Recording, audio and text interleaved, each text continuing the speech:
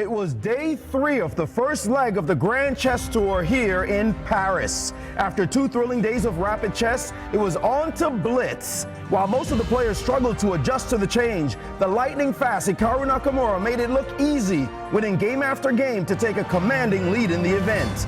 But the last round proved his undoing when world champion Magnus Carlsen managed to defeat him from a much worse position to close the gap to a half a point going into the final day. It's Magnus and Naka in a 2-horse race to the finish. The final exciting day of action starts right now.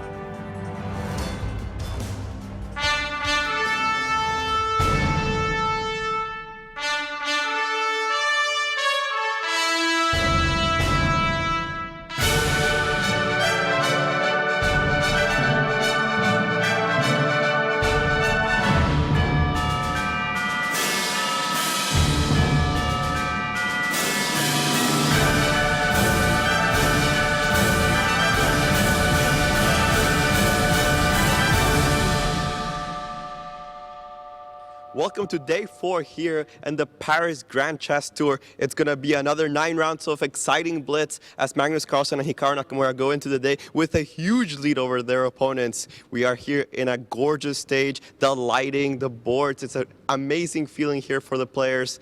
Behind me, the stage that has been packed every single day with people lining up, even on the aisle, just to catch a glimpse of this magnificent games. We go back to the studio with Jen, a big fan of this color scheme, I've been told, as well as Yasser and Eric. Thank you. Thank you, Alejandro. Indeed, I got the purple nails to match. I was going to make a mention. Good morning, Jennifer. Pleasure to be on the show with you and Eric. I am really excited about today in particular because we've got such a great setup. 9 rounds of Blitz with 2 legendary Blitz players leading the pack. And absolutely. They know that they got to keep pace with each other. Yeah, and that's been what it's been like throughout the whole competition, but especially yesterday. It was fantastic watching them going neck to neck. And let's take a look at the standings so you can just see how dominant Hikaru Nakamura and Magnus Carlsen had been in this Blitz competition and the Rapid. Magnus Carlsen with 20 points, that's 4.5 points ahead of his nearest rival, and Nakamura even a half point ahead of Carlsen. So totally dominant performances there. Don't forget to hashtag us at Grand Chess Tour and let us know if you're on Team Naka or Team Magnus. Meanwhile, the other notable thing is that Fabiano Caruana has done very well in the Blitz after really flunking the Rapid. Absolutely. He came back strong with a win streak of 4 in a row, which is why today's first game in the Blitz is so exciting. That's right, Caruana will be playing against Nakamura. I think he wishes that he could have played that game last night when he was still winning and Nakamura was disappointing. Yes. Let's take a look at the tournament format. Well, we've got another 9 games today. That is also at the time control of Game 5 with a 2-second increment. And tomorrow we're off, so the only thing that could be different about today is that if the 2 of those players are tied at the end of 9 rounds, we will see a playoff. Absolutely. And of course, they're playing in this tournament not just for very nice prize money, but also Grand Chess Tour points. That's right. The prize money is $150,000 in total prizes. And there's also Grand Chess Tour prizes at stake, which is really important because there's an extra purse of money for those who do the best in the tour, not just in the Paris leg. Right, the bonus pool. That's right, and that's why it's so important that Fabi's kind of climbing up. It's a 13-point win for first place if you win clear. If it's a playoff, you get 12 for winning that playoff. And you were beginning to allude to, in case of a playoff, how does that actually work? Actually, yeah, if we have a playoff, it's actually going to be a Game 10, and we're going to find more details on that soon. But okay. Let's take a look at the Game 10 pairings. We've got Wesley So versus Magnus Carlsen and Nakamura versus Caruana. Those are the 2 games that we're going to be keeping the biggest eye on. And otherwise, the 2 Frenchmen are playing. We've got Zeslin versus Levon and Anish versus Vladimir. Yeah, and I'm just looking that Hikaru Nakamura, Fabiano Caruana game. I know that's a great rivalry to begin with, as they were playing for the U.S. Championship not so long ago. But what a key game that's going to be. Absolutely, and you had questioned earlier what happens in case of a tie, and it's going to be a 2-game rapid, but a faster rapid time control than we saw in London. Game 10 plus a 5-second increment. Right. If they're still tied, 2 draws or 2 decisive games for different players, then we are going to see a 2-game blitz, and if they're still tied, we go to Armageddon. All right. I can't wait for that. But we've got Grandmaster Eric Hansen. Do you think we're going to see a playoff, or is this rivalry between Carlsen and Nakamura going to be decided some other way? What do you think? Thanks, Jen. I think it's going to be pretty decisive. I would be surprised to see a tie break, but anything can happen. I personally have it almost 50-50. But let's take a look at the numbers between Magnus Carlsen and Hikaru Nakamura. So, number 1, number 2 in the world by rating, by the players' opinions. This is everything people wanted going into the final day. It's going to be even. I mean, their score head-to-head in Blitz and Rapid, it's quite competitive. And a lot of people who think Nakamura has no chance, you cannot count him out. He has been holding Magnus much more than he used to be. The score is getting quite competitive. So let's get some more thoughts from the guys in Paris, Alejandro and Maurice.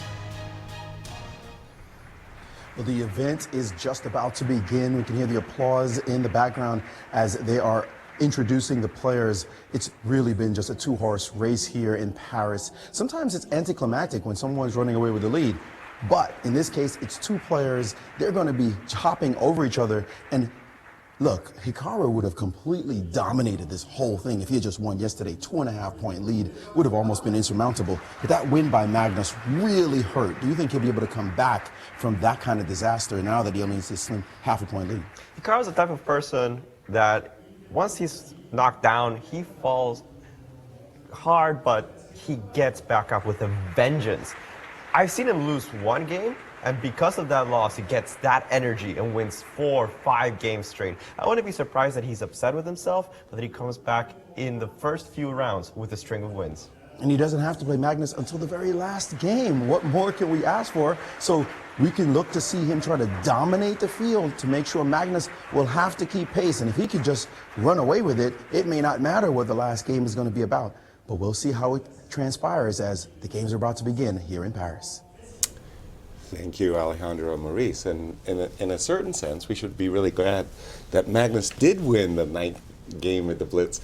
Otherwise, it would be a 2.5-point lead for Hikaru. And as Maurice was saying, Hikaru's angry with himself, looking to reestablish his lead in this event. Oh, and I think that it was really remarkable the way that Magnus Carlsen was rather emotional after winning that game. I mean, that smile, 100-watt smile. Absolutely. And he said he really, really, really needed that win. And you could see him really digging down at the end when he realized that suddenly it was in his favor, the position. Indeed. I just absolutely love to see that. And today, we really are split down the middle, I think. I mean, it's just like a race. One of our Twitter followers said it's like Queens versus Ace King here. Perhaps, exactly. Especially because I think many people would pick Magnus if the score was exactly tied. Right. But because Nakamura has that half extra point, it really is a toss-up to a lot of people. But I do pick Naka. I am because of that extra half point. And that is very, very meaningful, of course. And one of the things in this event, which is really remarkable to me, is not just the consistency of both players, but also the fact that in the games of Magnus, he has had more control over the games than has Hikaru. Hikaru has been a little bit wobbly in some of his games, but incredible consistency overall with those 2 great players who are leading the tournament, and that's why. Yeah, I think you're right. I mean, especially pointing to the fact that Magnus could have more points easily if he had played even stronger in the rapid, and some of the missed opportunities that Nakamura's opponents, like most famously Veselin Topalov. Precisely so. Yeah, it's still remarkable to me that a former world champion and a player of Veselin's extraordinary strength could not realize that he loses the game. I mean, he just simply said he didn't know that he loses the game on promoting. To recap, that was when you, in FIDE rules in international blitz competitions, when you queen your pawn, you must get the queen before you put the pawn on the 8th rank. Putting the pawn on the queen 8th rank before you press clock. Exactly. Once you press your clock, your move's completed, and if it's illegal, you lose. That's right. So it's considered an illegal move to actually put the pawn on the last rank. And now, to leave it there. In theory, do you think this is, I personally think that rule is a tiny bit harsh. Tatev Abrahamian, who's doing the Twitter feed for Grandchester, she disagreed with me. She thought that it makes sense. It's an illegal move. I actually have mixed feelings, and the round is about to start. You see the overhead webcam between Hikaru Nakamura and an English opening by Hikaru. We've been seeing so many E4, E5 games. I think the players are just happy to have a little variety, and so an English and quickly Queen's Pawn. That's right, so we've transposed. That happens quite a lot. And another kind of transpositional tricky move, playing bishop e7 here instead of playing knight f6. This is the opening I think Fabiano used as black to beat Hikaru in that legendary Sinkfeld Cup win. I think a couple years ago. Queen's Gambit declined. And bishop f4 has become very popular against this particular opening choice by black when he's played bishop e7. Kind of, I almost call it the Armenian variation because it was the Armenian players that made bishop e7 so popular, going all the way back to Tigran Petrosian. But now bishop f4 has become the way of handling this particular position. Bishop e2, a very soft approach in my view by Hikaru. I can c7, never tell c5. if when you say something, just the move c6, and we saw c5. You know, yes, this c5 is the kind more of direct maneuver that we've been seeing more frequently in this tournament, releasing the tension and making the move c5. Now, each time it's been played, there's been a specific reason. In one case, there was a bishop on e6. Yes. And there was another example of it too that's escaping me right now. But why is the rationale for it in this position? For playing c5, pardon me? Yes. Because normally you don't when you play the double queen pawn positions, right? Exactly. You don't want to release that tension. Exactly. And it happened with the pawn already on c6, by the way, I think. Is it?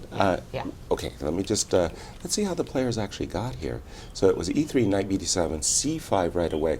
So the idea is essentially black wants to counter in the center with c7, c5 himself. So white clamps down that opportunity and grabs some space on the queen side. The counter with knight e4, grabbing some space in the center, queen c2 and f5. So it's kind of the game is transposed into a Dutch stonewall without the usual tension we see on the d5 pawn. In principle, I don't see that this is a big problem for black. When the queen side is already closed, I think the Dutch stonewall is absolutely fine defense. And let's see how we got here quickly. I think Fabiano was bishop f6. Playing better with black in this game. Remember the last game he went for this. Sometimes that happens. He went for that wild knight takes g5, bishop takes g5, but got massively punished when Nakamura just knew the theory and then was able to defend accurately. The piece sacrifice that just absolutely boomeranged. A gamble gone wrong, really. Yeah, exactly. And we see this. That the players continue to develop their pieces nicely. Now with the move g7, g6, black is all set up for the central break e6, e5, not equally equalizing, but potentially even grabbing the initiative, the advantage, pardon me. Castles, and we can just imagine e5 takes, knight takes. Going after this bishop, and now a big question for Hikaru. I think he better either play e4 directly or save the bishop first with bishop e2 and e4. But if he doesn't get in the move e3, e4 quite soon, this pawn potentially could be a backward pawn just sitting there on the e3 square. So let me just refresh and see where the players are at. And we do have the move e7, e5. And as I suspected, Hikaru is not going to sit by passively and just wait for black to build up against the e3 pawn, but he's played the move e4 to eliminate it, to liquidate the pawn. with Right, and FE. now notice how convenient it is that our rook on d1 is eyeing your queen on d8. It looks pretty sharp after maybe like what, queen a5? Yeah, I think sort of queen natural move. Agreed, Eric. I think queen a5 is kind of a box move. First of all, you get out, you develop, which is always good. You get off the file, and you're threatening to pick up this pawn on c5 with a check. But that wasn't what was played. Instead, queen e7. Similar idea. Similar idea that you can take on c5 with check after takes on d5, which did happen, by the way. He took on d5? So he took on d5, and then queen takes c5, check, and now presumably king h1. Yeah, Exactly. king h1 was played. So now one of the ideas here is that if you take on d5, we do have the possibility of playing knight takes d5, because if queen d5, we have a little bishop c4. Well, no, that doesn't work at the moment. We have to take on e5. Wait, if we take on e5 first, you play queen e5, right? So I think bishop g6 is what we want to do. Bishop g6. Okay. Yeah, bishop takes g6. Well, it is a piece. Queen c6. Bishop takes h7 check, king h8. That just looks like a piece to me, Jen. Let's try this again. So you want to try maybe bishop takes first? Bishop takes e5 first, yeah. Right. And then knight takes d5. Bishop takes b4 is also a big alternative there instead of bishop e5. And then rook takes at the end of that variation, just to look at the basic tactics. No, this is his idea. Knight e4, yeah. Knight e4, getting the two bishops for his pawn for sure. Oh no, maybe not for sure, because unfortunately, the king is no longer on g1, and there's a potential for a double rook. But we went by really fast at other variations. So it was the idea after knight takes d5. Bishop takes e5. After bishop takes e5 and knight takes d5, what were you? Oh, well, I was just going to trade queens and try to capture that pawn on. Oh, I see. Okay, so this is why you rejected this one. Yeah. Okay. But there's knight e7 check at the end of the variation. There's a mate on the back. Yeah, so Nakamura does have a that's very true, too. interesting move available. There's this variation also after cd5 in this position, b4, which is something that I would expect a player like Hikaru to be calculating. Knight d5, if queen b4, looks like immediate tactical compensation, but where do you put the queen after this? If you put it on d6, you're entering into a pin. Then bishop e4, for example. Queen knight e4 there is also a possibility. By the way, guys, he did take on d5 right away. Not the bishop e5, not the knight e4, but a move we had actually rejected. Because we thought the piece sacrifice was unsound. Knight takes d5, queen takes d5. Oh, bishop It's going to go to e5. opposite bishops, so queen bishop e5. takes e5. Now if bishop takes e5, we do have bishop c4. That's a winner. And yes. if you play queen takes e5, he just Which wants is to play bishop check. c4 and King h8. And then bishop e6. e6. So bishop e6 doesn't work because of some rook to e1, basically. So after queen after queen e5, bishop c4. Bishop e6. So bishop e6 getting out of the attack now, rook e1, and that looks good. Yes, indeed. We're going to pick up the bishop. So instead you expect that black would just move the king here. Yeah, unfortunately, it looks like everything's just going to be hacked off the board the moment we see queen b2 and bishops of opposite color. I think there's nothing to it anymore. And looks relatively equal, potentially. Yeah. Well, that often happens when there are fireworks on board. It's exciting, but then it all fizzles out, right? Exactly. How did you put it so nicely? Sizzles to fizzles. That's nice. That's nice. Nice way of putting it. There was a flurry of action, but it was all for naught. And this bishop's opposite color middle game position really offers neither player an opportunity. Not all for naught, all for half. Right? Exactly. Let me just quickly check in. Oh, well, we have seen a different move, I think, than the one we anticipated. Yeah, that's right. It seems that after bishop takes e5... He's trying to be fancy, gaining another move. Rook a8. He's played rook a8 in between move, huh? Mm-hmm. Whoa, let me just... And it's not a bad move. Bishop c3 was quickly played by Hikaru as he anticipated that. Players are staying pretty close to one another on the clock, 138 to 107.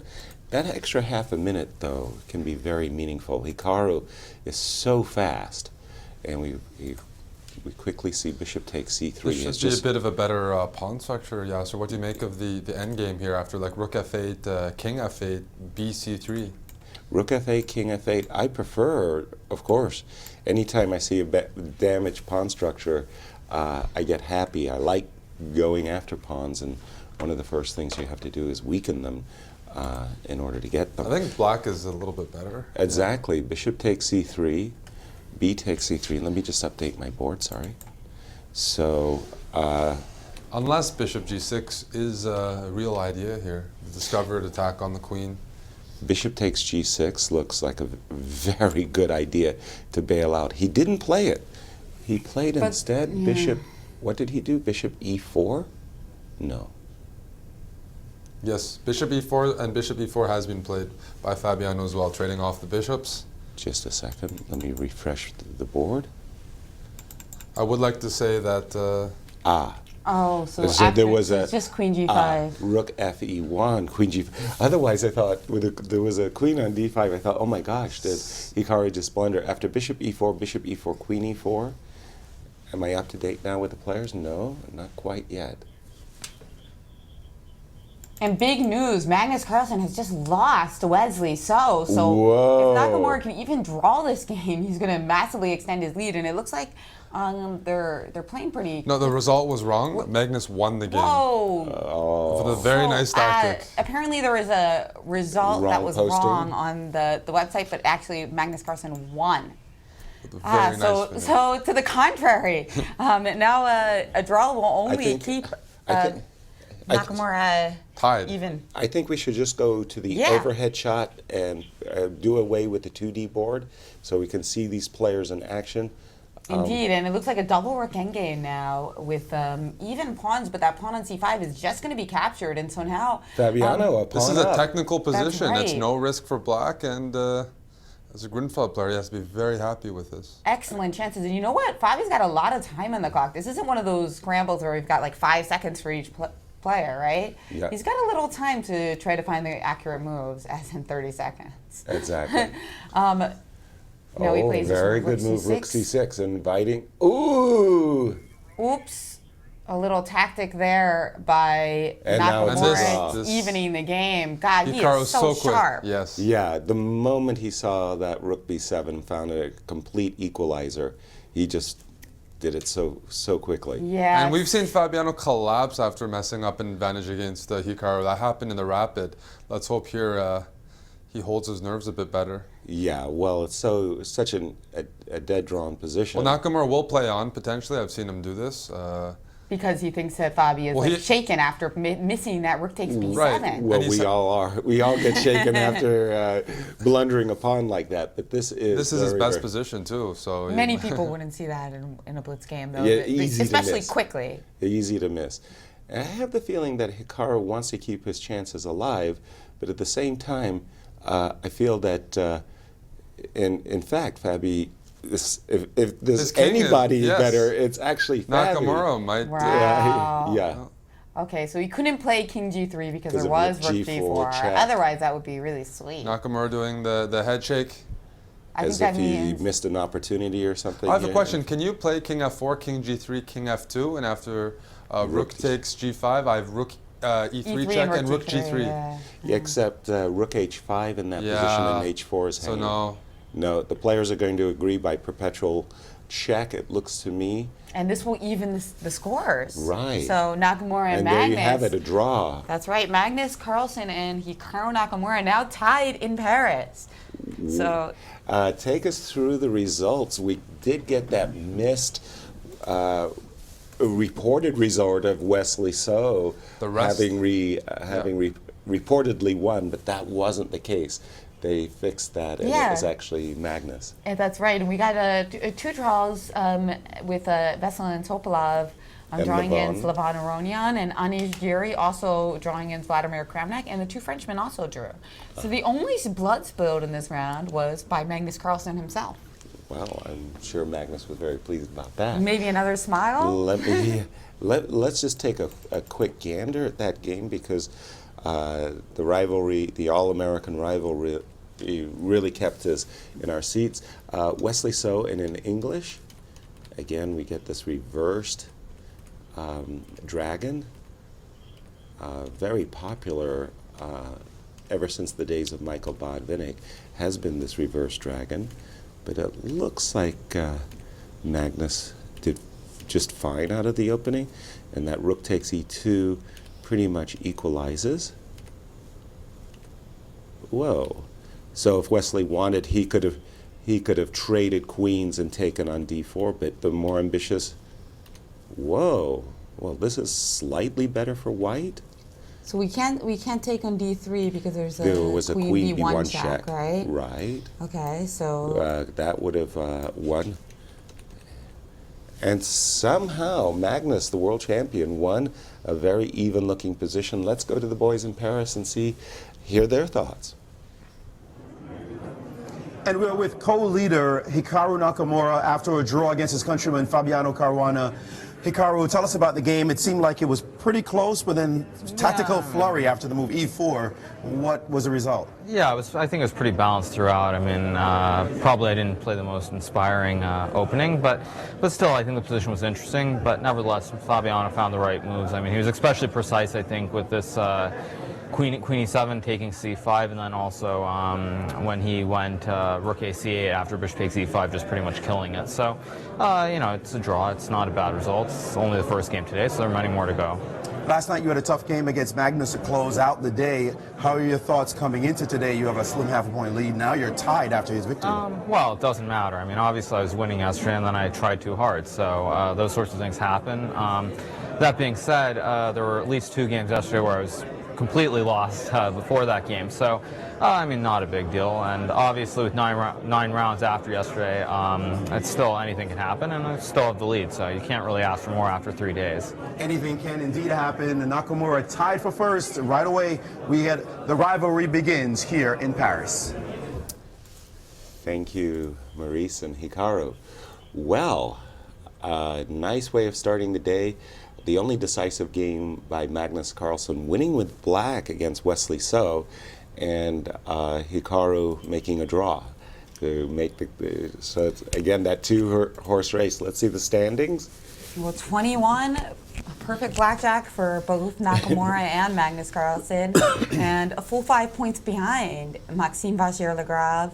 It's going to be a Carlsen or Nakamura. I mean, I think it's like 99%. Yeah, exactly. Maybe somewhere between 98 and 99%. Indeed, and Maxime Vachier 5 points behind.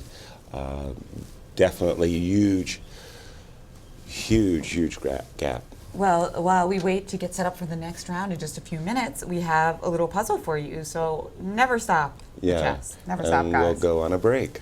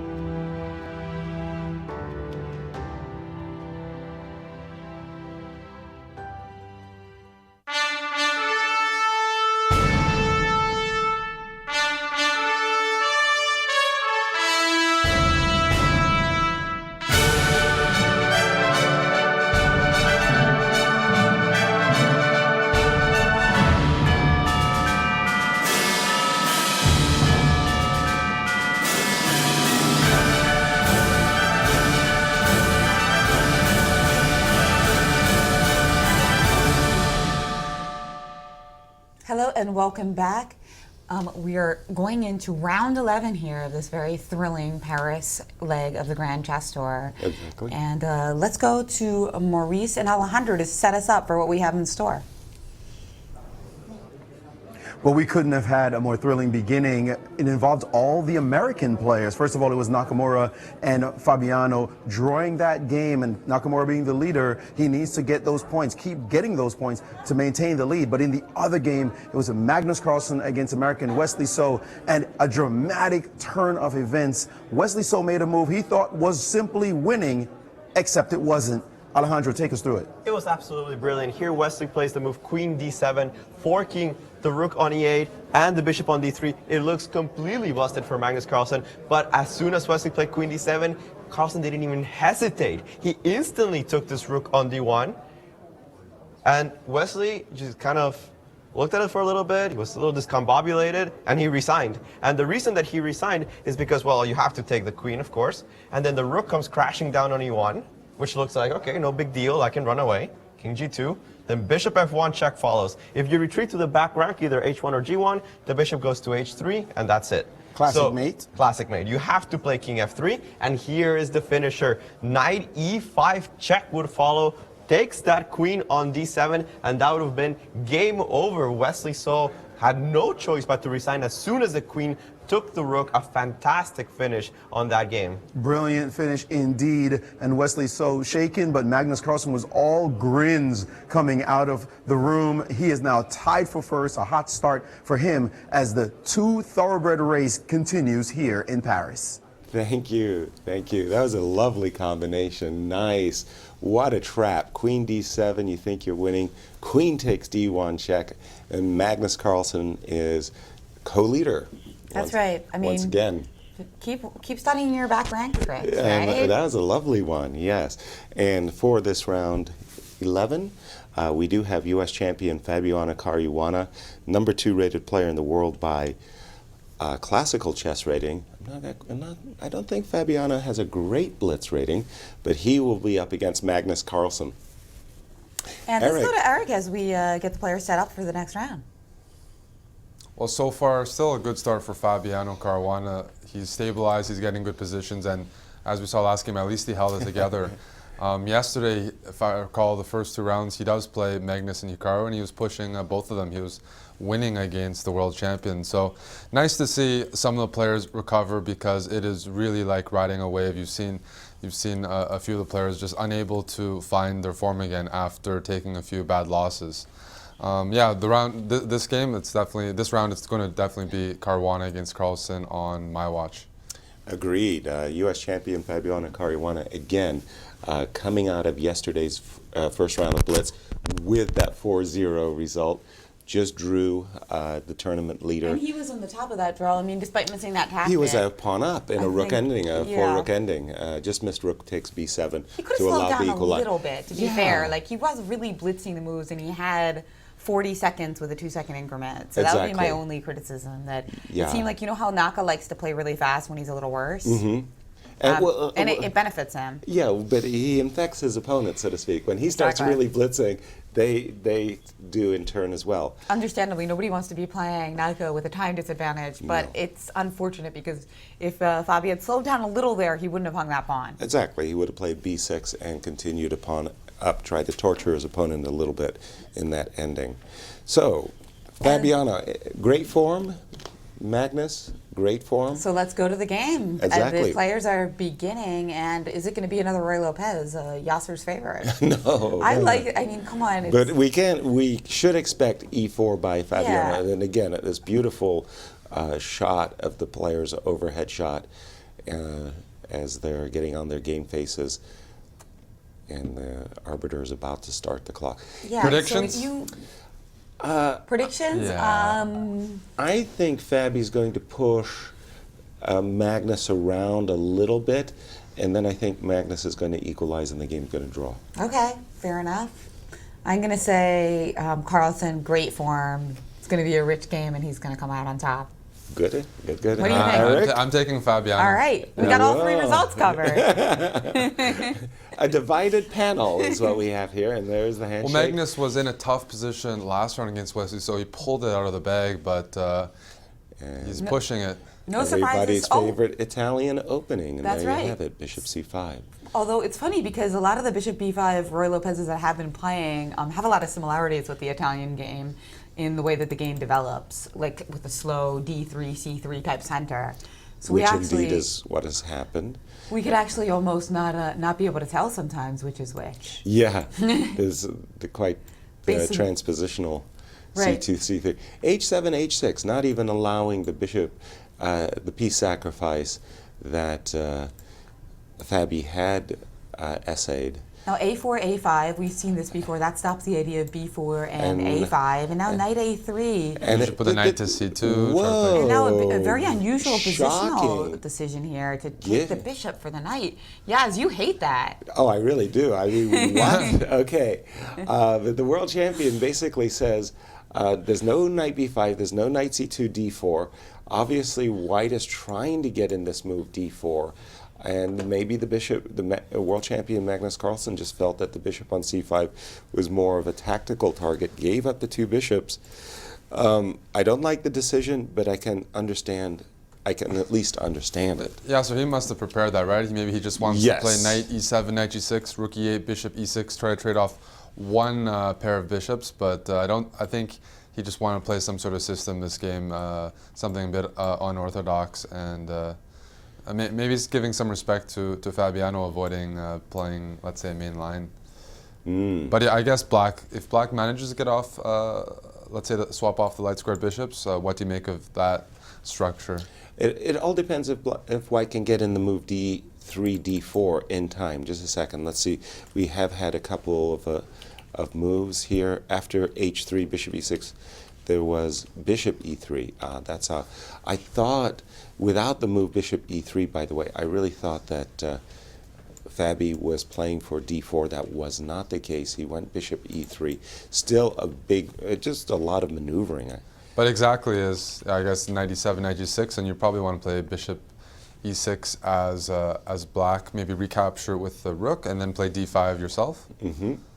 And Agreed. it looks like this is happening. After bishop takes e6, rook takes e6, we do have this on the board. Okay, and now...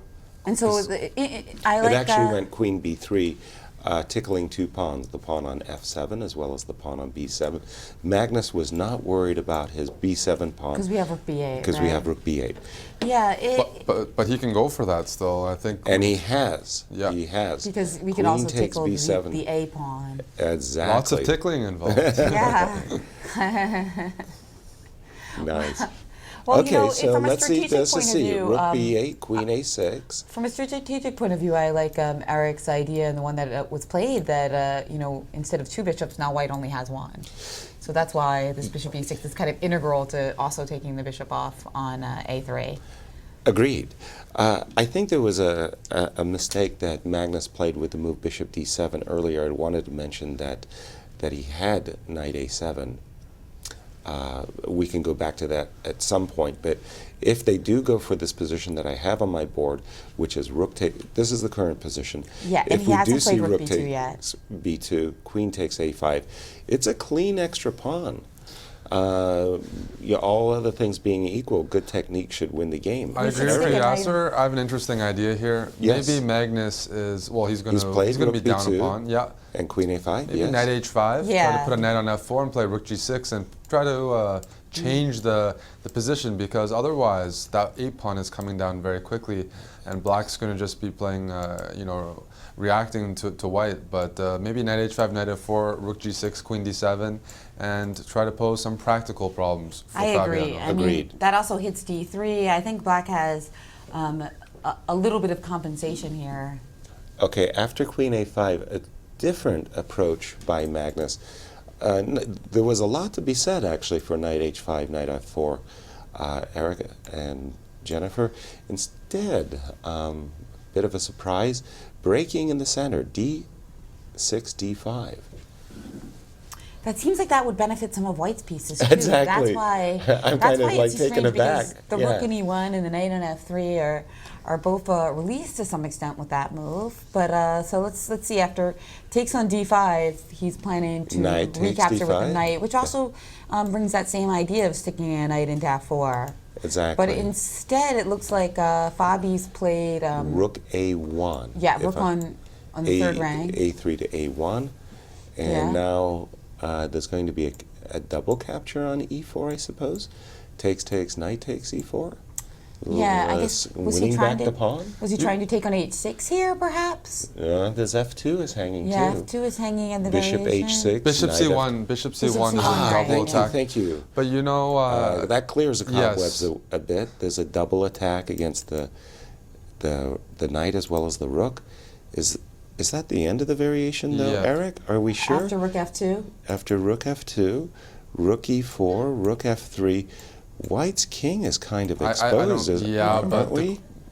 Queen D1 and knight A. Well, well, you can't really play knight H4. why but can't Well, we just play you king? can play knight F4 and rook G6 ideas. So Well, there's some rook. Well, some Messies. yeah, maybe it's not working, but It's not working, according to the engines. But it's okay. easier for me to say that. But yeah, Magnus is in the tank though. yeah. he- Magnus is thinking. he's probably considering that, and otherwise a move like Queen C8 with the idea of not only maybe Rook A6 competing for the A file, but that would also help Knight H5, Knight F4, and Rook G6. The Queen on C8 would become a factor in that position. So, yeah, either tactical variation with Knight E4, or maybe this Queen C8, and you can do something on the light squares. Well, Rook very A6. tense game going on here. At first, I thought after Queen takes A5, Fabi was doing very nicely. And Queen C8, this you're multi-purpose channeling- move. You're channeling the world champion there, Eric. Queen C8 was his choice. So really a multi-purpose move because there's the rook A6. Sometimes we can go to B7 and gang up on E4. Pretty cool move. Well, yeah, so the Yeah. variation you gave, there are some chances for black, though. There so are. the 94 is not, like, definitively, you know, you could play it as That's But- kind of what I felt, but the world turns champion, a little bit unsure that he needed to play knight e4. Probably he feels he's got some practical chances Sure. here. And there's tactical possibilities here. It's not like we missed the opportunity to play knight e4 and there's no more sacrifices. Well, what about the simple knight d2? Knight We're d2 has been played. just protecting the pawn. Now, on but a we good can day, often switch back to that idea of putting a knight on f4. And Magnus Yeah. has quickly played knight h5. Yeah, so he knight is h5. he is trying to revert to this plan of sticking a knight on f4. And notice that the queen on c8 also performs a function on hitting the h3 pawn in some of these lines. Agreed. Okay, in view of all of those threats, knight c4 has to Happen. be played. And then the rook went all the way back to b8 instantly. You know, Magnus took up a lot of time finding this excellent move, queen c8, while he's also puzzling over the thrilling knight takes e4. So he was in a time deficit, but he's starting to make it up now. 1.5 minutes to basically 2 minutes. Yeah, So that but trend 30 is second, but trend's but- favoring Magnus now. But there are some serious threats going on against Fabi's king. Yeah, Magnus is keeping the pieces on the board, and those knights get very tricky as your time goes down. I just want to update that Nakamura's blundered, so he's in a tough situation. The game's going to go on for a while, but on the other board, things are going to be exciting as well. So Who's doing well in that game? Maxime, MVL, is MVL. up a pawn against Hikaru. It's going to go on Ooh. for a while, but that's what's happening in that game. So Okay. this is a super big moment for the Yes. world champion, and he has stuck a knight into f4. Which one? The h1. Both leaders down a pawn. Wow, knight. Okay, but because he chose this knight, he hasn't put it. He doesn't have an opportunity for rook g6. So no. He was unless forced this- to because e5 was hanging. Very good. The knight The e2 check question is is hanging. knight takes g2 in the air, and It looks scary. and can Fabi, and there's knight e2 check. I Yeah, like there's also this just a simple position for knight e2. Magnus. As they go under 1 minute, there's no way to resolve the position easily as white. It's so easy to blunder or start seeing ghosts, because maybe knight g2 doesn't work, but you pretty much don't want to risk that as white. You're up a pawn, you like don't want to lose because you got, like it's practically easier for Magnus, and he found himself in this situation against Hikaru last night as well. And he has captured the knight on f4. And then he's captured on e5. Bishop f4, knight e5 in order to stop rook g6. That was the move that was really annoying white. And we saw queen e8. Queen e8 trying to force the issue there with getting the rook on g6. And knight f3, and f3. indeed rook g6 immediately. I thought he was going to play knight g4 just to sidestep the impact of rook g6. Well, that was what he was supposed to play. You can also then play knight e3 and at least protect g2 naturally, but now things get very sharp. Scary, because there's a threat of queen takes e4. And knight takes h3, and rook takes g2, and what did he do? He's on queen f5, and now with the idea that if the rook g2, the king moves and we've got a double attack, but instead just knight takes g2. Now maybe rook f6 and then knight f4 and bring the knight back into the game, but now all three results are definitely possible. I thought that, I felt that Fabi was going to be pushing early. Magnus would crawl his way back into the game, equalize, and now I agreed. Look at the times also. Now Magnus has almost twice as much time. And he's played rook a6 to bring the other rook into the game. very precise, stopping rook f6, and now, for example, like white is winning according to the engines because that knight can't get out. I thought he was going to play rook f6 and bring his knight out that way. Well, note that after rook a6, we see queen a8 getting in the long diagonal there. Queen a8 has been played? Yes, now rook b4 by Fabi. C5 trying to bring looks like another a rook very into the annoying defense move with rook g4 perhaps. And just covering C5 f4. has been played. Magnus. But there's, not rook g4, playing the tough moves, but rook e4 just blocking up that diagonal. Now queen d5 looks like a natural move to improve the queen position. And now we've got the full board here, and indeed Magnus played your move, queen d5. Because and just of the 20 time, seconds for both players, c4 in the board. Yeah, okay. I'm going to just look at the overhead webcam. We are, yeah. And so look at this. Fast C4, play. C4, queen both d3. under 20. It feels to me like Caruana is trapping the knight? Picking up the knight. E6. And now he's got a chance to play e6, and after rook takes e6, knight e5. That is great a good line. shot. Ooh, knight f4, queen f7. Oh my God. The world champion blundered, queen takes f7. Because now after queen takes f7, king moves, just take the queen. Wow. So a great game there by our U.S. champion. Now let's go right over to MVL, where Nakamura's only got 11 seconds, and we see him shaking his head. Is he just down a piece? He's dead lost. He's about to, and he's about to lose There's on time. almost no way for even a player like Nakamura to save this position. Wow, so both favorites going down. The knight's going to go to d2 to e4 and just win g5. Or So this, the- actually, he's in I'm this behind. pin. I'm behind. He's in this pin. The knight, and Hikaru has given it up. The return of the Holy zombies. Is that right? This is the round. Well, boy, I tell you, we thought it was a two-horse race, and both players is. stumbled. And notice Magnus It is is still there. And of course it always is. there. It still is. It's just nobody took an edge in this round, and they both had such great opportunities to do it with the other Hold one on, losing. we do have two games going on. That's a lot of black Vesel and pieces. Topolov. Kramnik about to lose with Yeah. white against Topolov. We should catch the end of that maybe. It seems like there's another situation where black's just up a piece. No handshake, just I lose, I'll stop the clock. Yeah. Vesel and Topolov, and Laurent and Levon. Right, and this one, it looks like a lot of checks are being given. Black's up a pawn.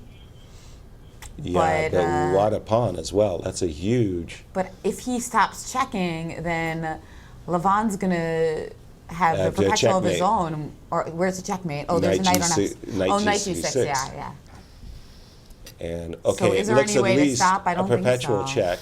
But queen f5 and pick up that f5? No, No, the knight is on saying? E7. Knight is on e7. The queen is on e6. Yeah, I think he's just got to keep checking him. Yeah. there's Pawn no on other e4, way. make sure that Yeah. the king, the Unfortunately, queen always has d3, Yeah. has f3, really good checking squares. It's a perpetual. It's definitely a perpetual, or you could checkmate yourself if you're a Exactly. You better be careful. And a perpetual check, a draw has been to agreed. a draw. So a lot of really exciting game. I wish Yes. we could have covered every single one of those Upsets stands. everywhere. But just Eric, I don't know if you have the game of Hikaru up. If you could pull that game up on your screen, we're Yes. going to go through some results because we're watching this Magnus. Wow, that was what a round! What a round, it was all Jennifer. bloody except that game that we just saw. Eric, show us what happened in the game that Naka lost. What was that crucial moment where everything went wrong for him?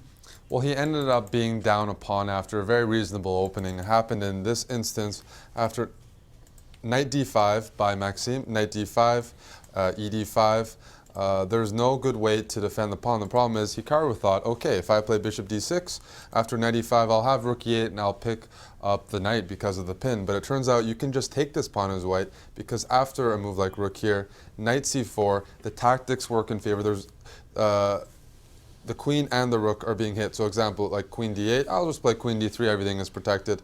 Otherwise, no matter what, white ending up with a pawn for the good, as Yasser would say. So that's when things started going downhill. And Maxime converted it very well, to be fair. So it was one of those cases where Naka did try to put up some resistance, but it was a very good conversion by the French player.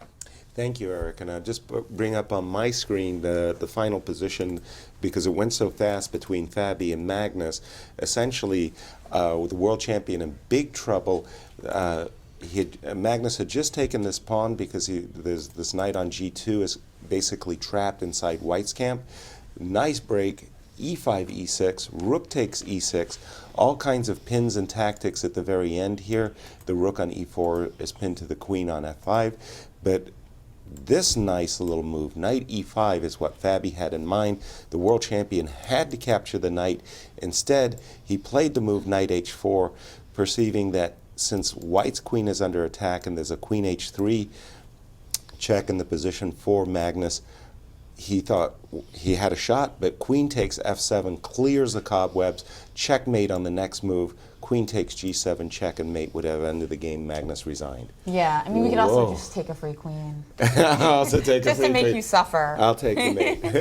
But we have an interview with MVL, the French villain of the round. Exactly. Well, you might call him a villain there in the States. They're cheering for him here in France. Maxime Vachier-Lagrave, who is sort of out of the running given where the two leaders are right now. But if this keeps up, he might be able to catch them. Maxime, you played against Naka this round. What were your feelings going into the game, given that you're a bit of a distance away from the leaders? Yeah, I mean, I'm not playing for the tournament win anymore. My last few games yesterday got me out of contention basically. So I'm just, trying to play as I normally am used to in Blitz, just have fun and play well, find some tactics. Well, knocking off one of the leaders in the tournament, is it easier for you now where the pressure is no longer on you, just play loose chess and whatever comes, be what it may? Well, it's not easier because I'm still actually not satisfied with how I'm playing or where I am putting my pieces, basically. But Hikaru was clearly under pressure. I'm feeling it. I mean, he clearly wants to win it, and it's a distance fight with Magnus until they clash in the last round. So it's probably more difficult for him pressure-wise. Absolutely. Pressure is the word. The leaders cracked last round. We'll see whether or not they can collect their nerves. We're talking about the numbers 1 and 2 players on the planet. We'll see more action in round 3. Thank you to Maurice and Maxime. Of course, I was joking. The villain. We all love Team Maxime. Well, he's getting the applause in France as the Parisians are thrilled and we with have his win. And we have the other spoiler, our very own U.S. champion, Fabiano Caruana. We saw Hikaru Nakamura go down against Maxime Vachier-Lagrave, but the hero of the moment was his countryman, Fabiano Caruana, who defeated the co-leader, Magnus Carlsen, in what was a tense game, Fabi. What were you feeling while this game was going on? You won a pawn early, but then he looked like he got some counterplay. Oh, it was very complicated at some point because I overlooked what did I overlook? I overlooked rook g6, and then I saw this queen f5 idea, which is probably good because the knight gets trapped on g2. But there's a lot of tricks. My pieces are unstable. I don't know how many things we missed. I'm sure we missed a couple of things, but in the end he blundered mate on the last move when we were both very low on time. Absolutely thrilling game. You had a really terrible start. Now you've caught a rhythm. You're playing spoiler as well. What's your goal right now for this event? I'd like to go up one place in the tournament. Just one more place would be nice because the difference is probably like 3 or 4 points, or I think it was 4 points before we started today, but just one spot would be a nice achievement. That one spot would be to catch Anish Giri, who lost his first game, so he's already, as Fabiano, well on his way to possibly doing that, but simply an incredible start. The leaders are still tied here in Paris. Thank you, Maurice and Fabi. And what I heard there from Fabi is he's thinking Grand Chess Tour points, that he needs to gain a few places in the standing to gather those points for the future events. I think the point is to even go up one place, he needs to get a lot of points. Oh, to go up one place, he needs to gain more in victories. Exactly. He needs to win a few, he needs to distance himself by a few points in order to go up one spot. Can we just see those standings? Because how many points is he behind the I think the around player? 3. Around Really, 3. that many? It's actually a pretty big difference, yeah. In fact, I happen to get it exactly right. Yeah, he's 3 points behind Anish Giri. So that would, I agree, that would be a big accomplishment for him to bridge that distance with only 7 rounds left to go. Right. In fact, it'll probably be a combination of play by him and cooperation by Anish, if he's going to make that happen. But he does get to play Anish later today. Exactly. In our picks, I think the both of you had MBL as your top 3 picks with Hikaru Magnus. I had Hikaru Magnus, Vladimir Kramnik, but MBL is definitely number 3 on our scoreboard. Right up in there. And Carlsen and Nakamura, just staying on blackjack. Staying on blackjack. But what a round. Big, to see both players lose. Pretty impressive. And we've got Alejandro and Maurice with the wrap in Paris. Okay. An incredible second round full of action. We saw the favorites get upset in that round. But there were other interesting games as well, Alejandro. Some dynamic shifts going on in the tournament as well. Yeah, trying to recap the round a little bit. Remember that they're still fighting for a lot of places besides first and second. There's a big tie for fourth right now. There's 3 players in it. We just saw the standings. And, well, let's take a look at more or less how that's happening. Wesley So won an important game with the black pieces against Anish Giri. And I think Wesley So winning wasn't exactly what happened. Anish Giri definitely lost. He blundered a lot of things in this game. He already made a strange decision before getting into this position to change 2 pieces for a rook. You can see right now the black has 2 pieces, 2 knights for a rook from white. I don't really know why he did that. He wasn't forced to do it by any means. And then he made this horrible move after the move b4 by black. He played f4, which was just suicidal to open up this diagonal. Given all the weakness on the dark squares as well, you would think you want to keep at least something protecting your king. It was not Giri's best game, let's put it that way. After bishop takes d4, he had plenty of time too. Bishop takes d4, rook takes d4, queen c5. It was already obvious that most natural continuation. Yeah, you cannot defend the rook and unpin yourself at the same time, because the move that he chose in the game, queen e3 or queen f2, would have been met with the same move. Knight, I think he put the f knight on g4, attacks the queen, and all I have to do next move is put my knight on c6, attack the pinned rook. It can't go anywhere, it's just dead, and that's game over. That's a beginner's mistake or a lower rated player's mistake. Incredible decision to play f4. Shows he's out of form right now. Well, it was a bad game. I think Giri showed that he was definitely on form yesterday. I think he won 3 games in a row or something like that. But today's game, yeah, it was a little worrisome. Definitely worrisome. Another player who had been doing not so badly in the standings. He was in 3rd place, Vladimir Kramnik, and against the tail ender, one of the tail enders, Vasilij Topalov, who's been playing a disgusting tournament as far as he's concerned. But for him to go old school and beat one of his old school rivals, Vladimir Kramnik, and a real rival at that, given that they had that world championship battle that was so contentious, Toilet Gate as it's famously called, this had to feel good for Vasilij. I think psychologically this is a difficult loss for Kramnik because he lost against Topalov, who's being horrible in this tournament. He's a tail ender, as you said. It's his nemesis, and he lost with white. I mean, it's just a very bad sequence of stuff. Kramnik doesn't lose with white too often. Not even in a blitz game. The guy's so solid, but things went wrong here. If you go down to move 27, we can see exactly what happened. Already White's position would look pretty bad. This pawn on d4 was very, very weak. And Topalov, he just outplayed Kramnik. It's a bad feeling for him. Kramnik's still in the running for one of the top places, but he's going to have to play better than this. He's going to have to definitely get on his high horse and giddy up, because third place means a lot. We'll see how it continues here as round 3 is set to begin here in Paris. Thank you, guys. What a round. That's right. Full of surprises. We'll be back with more in just a couple minutes.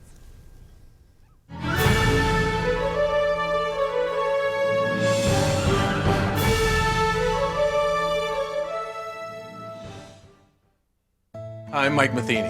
I've been part of some great clubs, and now I'm part of another. The Chess Club and Scholastic Center of St. Louis, right here in the chess capital of the U.S. Our world-renowned center is dedicated to teaching, playing, and promoting the sport. Because chess has been proven to enhance academic performance, our Scholastic Outreach program now works with over 100 schools. So whether you've played for years or never before, come experience all that chess has to offer.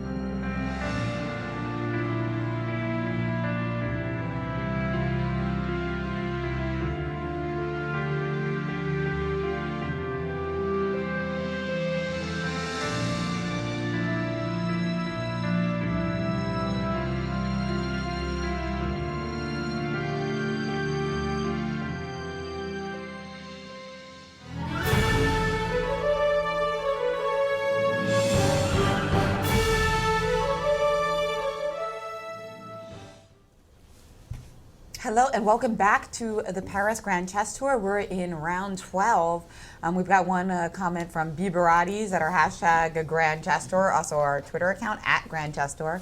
I wasn't expecting both Magnus and Hikaru to lose that round. Nobody was. Well, you are not alone, and we don't expect them both to lose this round, but we do have a big game that we could have predicted would be big even before the event started. Magnus is playing against MVL, two absolutely outstanding Blitz players. And so. MVL is third in the standings, so Magnus, if he can win the game to keep pace with Hikaru, and knock MVL down. Exactly, that was what I wanted to say. Yeah, to knock MVL down. And look at that overhead shot as the players get ready, the handshake. And Magnus, you don't want to play Magnus after he's lost a game. He tends to come back incredibly powerfully. And That sounds like Gary Kasparov. Absolutely. Check this one out. We know that MVL loves to play the Grunfeld and knight BD2. A very unusual move, and the players have transposed right into a perk defense. Yes, but the difference being that in the perks, usually we don't want our knight on B2. True that, and it's not the most dangerous variation for perk defense players to face. That's right. However, it is a nice positional line. I like the choice. I do. Very good, Eric. I do too. I think it's a very, it's a choice that really fits with Magnus. Yep. But he didn't have to, Maxime did not have to go for the perks. He Exactly. played like a D5 type opening. For sure, for sure. But Maxime being a dynamic, being an aggressive player, wanted Bishop- to fianchetto that bishop. Whoa, bishop c8 to d7. Yeah, That move really looks particularly peculiar to my eyes. Bishop well, d7. in this, we've got a lot more moves in, and you know, in Okay, the I'll perks, refresh my in board. the Pirates opening, you really need to play for E5 or C5. So when we have our knight on C6, we know we're playing for E5. Which is and what indeed, happened. that's what happened. After rook f1 to e1, e5, and there was a massive trade. I have a question, yeah. So why do you Please. trade as white here? Why don't you play something like h3 after e5? What is the... To keep the tension. To keep the tension? I would have... unless this is good for white, but to me it looks... That would have been my choice. However, Magnus is trying to settle on for a very small but important strategic edge. His knight on c4 is going to be better than this knight on f6. The trade of knights on f3 for the knight on c7, c6. White will put his bishop back on f1, and there'll be no attack against his king. I understand this is a very quiet way of playing for white. And let me just get caught up with the players for a moment. He played knight f3 and h3 after all. Then I don't understand it, Eric. I simply don't understand white's play. Yeah. I'm lost. Okay. We'll let Magnus show us, because I'm with you there, Yasser. I'm just going to let Magnus show us It's a how he wants little to- too simple. His approach to the position is too subtle for me. And the last move was simply b7, b6. There is a possibility of bishop e3, c5, pinning the knight.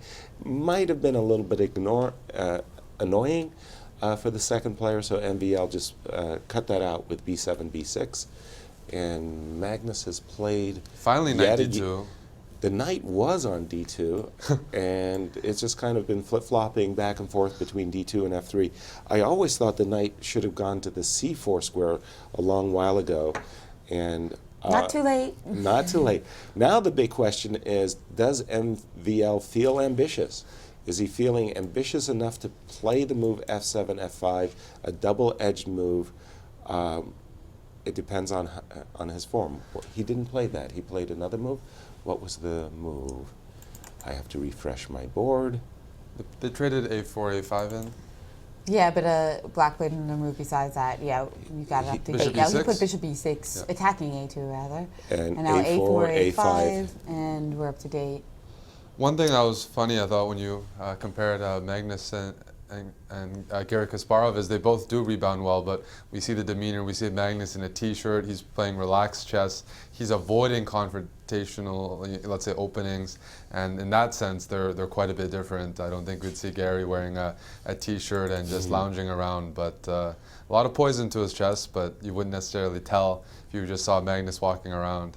There And now he's wasn't the maneuvered his knight to b1. I don't get that move again. I was thinking that white was going to play c4 for a moment there, playing for c5, and in case of c5, knight b1. In this case, at least you're aiming for the d5 square. You get you maneuver your knight there.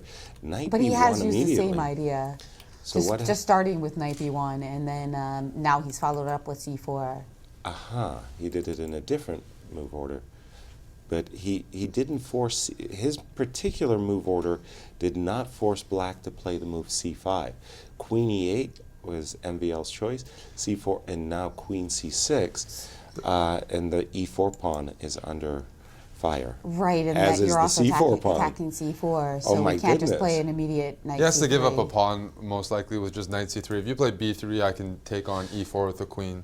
Clear? Yeah, that looks too strong. We He's wanna- played f3 instead, which is also okay. But here, one thing the computer likes is knight b7 and rerouting that knight to b5. Another idea of knight b7 is maybe to play bishop f8 and bishop c5 and try to get rid of the dark squared bishops. Then the pawn structure is very favorable for black. Note that the pawn is untouchable because we can play b3. At the end, and the knight on c4 is in a pin to the queen. There's Right. no knight e5 or knight a5. So the c4 pawn is poisonous. Well, it's turned sharp now after f5 played by Maxime and c5 by Magnus. Wow. Okay, f3, c5. The players are beginning to really get rambunctious. c5. And what has happened after c5? It looks like there's been a trade in bishop takes c5 and rook b8. Now there's b c5, queen c5 trades on e4 and rook a8, b8, right? because there was also bishop b3. Yeah, that was the move that I was thinking. I'm an old pawn grubber. Give me that. Give me that a4 pawn. That was not. But rook b8 is also very nice. I mean, asking white how he intends Rook to. d2. Asked and answered. And then knight c4. And knight c4. Okay, so I can easily imagine rook a8. But the question is, how am I meeting knight b2 and knight a4? If Are you going to have to play bishop takes c4 and give away the two moves? No, I don't like it. But rook takes d8 is on the board. And instead, b3, Magnus has played b3. as expected. But still, definitely MVL outplaying the world champion at this moment. Knight b6. Right back to b6, attacking b3, indeed. And rook e3 came instantly, and I'm thinking bishop f8 to get rid of this bishop, this powerful bishop. There's also something to be said for rook d1, just pinning that bishop. Rook d1 looks very natural. After knight c3, you just play rook c1, you keep the pin. Exactly. And then the pawn on b3 is he a take hesitated. again. He was about to play bishop f8, but he did choose rook d1. Rook d1, knight c3, rook c1, and then bishop a3. And now rook c2 is the only square. Rook a1 gets your rook trapped after bishop to b2. Yikes, that's an unusual trap. Good one, Eric. Oh, and it looks Rook like rook C2. takes f1 has been played. What? He didn't see rook c2. He did not see rook c2, I Or maybe believe. he thought F1? he thought that after rook c2 there was like a bishop d3.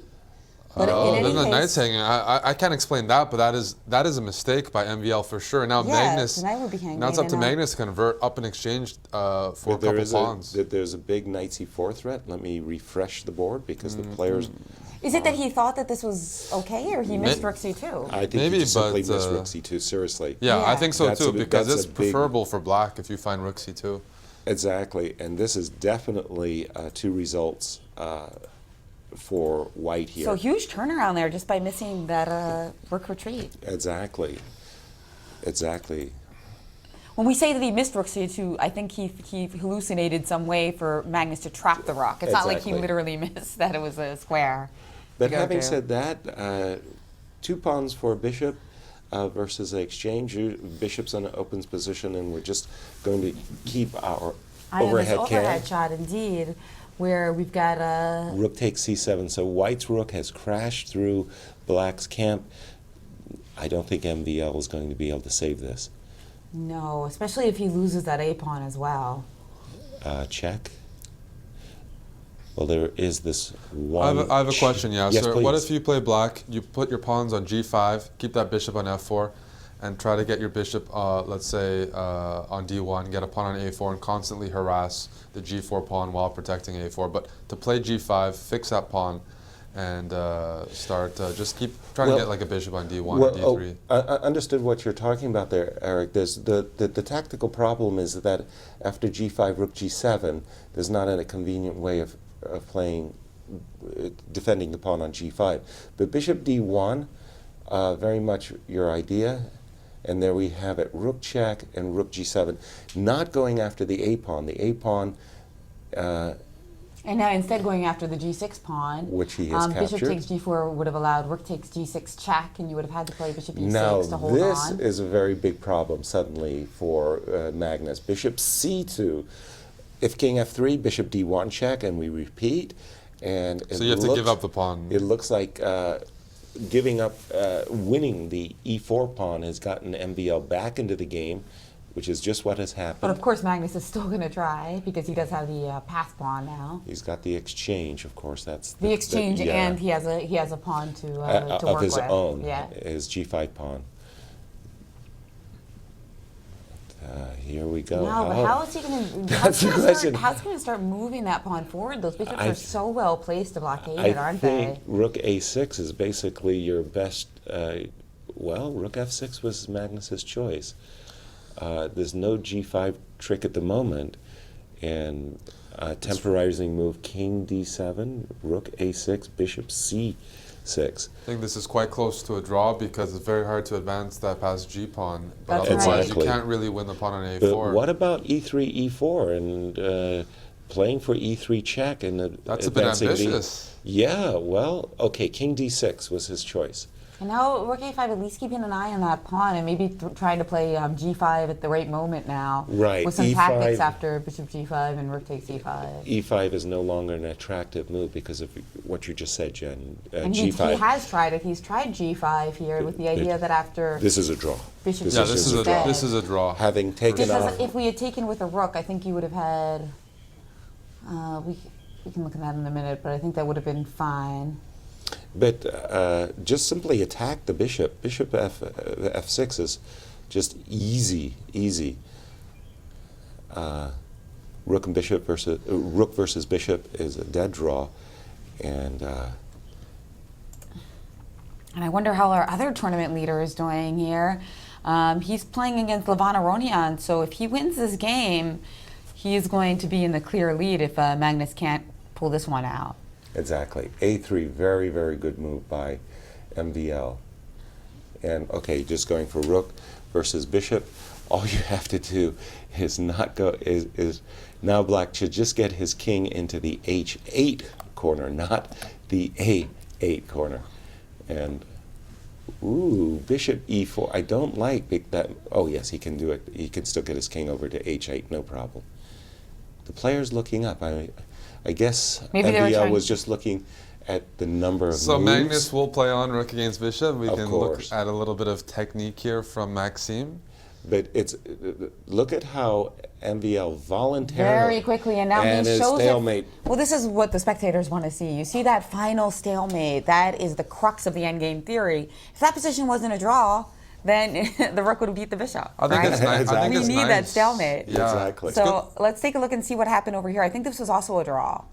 Indeed, it looks like the. It looks like a repetition So- at the very end. So Yeah. Magnus, still a standstill between Magnus and Hikaru at the top of the standings. Meanwhile, is Fabi going to be able to do it again in this All-American battle? Kramnik going down against Fresinet is a big upset as well, but Wow. he has not found his rhythm in the blitz portion. And we've got our last game in progress right here. Wesley So looking nervous against Fabiano But he's Caruana 4 here. pawns up. He's 4 pawns up. That's the time to be the most nervous because you don't want to lose. You don't want to lose any of those pawns. You just want to keep that material. Hey, we saw a handshake there Yes. as Wesley So has stopped the U.S. champion who has been on a bit of a rampage. That's so right. hiccups by our tournament leaders as they're getting off to a very slow start in the second day of Blitz. That's right, indeed. But 21 and a half points for each of them and still massive Because margin. the gap was so big They're still between them. very comfortable indeed. And And it keeps MBL it needed interesting that. for us as both of them are stumbling. Yes. So they're both so right next to each other, same Exactly. exact score. When will one of them pull ahead? Who's in better form? I mean, today obviously neither of them are playing at their peak blitz level. Yeah. But who do you like better? Let me toss it to Eric while I think about that question. Who do you like better, Eric? Out of Magnus and Nakamura so far? Yes. Both are having Both are some- very shaky. I like probably Magnus going through their stretch, but it's not. I don't know. If they continue this, it might just be a random result. One thing I do know though is Giri and Kramnik are kind of struggling, and they've been replaced by Fabiano, who's doing quite well, and Topalov 2.5 out of 3 today. So we are seeing the resurgence of the guys who are at the very bottom. That was Veselin and Fabiano yesterday. That we'll see if they can catch up and gain some ground on the middle of the pack. But at the top, Magnus and Hikaru both need to play like they did the first 3 days. Yes, exactly. Get back in, at least close to that, where they're no blundering and tighten up the game. Well, the field is so elite. You can't keep these players down 4 days in a row. And it doesn't surprise me at all that Fabi or Veselin or somebody at the bottom are going to come back. And we're going to go over to Paris to see what Maurice and Alejandro have to share. Yeah, I think we're going to them. I think we're going to them in just a minute for a recap of today's this round's highlights. So, what's our current standings after this round of play? Well, big surprise! We've got 2 players tied for the lead, and Magnus Carlsen, Hikaru Nakamura. I picked Naka at the beginning of the day, right. So I'm just going to stick with my pick. But because of Fabi's loss to Wesley So in this game, it makes his chances of moving up a place that much more difficult, because he was 3 points behind Anish. Oh yes, it is very tough. Very tough indeed. But Anish lost this round? Did he? That's Anish. He lost to Veselin. Yeah. He lost to Veselin, that was where Veselin got his 2.5 points. Very good. So although he didn't make up ground, at least he still, from Fabi's point of view, he still chances. 3 points is huge, though. No, it would be remarkable if he could come back. But there's Brussels. There is Brussels next week. So he has lots of chance to gain more Grand Tour points. I think it's more of like a psychological thing than anything. I mean, obviously, 1 Grand Tour point might matter at the end of the day, but it's just like it feels good. Like, what other goal can he have? Because the prize money is very bunched up at the bottom. Right. It's like the same for a lot of different places. So that's the only thing he can play for. Well, to see his name crawl up. Yeah. Exactly. Yeah. But the next concrete thing. It's fun to have a goal, I think. Yes, yeah. Absolutely. Ooh, so shaky start after 3 rounds. What is it? Let's go to Paris. Well, definitely an eventful round, but the leaders were not able to make any progress and were only having to settle for draws in that round. Still tied for first. Other players maybe with some hope, but the possibility of Achille Lagrave getting closer was not to be the case, because he actually was part of the draw scheme when he drew against Magnus Carlsen. So he's still way behind. So it's still about the 2 leaders as the tournament goes along. And remember, there's a critical round 9 clash that's coming up between those 2 players. But there was some other action going on. Certainly, Vladimir Kramnik now seems to be fading as he loses to the lowest rated player in the competition, Laurent Fressinet. There's always action here in the Blitz games, and anything can happen. As Eric has talked about, Kramnik just not finding his form in this tournament. And he had a tough game against Laurent Fressinet. Here, Kramnik with the black pieces, he's trying to find some compensation for the missing material he's currently down upon, but his king is a little bit too exposed. He needs to defend it with pieces. Trying to create some kind of initiative is just not enough. Laurent has just played this excellent move, rook f1, threatening to take the pawn on e4, opening up the rook. Kramnik decides, hey, I'm going to close that up. But he runs into an incredible amount of problems. After the move f4, this rook on g5 is nearly trapped. You see it cannot retreat to g6 because of the bishop. It doesn't have any squares on this rank. It goes forward to g4. But here problems start happening. Knight f5 was a fantastic move by Laurent. e6, e2 was almost forced. There was really nothing else that Kramnik could have done. I'm threatening to take the knight, which is the only defender of the rook. Now, a very wise decision again. Instead of moving the rook, which doesn't have a lot of good squares, if some analysis will reveal, this is the best move. Knight takes h6, allowing black to promote with check, actually. And after rook takes f1, I don't want to do it on the screen, just if you can help me out. Just I think it actually does happen, yes. Absolutely. Rook takes f1. Yes. And there is just no way to defend this rook. Notice that the knight's also attacking the queen. Tremendous position. That just means that he's down way too much material with an exposed king and opposite color bishops. Laurent converted very easily from there. couple other blunders. Anish Giri gets annihilated by Veselin Topalov. Veselin Topalov's second win in a row. That was also just due to a blunder. He underestimated the power of White's attack. And of course, the big American duel between Fabi Caruana and Wesley So. That also came down to time pressure. A game that was very complicated, very even all throughout. Came down to the last seconds where Fabiano started dropping pawn after pawn after pawn. Wesley simply took them and took the full point. So it's not clear what is going on in the rest of the group. Maybe only one player, Maxim Vasilyev, being more consistent than the rest, as the others just seem to be jumbling back and forth, beating each other up. But our eyes are all fixed, transfixed, if you will, on Magnus Carlsen and Hikaru Nakamura. 3 rounds have transpired, and those 2 players are still tied. We'll see what happens next as round 4 is set to start here in Paris.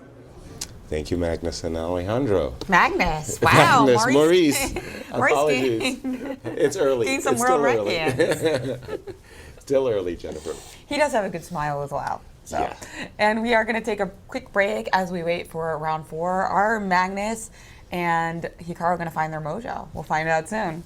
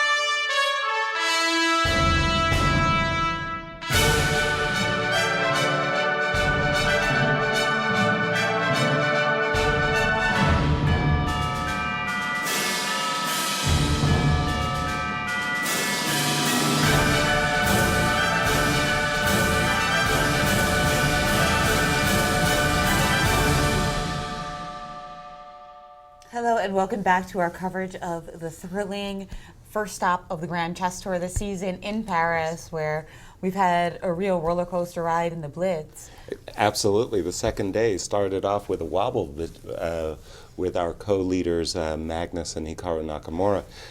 Big game coming up. Vladimir Kramnik also having his own wobble. We'll be playing white against Hikaru Nakamura, one of our tournament leaders. We'll be following that game closely. So even though Nakamura and Carlsen not in the greatest form today, let's look at the standings and we can see that they could afford to give a little bit away, right? Yeah, they were rich enough. Yeah, they had such a big lead over Maxime Bouchard-Lagrave in third place. The gap is 4 points. It had been 5. Yeah, that's right. So still massive. And the question really is which one's going to find his peak form and win this competition. And remember, this is not just the Blitz. This is the Rapid combined with the Blitz. This is the entire first stop of the Paris Grand Chess Tour. Exactly. So whoever does find their form is going to win this stop. Without question. And I'm just looking at 7.5 points for Hikaru Nakamura in the Blitz, but 8.5 for Magnus. Magnus is looking more consistent to me. Indeed, and we've got our pairings for the next round as well. Let's post them. Whoops. Sorry, everybody. We're just finding out that there is an internet problem in Paris, so there's a slight delay for the start of the round, and we're going to go for a feature. Why do you love Paris? All of the carbs, right? Croissants, dessert. The food. Yes, the food. That's right. That's what I was trying to say. Pommes frites? No. We are here in Paris, in the City of Light. How does it feel to be playing here? It's a pleasure for me to play in Paris because I don't know if you know that I used to live here for like 10 years. I mean, my wife, she's French, so Paris basically it's my native city. I mean, I know every street, I know perfectly well all the best places, restaurants, cafeterias. The weather is perfect, the floods are gone, so it's I'm very excited. Very excited to be in Paris. This is one of the most beautiful cities in the world. It's actually my first time pretty much being in the city. So I just spent the last couple of days looking around, getting lost. What's your favorite place in Paris? A lot of places whose names I can't pronounce. And I liked really the view from the, Sacré-Cœur? Sagrado Corazón in Spanish. Sacred Heart, I think. In English, that church. I think I really liked the view from there. In general, I like this, big parks where you can walk around and you don't feel like you're in Paris. Even if you're in the center of Paris, you don't feel it because it looks like you're in the middle of France in some province. Probably Montmartre. I like, as an Armenian, you have many hills. Every hill you find in a new city, you try to climb. When I was little, my favorite place in Paris was the Euro Disney. Now I have yet to find a more grown-up favorite place, but I'm sure I'll get there. If you want to go party, for instance, there's Rue Guizarde, very close to my place. Alejandro's been there yesterday. It's quite fun. The joys of Paris as the players are discovering what the City of Lights has to offer. I like the Pompidou. And we've got Grandmaster Eric Hansen with his thoughts on what we saw last round. Well, heading into this round, I think there is a pretty clear storyline here. If you're cheering for Hikaru, you gotta hope he stabilizes. He lost yesterday and he's come out today with 1 out of 3 and some pretty bad chess, quite frankly. He's playing black against a very angry Vlad Kramnik, but you look at the style difference between Carlsen and Nakamura. If things go badly for Nakamura, it's a lot harder. He does need, his style of chess. It's not as, let's say, positional as Magnus. It requires more energy, more calculation, more saving bad positions. And if he does not keep up how he played the first 3 days, I mean, those bad positions he saved, those equal positions he won, he's not going to get those extra half points that he has been earning the first few days. So I think it's a very critical round for Hikaru Nakamura to hold with black, at least avoid losing and stabilize, because the wheels have been coming off since he lost to Magnus last night from a very good position.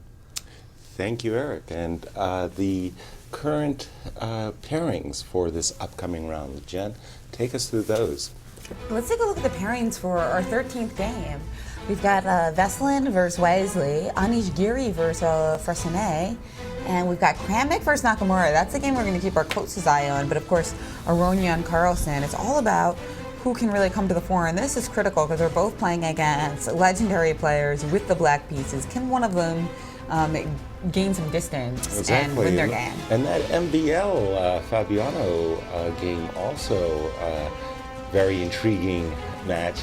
But Fabiano was in great form, but he had a real collapse, I think, against Wesley. So that final position, by the way, that Wesley won, he was 4 pawns ahead. That says volumes right there, 4 pawns. But it's all about whether Nakamura or Carlsen is going to come ahead. I mean, Exactly. 3rd place, 4th place. You know, I mean, Right. it's fun because we love Fabiano as our U.S. champion. We love to see him kind of make a comeback. Yes. But really, it's just about those two and who's going to win the thing.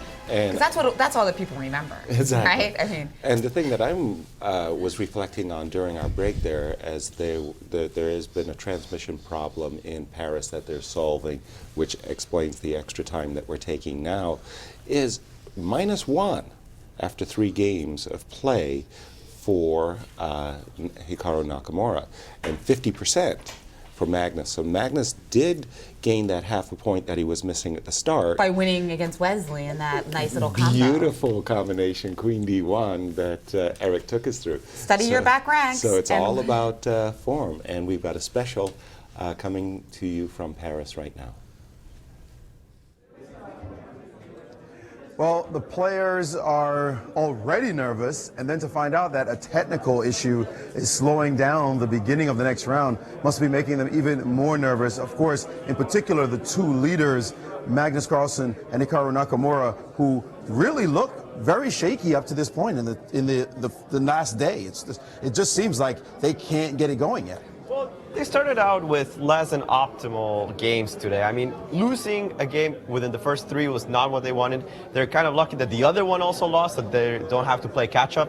But I think they will continue very strong. They have very important games here in round 4. And I think this is going to really set the pace for the last end of the tournament, see who takes it away here in Paris. And it's this game that I want to really, really see, because Vladimir Kramnik is such an amazing blitz player, but speaking of bad shape, he has not played well at all today. He's just getting creamed left and right. He was one of the pre-tournament favorites. People were putting him on the list as somebody who could win. He did extremely well back in 1995, bridging the gap of 21 years, but this is not 1995 anymore. He's got some serious young rivals to play against. Right. And although Kramnik is still one of the best blitz players in the world, it's clear that he's not being able to adjust here in this marathon, really, against younger players. He has to pull himself together. We see him bolt out of the tournament hold every time he loses. He's not one of those persons that take his losses lightly. For example, you see Fabiano, you see Topalov, when they lose, it's okay. They can calm themselves very quickly and go into the next game. Kramnik has lost a couple of games already today. He needs to get himself in good footing. Actually, this break might be good for him to be able to catch his breath, say, I'm going to play against one of the favorites, one of the leaders. What can I do with white? How can I stop the bleeding? How can I get some points for myself? Yeah, and Nakamura has to be a little bit ill at ease as well. He's less than 50% so far. Magnus may have lost the game, but he's on 50% for the day after 3 rounds.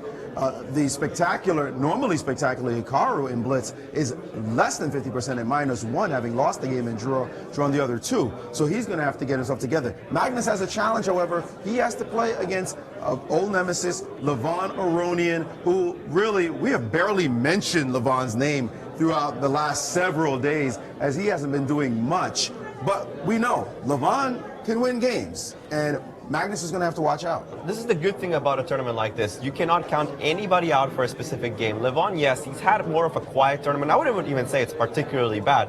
Disappointing, maybe, but it's not the tournament Topala's having. That's probably why we don't talk about it, because if it was terrible, we'd be talking about it. If it was great, we'd be talking about it. He's just been mediocre. He's just in the middle, with a couple of wins. If he goes on fire, he would be easily vying for that 4th place that a lot of people are still very close in contention for. He could even aspire for 3rd place if Maxime continues not playing that well. So it's not like he's out of the running. He's just had not the most interesting games, a lot of draws here and there, dropping points here and there. So, but that being said, Aronian with a huge win today against Magnus Carlsen might change the way we speak about him in the standings. That would absolutely change the tournament itself. Every player able to play spoiler whenever they see Naka or whenever they see Magnus. So those pairings, they get up for it because they know those players desperately want to win or at least draw those games. So the nervousness will continue on the part of the 2 leaders. We'll see how the rest of the field battles against them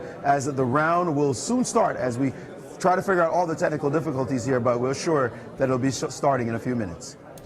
Thank you, guys. Well, since we have time, I really want to see Alejandro and Maurice play again.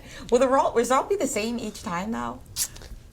Yes. At Paris Parks, that looks so lovely. I was going to bet for a different outcome, but no, I think we've got a real nice feature.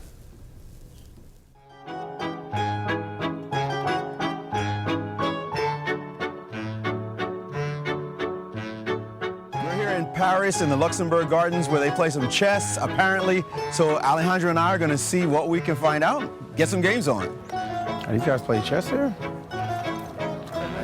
This ain't no Washington Square fan. These guys are actually discussing moves. Yeah? These 2 right here. They're analyzing in their heads. How do you play? Yeah? Yeah. Is it a long line? These guys are not bad. Like 16, 1700. What the hell? Oh, it's still bad. Excuse me, what monsieur? We can play? Okay, you want to take him? I'll take him. That's fine. Okay, we got our man in the mix. Not nice. Some problems. Have you ever had commentary on your games, Antoine? I could give some commentary right now. I can say things are difficult.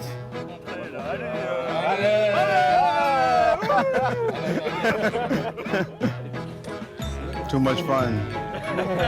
He's having too much fun. He's having too much fun. You ready? Yeah.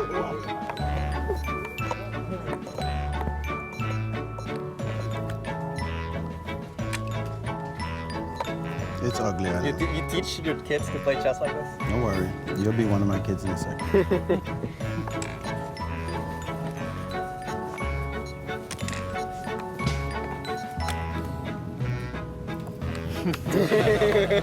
One more. One more?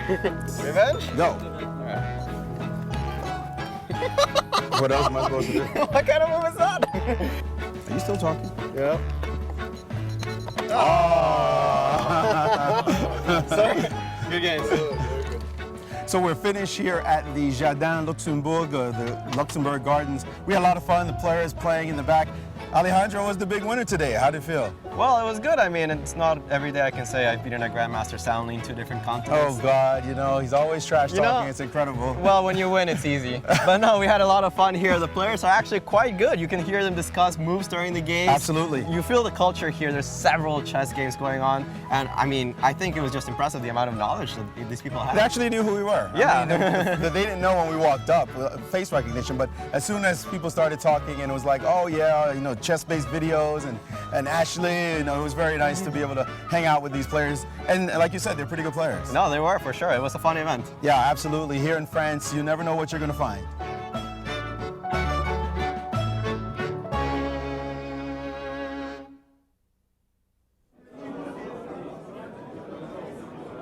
Is it coming right to me? The latest news we have from Paris is amazing for those of us who broadcast chess events. The Chess 24 site apparently has crashed. The site showing, relaying the games crashed because of the massive interest around the world. So many fans interested in Rapids and Blitz. Blitz, I think, in particular, I think that all the organizers all around the world are going to take note of the interest people have in seeing a more rapid play, a more blitz play. This is something that the fans really crave, and everybody's tuning in around the world. And subsequently, the site apparently has crashed, and at least that's the latest news we're hearing out of Paris. So we're still trying to fix this problem. We should be starting shortly, but still, pretty good news, I think, for us who try to broadcast these kind of events. Thank you, Maurice. I'm forcefully reminded of a wonderful story that happened to me in 2006. I was so proud of myself. I was doing commentary for the chess-based server, and I was talking to Frederick Friedel. It was during the San Luis, Argentina World Championship, and I was doing the commentary, audio commentary. At that time, it was like a new, cool thing. And I said, Frederick, how many people can I do simultaneously online? And he said, don't worry about it. We've got the hardware. We've got the setup. And I said, well, what will you pay me if I crash the server? He says, you'll never crash the server. And we crashed the server twice after they had just spent $50,000 on a hardware upgrade. And I was like, yeah, baby. What'd you get? Nothing. They didn't even, actually they did. On a Christmas, I got a case of wine. Oh, there you go. Not bad. It could be worse. You could have gotten a bottle of wine. Yvette was very, very happy with chess-based. So they're still getting set up, but it's we're all anxious and ready to go. We're ready to focus on this Vladimir Kramnik versus Hikaru Nakamura game. We see the stage is still empty. This is kind of the part of the movie, the zombies movie well, everybody's where the shocked. script kind of drags a little bit, because they want to make it a 2-hour-long movie. Exactly.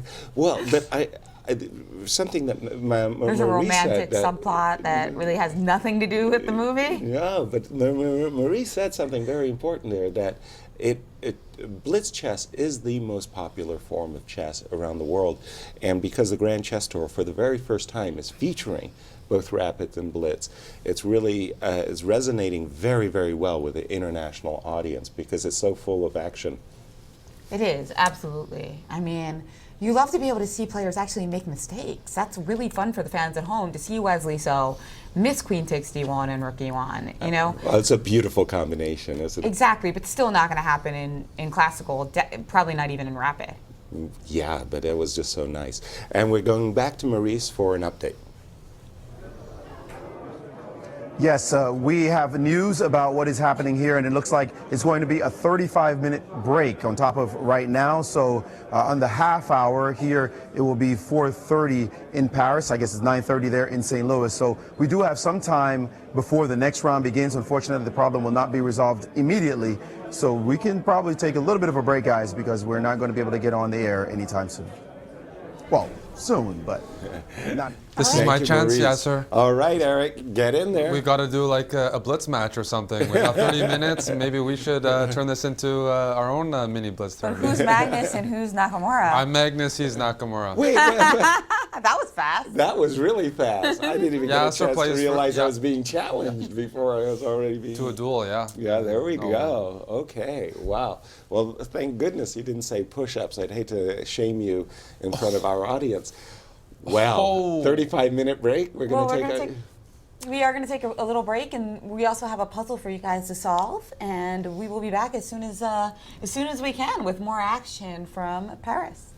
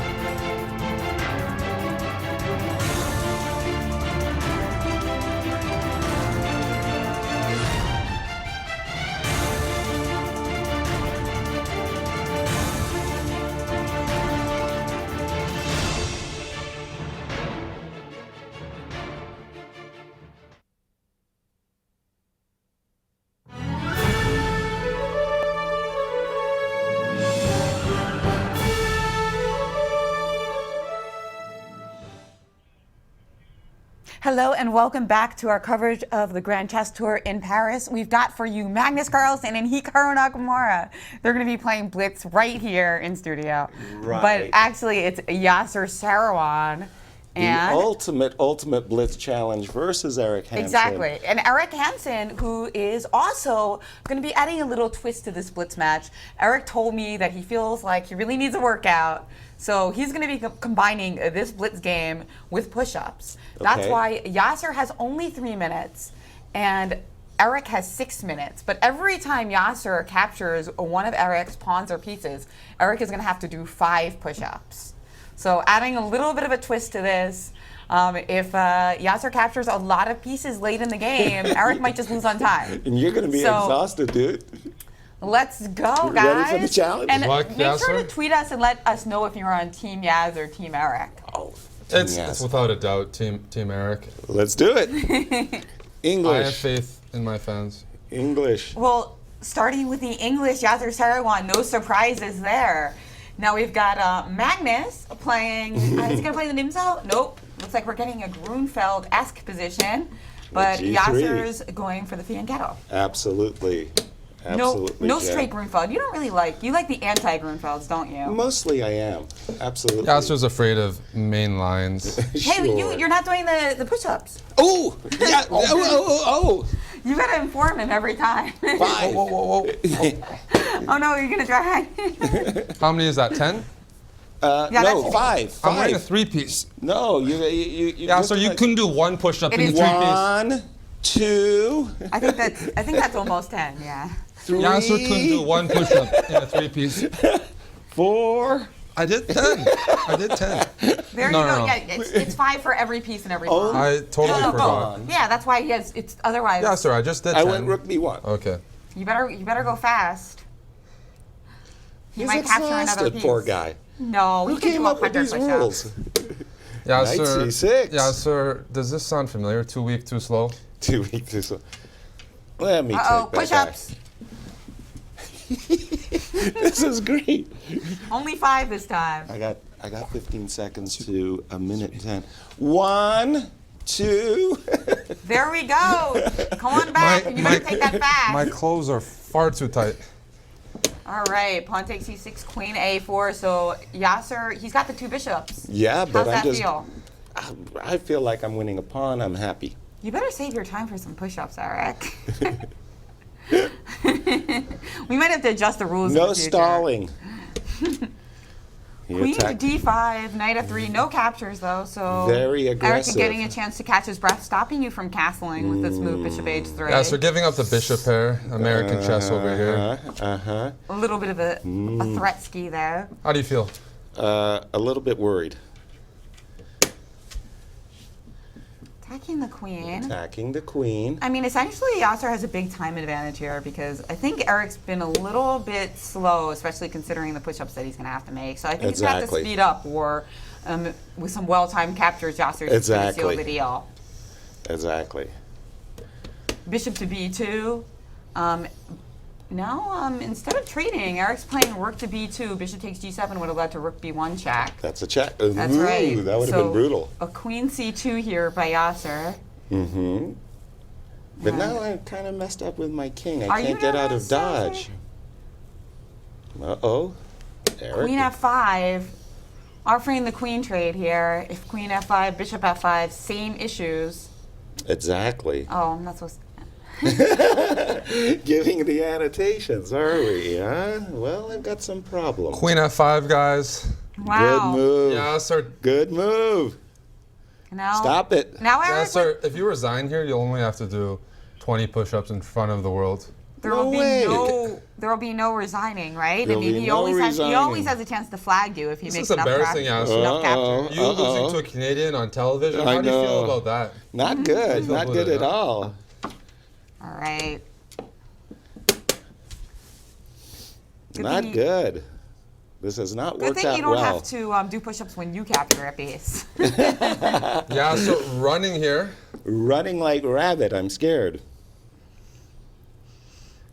So Eric's picked up a pawn here. Well, I tell you, Jen, I'm very, very comfortable with how this has gone. How does it feel to play Magnus Carlsen in a movie? Almost as brilliant as a casting as Tobey Maguire in Pawn Sacrifice. Mm-hmm. Yeah, this was full It's of not baloney good. here. No, I don't like my position. I confess I erred. What do you think your big error was, Yaz? All right, there you go. 5 push-ups. 5. 3, 1, 2, 4, 2, 5. 3. I'm counting the time. That only took him, you know, that only You're going to try to flag me. that took Eric only 6 seconds on the clock. Only 6 seconds on the clock? I think about 7 to 8 seconds on the clock. So he's getting those push-ups in quickly. Unfortunate. Yeah. That was my. Unfortunate. Go. Please go. I will go. You went away. That was Tons good. of compensation here for black. I don't in doubt a losing it. position, but we'll see what he comes up with. Don't doubt it. E3. Do you have to do push-ups if you lose this game? Ah, there you go. 1 minute. So he 1. started at 2:45. 2, 3. Did he Your do counting 5? is almost as bad I think as he your did. chest. 7. Almost.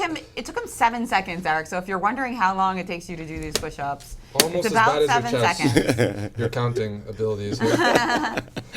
I'm up a pawn, better king position. You got a knight on b1. It's not good. It's not been good since the But start. you're going to try to flag me. Am I? I've seen your kind before.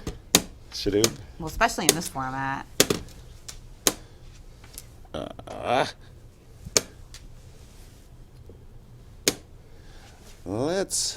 Ooh, scary. So big time advantage for Eric, but don't forget, he does have to do those push-ups on the capture, so it is misleading. I'd say it's closer to even in time if you account for that. Eric started the game with twice as much time as Yasser. Mm-hmm. And you got to do the push-ups. Oh! Yeah. 1, 2, 3. There you go. He goes back fast, still maintaining that massive time edge and capturing the pawn on h2. Luckily, Yasser doesn't have to do push-ups. Oh, that would be, we would need more personnel in the room if that was You're saying we need a medic? I'm saying we need a medic if Yasser had to do. Uh-oh, the queen is invading here. I'd like to see the guys in Paris do this push-up and chess match. Who do you think be the best in the competition at it? Probably Magnus. Probably Magnus is Nice in and good very shape, good right? shape, yeah. There you go, push-ups. Push-ups. You had almost 4 times as much time on the clock. 1, 2, 3. I think he did do 5. I Should trust do. him. He's Canadian after all. Canadians don't really lie. Don't really like? Ooh, wait a Canadians are minute. so Wait a nice. minute. I suddenly have an issue. Yes, you Yasser's do. not very good Tactics in the position. Oh, geez. He wants to take something to make Eric do push-ups, but it wouldn't be so good to take on a7 because the bishop takes b5. Shoot. And now you got to do the push-ups. Yeah, but your queen is going to, oh! Oh no! Oh. 11 seconds left for Yasser. Oh no! Wardrobe malfunction there for Eric Hansen. This is terrible. No. I didn't got a even minute. count. Rook c8. Oh. There we go. Oh. Eric Hansen win the first ever push-up chess blitz match. Whoa. I got distracted by You got distracted by the counting. biceps. Yeah. Yeah, so Well, Yasser. Well how do you feel, Eric? Exhausted. No, I could do this again, quite frankly. Do you think the rules were fair? Whoa. Frank, Do you think the time thing was fair? I think I should have less time and give Yasser some more odds. 6-3. I mean, at this stage, he's retired, and I just want to give him a nice time. You know, I want to make it a bit more It was competitive. too easy for you. It really was. You Easy, saw. okay, I see. No, but Jen, you saw how easy it was. His Okay. king is on c3. His king is on c3. We'll make the rules. This isn't. I We'll mean. make the rules more fair for Yaz next time. But we've got Maurice and Alejandro with a special guest over in Paris. Oh, we're getting them ready. We're getting them Well, ready you know what, Jen? first. I just want to say I want Maurice here, and I want to beat him as well. I bring on Alejandro Maurice. We'll do push-ups, chest. This is what's going to happen. I think to it all should of be, them. maybe we could do even time, maybe do some burpees and squats, depending on which piece you capture. I like what I've seen. You've done that before, yes? Yeah, we've done we the can try. burpees. I'm open-minded. In any format, put Yasser here. I'll be ready. You're ready to win in any format. Wow, some fighting words there. And we do have the boys in Paris ready to join our conversation. What's a burpee? Yeah, you know what? I just want to say, Eric, you call my push-ups bogus, that form. Thank you. Your form started looking quite bogus towards the end there as well. That was pretty unanimous. I I mean, think everybody here it was agreed. like, seriously. Thank You know, you. Yasser, you should have called him on. He's supposed to do full I'm in a extension. three-piece. I'm a I can't nice wait to get to St. guy. Louis in August so we can have the competition. You and me, one-on-one, baby. The challenge has been issued. I love it. I love it. I think it's a little bit unfair to females, though. I think we need to make this like a possible like male versus female match. So squats, burpees, a bit more fair. Well, you had the hula hoop thing going. Oh yeah, that's a good one. I mean, you got to get your workout in. All of these top players, fitness is really important to them. Yes. What's your normal workout, Eric? It's normally Yasser Monday, Tuesday, Wednesday, Alejandro Thursday, Maurice Friday. Today's an exception. It's Yasser's also I'm gonna continue this after the show probably. And what do you think about Maurice's comments on your form in the push-ups? I actually can't hear what he's saying, but that doesn't Oh, really. he said that your form wasn't good in Well, the push-ups. You didn't do the full extension. Well, if I'm it's because I'm having to run back and forth. But if we just do head-to-head, we just go down and see who does more push-ups. Well, come August, I think everyone will see what's going to happen, really. That's a terrible photo. Whoa. I love it. Were you 16 in that photo? Okay. That's hilarious. I love They're that. dogging you. The production team is against Canadians. I love that photo. I think it's hilarious. I'm not. That is no a comment. beautiful. No. That's a very I becoming don't know who photo. I have to target now, but that was uncalled for. Where do we stand? Who do you think your toughest competition would be if you had to play this against? Well, Maurice another is in team? good shape. Magnus is in good shape. I've seen Hikaru do quite a few push-ups. He might get the better of me in the chest, but it'll be competitive. My brother's pretty fit also. He's a That's huge true. CrossFit That's fan. true. That is true. You've probably He's faced him in 1 fast. minute online as well, Probably. right? So there's a lot of people lurking near these days that are pretty fit and play chess, but they know where to find me. All right. They know where to find me. Where? Canada? St. Louis? I'm here in St. Louis taking names. All right. Come on down to the St. Louis Chess Club, man. We got Eric Hansen ready to take you on. And Yasser's going to be ready for his revenge. Well, Jen, do you know what Yasser made a bet that It was he a will strange do? seating position. I was like from the side. Yasser, I'm like, I know. look at how I'm dressed. Well, It's hard to look this good, but like, and can beat do you it. and do push-ups. But Yasser has a bet, Jen, that in August he'll do 100 push-ups on air during the Sinkfeld Cup. Right. 100 push-ups in a row with better form than Maurice. Okay, I'm gonna get a CrossFit Can you coach believe that? in here to judge his form. No, all but right? this is like Okay, but we hold need on. an Hold arbiter. on. I don't think Carol Drecke or Eric didn't say it exactly right. Basically, we have a bet, the push-up bet. If I don't do 100, if I do, for example, 80, for him to win the bet, 80, he has you to mean do 20. 81. Yeah. You know, you have to do one love more it. than I do. If Yasser But does if I 5, do I do 6. 100, he doesn't even get a Oh, got chance it. to Beautiful. match me. Beautiful. You know, I really love these healthy bets. And poker, the poker community is extremely popular. I actually have a no drinking bet going on right now. It's just a very popular idea because when you have these healthy bets, you have a financial incentive to stay fit and stay in shape. Exactly. So I'm all for the chess community becoming more degenerate like the poker community to get more healthy. Can you be degenerate and healthy at the same time? I don't think so. That's you what we're working out. You got to pick one or the other. We can try to combine them, though. And we have a great response here from our audience. Somebody is asking for a Magnus Carlsen versus Hikaru Blitz push-up challenge as well. Maybe that could be the tiebreak for the next season of the Grand Chess Tour. Well, we are going to be back with the actual games from Paris in just a few minutes. Thanks, everybody, for joining us. And thanks to Yaz and Eric for entertaining us with their impromptu Blitz brawl. Blitz brawl. Blitz brawl.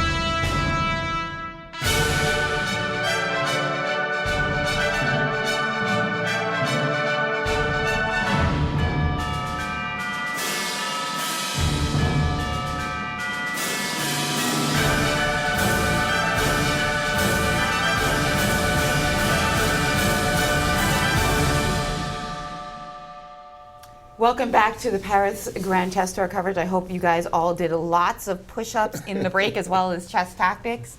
That was a real fun game. You know, I can sympathize with people complaining about Eric's form because these rules were inspired by a game that I played against Greg Shahade in a famous chess match where we did 3 burpees for every capture as opposed to push-ups. Burpees a bit more fair for the female-male competition, I think. It's like a push-up and you jump up? Exactly, and a little bit more aerobic than push-ups. And people were also complaining about my form. So, naughty, Jennifer. Let's take a look at the standings as we get the Grand Chess Tour restarted. Well, we see Nakamura and Carlsen 21.5 points, a full 4 points ahead of MVL, but I wonder if this unexpected break might actually help Magnus and Hikaru because neither of them on great form in the first 3 games. Sure, Magnus did win a game, but 1.5 out of 3 below par, and Nakamura certainly at -1 is below par. And we've got Maurice and Alejandro with the scoop from Paris as we get ready to begin this round. Well, it seems like the fans are none the worse for wear as this round has kept everybody on the edges of their seat as they're waiting and anticipating the start of the next round. It seems like everybody's still very excited. If anything, it might have built the excitement and the drama to have that break. Well, absolutely. And the 2 leaders, as Jen was mentioning, they need to get back on their game. They haven't been showing great chess so far. They have 2 strong opponents we had already talked about. They're just about to start their games here in Paris. Yeah, it's about to kick off, so let's see what happens as round 4 of the day, that is, begins. Thank you, gentlemen. I was thinking like yourself, who benefited from this extended break, and I realized it wasn't me. Vladimir Kramnik and Hikaru Nakamura getting started, knight f3. The favorite opening of Vladimir. I wonder if they watched your game and they're going to copy that. No, I'm sure shocking they weren't. They don't. But instead we've got but we do have Kramnik reluctant to play e4. Trademark Kramnik. This is his absolutely. And you like this too, Yaz, right? Yes, I enjoy playing the Catalan on occasion. And this particular pawn sacrifice harkens back all the way to the 1978 World Championship match of Baguio City between Viktor Korchnoi and Anatoly Karpov. In recent times, they have been essaying this gambit from white side, trying to play for a win, but usually black has well prepared equalizes. And we've got a lot more moves which have been played. You got them there? Yeah, finally I got caught up with the board. So it is a pawn sacrifice. White has given up his light squared bishop, as we see, giving counterplay, or counter chances, I want to say, to the second player. So a pawn, the extra pawn, of course, is this e2 pawn, behind in development, as well as the light squared bishop. I've always felt the position's closer to equal, but I don't know. If you can consolidate with f3, knight c3, queen e3, or bishop e3, bishop f2, white could get an edge. Mostly it's equal. How about your take, Eric? Do you think it's adequate compensation? I've never played this line for either side, but I know Kramnik continues to play this line and have some success. So I'd like to wait and see. I think if Hikaru keeps the queens on the board, I know black is supposed to have like adequate compensation, but Kramnik's been coming up with improvements in this throughout this event. So if he can get the queens off or get any sort of grind going, he'll be quite happy even if the position is equal, but time will tell. Exactly. Speaking of time, Vladimir Kramnik, as Eric mentioned, he has been playing this position a lot as white, and he does have a pretty nice whole minute advantage, and maybe that and the pawn could be a key factor. Bishop c4 going after this pawn on e2, and I think that the clocks, by the way, have been updated, so they were inaccurate. So what happens now? If queen f2, maybe knight d5, you might have some tactics of knight d5, rook takes e2 thrown in? Yes, because the desirable knight f4 actually drops the rook on f1. Oops. So queen f2 is definitely to be played, but against knight d5. Oh, g4. Well, that was something the computers were suggesting, which makes me think Kramnik is still in his theory. Wow. Yeah, because in principle you don't want to push the pawns in front of your king shield, but g3, g4 was played rather quickly, and queen dropped back to g6, and I'm expecting that something like queen g5. I wouldn't call that a big edge, but I don't like this move g4. If you're going to play g4, you're probably doing it to chase down black's queen. And I'm thinking queen g5 was his intent, but it doesn't. Looks like he'd simply dropped his queen back to f2 anyway. So why did he need g4? Not sure. Yeah, it looks like there were some trades on I think, are you caught up with the board? You I believe so. Okay, yeah. I believe so. Let me just double check that. I'll do a refresh. Yeah, and my refresh is no. More moves. Yeah, there were some trades on g5, exactly. So knight d5, and then he ended up playing a drive in this position. In this position, yeah. And then there is a nice tactic in this position, guys. If you play bishop takes e2, and white replies rook e2, there is this shot, rook d1 check, king g2 forced, and rook takes e2, queen e2, rook c1. And the idea is after rook c1, you do have queen g5. It's a tactic Nakamura's definitely capable of seeing. He's probably looking for tactics because you want to stop white from consolidating that extra pawn. And right now, white is underdeveloped. So there is a tactic that should be fine for Nakamura. And at the end of the day, white will be able to invade with a queen e8 check. So how does that all end up? But it will be a queen and pawn endgame with an extra pawn to black. That's right, because b2 is also hanging. Exactly. Yeah. So there he didn't play it. He didn't find it. He did or did not? Did not. Oh, bishop e2 was a nice shot. Yeah, just look at all the captures. Instead, he played another tactical move, f6. What? f7. It looks like f6. that's what he's played. Yeah. Ooh. Well, white now has a tempo to maybe rescue his e-pawn. He could play e2, e4, so to get out of that bishop e2 line that Eric had mentioned a moment ago. But on the other hand, something to be said simply for the move h2, h4. Any captures on g5 will help white develop his bishop on c1. And h4 was played, and now Nakamura is ganged up on that e-pawn with a rook on d to e5, and a quick e4 by Maxine. By Vladimir. By Kramnik, sorry. No worries. E4, well, it's an extra pawn, and do we see the move rook e5, e7?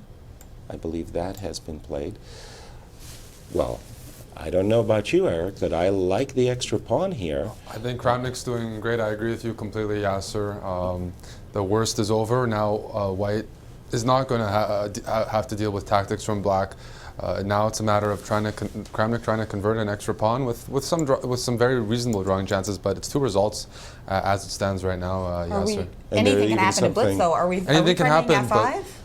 F5 to try to... I'm thinking of either bishop f4 simply developing, always a good idea. And then or if even f5, you could just play e5. Exactly. Yeah.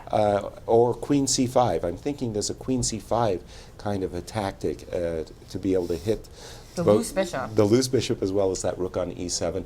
Vladimir Kramnik, let me update my board, sorry. I'm sure he's played. He played your other move, bishop f4. Yes, developing.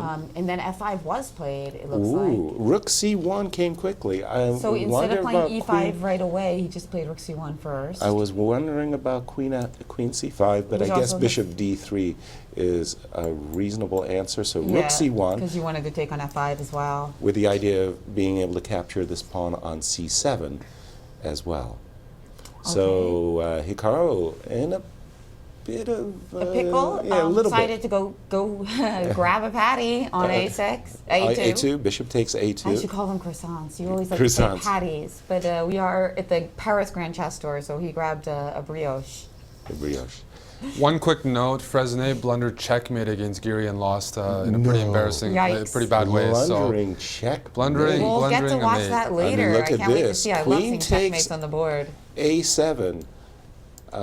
With a threat against the bishop on e. Brioche for you, brioche for me. There you go.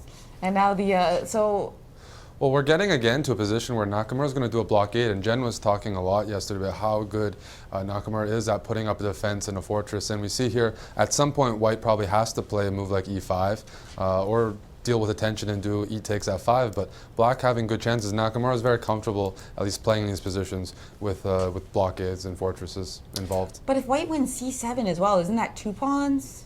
Well, bishop d5, for example, after queen a7. Well, bishop d5, rook takes. I see. Rook takes c7, rook takes c7. And you then can take on e4. Yep. So you're expecting to move bishop d5, and what he didn't play bishop d5. What did he do after queen takes? Bishop Like f7. bishop f7. It looks He like. went all the way back, and then we did see this rook takes a7 by Vladimir, keeping his material advantage. There was a trade of rooks on c7, rook c7, queen c7, and Vladimir now, keeping take the extra e4 pawns. now. He took on e4. And so Vladimir is going to be up a pawn. I think this is comfortably okay for Hikaru with the Yes. exposed king for Vladimir. That Precisely. Pawn, yeah. The bishops of opposite color, it's always about king positions with bishops of opposite color middle games. And he chose to take with the rook. And there's a big trade on e4. Yes. Takes, takes, takes. And absolutely, Hikaru is just doing fine now.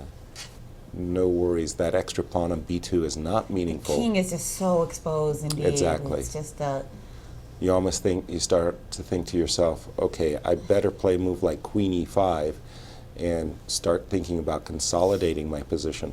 yeah, because of course if you were to get frisky, you could actually end up getting checkmated here. Exactly. There is a bishop bishop d5, and be careful about a light square invasion. So I'm thinking queen e5. And acquiescing to a draw right away. Exactly. Yeah, the thing about these bishops of opposite colors is really which bishop has more attacking force. And here it is a light squared bishop, because coming to d5, it's threatening g2 and h1 just straight away, whereas the bishop on f4 has some work to do. So he has played your move, queen e5, and we can expect this game will be drawn rather quickly. Do you think quickly. we might check on the Magnus Aronian game? It's heating up a lot right now, but I don't envision Vladimir messing this one up. Well, let's just, before we go, let's just make sure... Nakamura doesn't try to do something besides queen e5, and indeed. I suspected that Hikaru would want to investigate He his did. He has played queen f3 instead of trading queens and the draw. And I'm expecting queen no, e3. bishop g3 it looks like was played. Bishop g3? Bishop g3, which is an interesting move because it allows us to bring our bishop into the fray. Was bishop g3 played? Bishop d5. But bishop d5 is there queen e8? No, because you play king h7, h5 is protected by the queen. Right, queen, and g6 you just have king h6 and f4 is protected by the spoke queen, right? far too soon. That's a very uncharacteristic blunder. So bishop d5, queen e8. Bishop d5, yes. He must have hallucinated queen e8 jack because he did it and then he brought it right back. He forgot that after king h7, g6, I think he forgot that there's just king h6. I think this is what he hallucinated. Oh my goodness. And but he played it anyway because he didn't see anything else. Kramnik totally out of form. I think Vladimir just forgot that the queen on f3 also protects the h5 pawn. He was thinking that he had at least and there you see the head shake that's so typical of Hikaru Nakamura, not typical of Vladimir Kramnik. And now it looks like Hikaru is simply going to it looks like Kramnik is just resigned. A huge brutal. blunder. That is so instructive about the bishops of opposite, though, isn't it? Yeah. That you can't give him a minute to get his bishop and his queen coordinated unless you have a perpetual. But let's move over to our world champion to see if he can keep pace with Lucky Naka. Whoa. Big score there for Hikaru Nakamura. Well, isn't Carlsen up a pawn in this position? Indeed he is. It does look like that, but of course his knight being totally pinned on g8, giving some problems. Now knight g6 and knight f8 is a threat, isn't it? Perpetual at least. A threat for perpetual, exactly. I'm beginning to Levon think can bail out with knight f8 check and knight g6 check. With that knight on g6 is so powerful. Levon will not be anxious to immediately force a draw. He always has his in the pocket. Always in the pocket. Maybe he can just investigate his own winning options, which he's trying to do. And that's what he's doing with bringing his king into the game now. Ideally, the king would like to go all the way to f7. And then there you have it. That's where he's trying to do. Then it's going to be problems. But now there's like some little trickies because if rook takes g8, we have a check on b7, and then if knight e7, we have rook takes e7, right? Just So notice that's that the he's down to issue. 7 seconds. I think he's He'll just go going for to a draw. take a perpetual here because the time.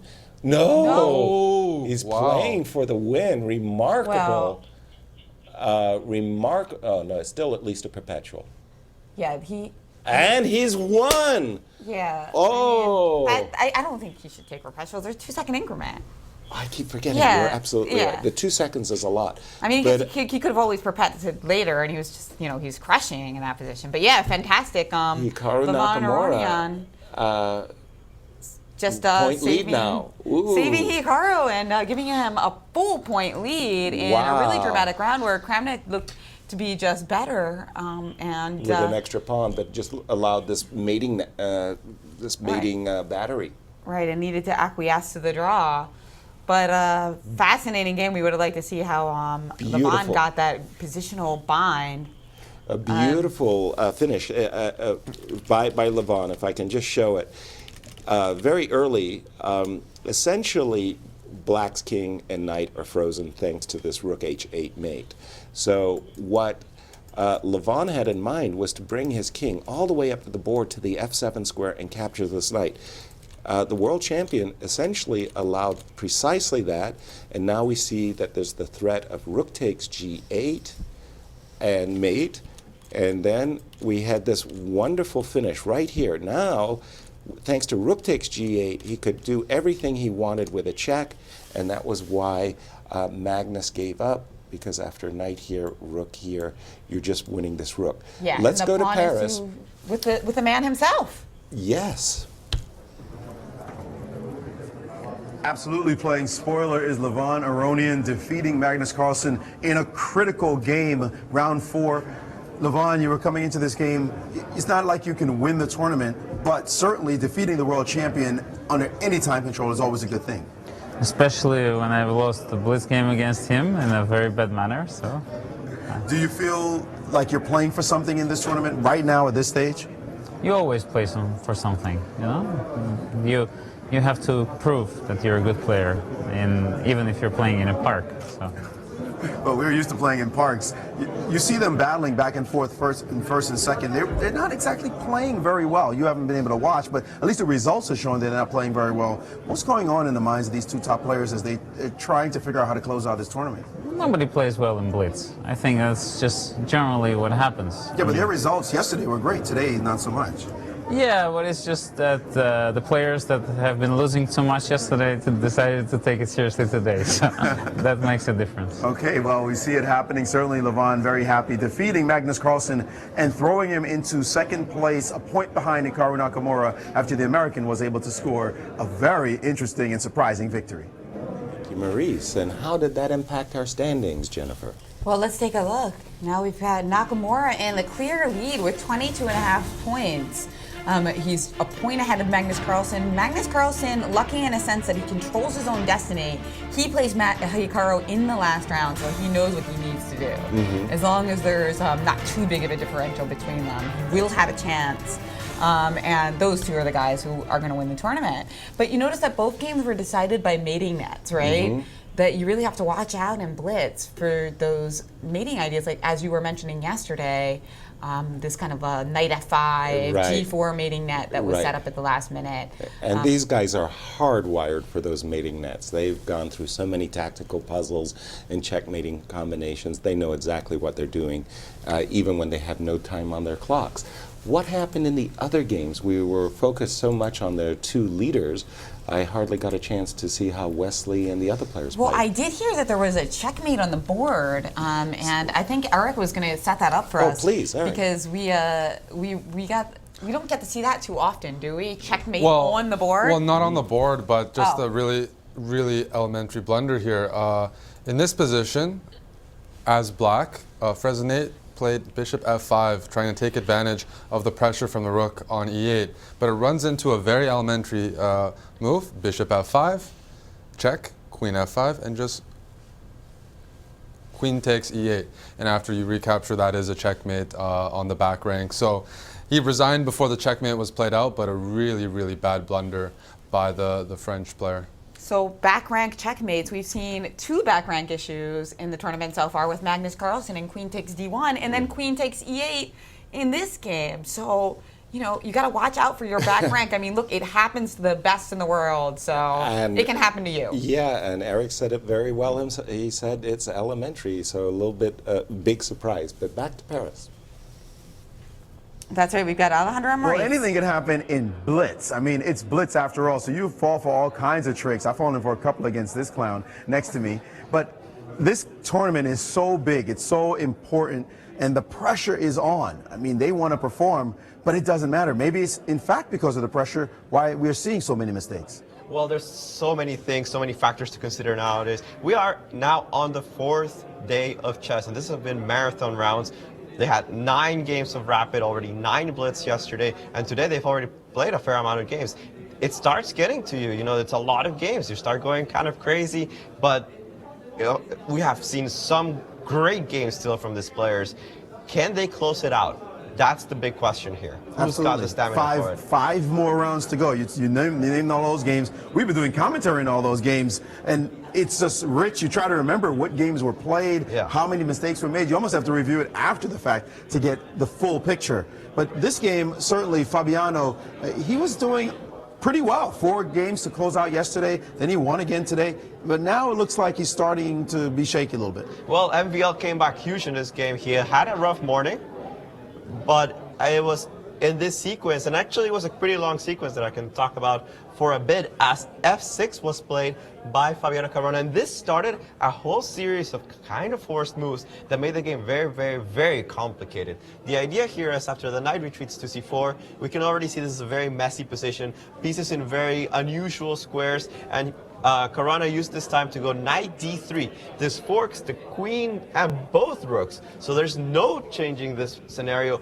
White will be down the exchange, but it's still plenty of compensation for it. That pawn on D5, it looks pretty healthy. It's not actually the pawn on D5, even though it's a great pawn. It's these bishops we'll see very soon are start to target the king side. And the move Queen G3 followed, attacking this knight on D6 so as to have some kind of counter chances. There's already so many ways to go wrong for both sides. For example, if you capture my knight first on C4 saying, I still have your rook's under attack. This doesn't work at all, as after rook takes E8, queen takes E8, I'm able to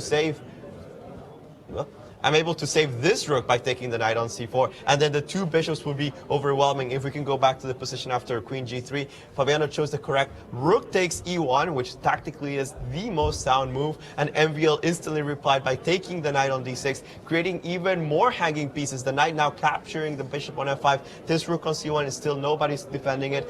You could take with the knight, but that costs you your rook on E1. Still a lot of calculation to be done. The beautiful, sorry to interrupt, the beautiful thing about this position is how White's pieces are starting to get focused and harmonized, while Black seems like it's all disjointed all over the board.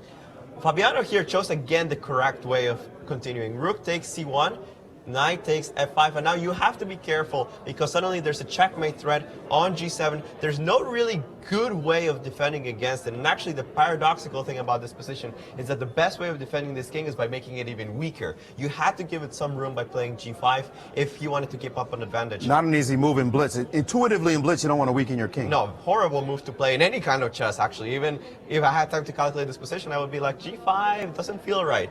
Queen F8 was his choice instead of G5. And that move still, it's still okay. It can be punished here by the move knight E7, but again, a very hard move to find in Blitz. D6 was Maxime's choice, which I thought was pretty logical. King H7 was played. Knight E7 was played by Maxime, and here he has a devious trap. Already, Fabiano is in a lot of trouble, and we'll see exactly why. After Maxime here took on A1, Fabi took on A1. Sorry, Fabi took on A1. Maxime came up with the point of the move knight E7. The queen played itself to G6, King H8, and then this brutal retreat, capturing the knight on D3. Turns out there is no way to defend from this knight coming to G6, attacking the queen and the king. For example, if you move the queen away, then this nice little sequence, knight G6 check, King H7, knight F8 check. Nothing to do about it but to retreat back to h8. Notice that this bishop, monster bishop guarding the diagonal, queen h7 would be the end of the game. A nice little combination there by Maxime, queen g6. Fabiano must have not seen it in time pressure, otherwise he would have guarded against it, but he was already in a lot of trouble after not going for the move g5 and instead playing this logical seeming move, queen f8. Look, when you started, you played the move f6, and we could have just pontificated on the light square weakness. That's right. Then much later in the game, that turns out to be the case. So definitely good chess being played here. In some games, other games, horrific blunders. We love the drama as things are going up and down here in Paris with lots more to come. We'll be back to share those games with you in a moment. That looked like a great game, but we've seen some ghastly games, and that ghastly error of Vladimir Kramnik allowing himself to get checkmated has propelled Hikaru Nakamura into a 1-point lead as we're getting close to the break. Was that round 4? We're going to be going to round 5 soon. That's right, and a little bit of a hallucination there by Kramnik. It's funny that, like, even in Blitz, sometimes you play too quick. How can that be? But it can be. Like, sometimes you miss that, like, extra second of thinking where he would have noticed that there was queen h8, king g8, king g6, yeah. Yeah, and that the h5 pawn is defended by the queen on f3. Exactly. And we're going to take a quick break as we wait for the 5th round of today's action to get started. Wow.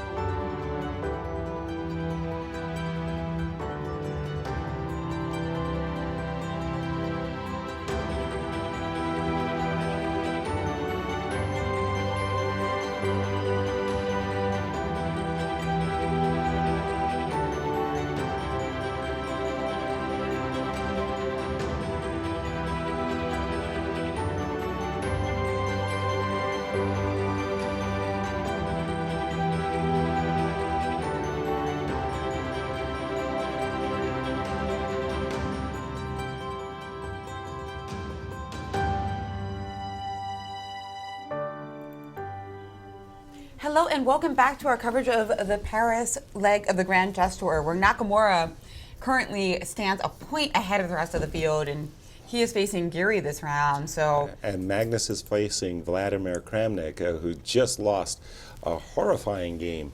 Magnus getting Vladimir at the right time. He'll have white. We'll follow the game between Hikaru Nakamura and Giri to start, and Anish Giri to start, to see if Hikaru can extend his advantage here. Exactly. And there we have the handshake, and are we going to see another C4 by Nakamura? What do you think?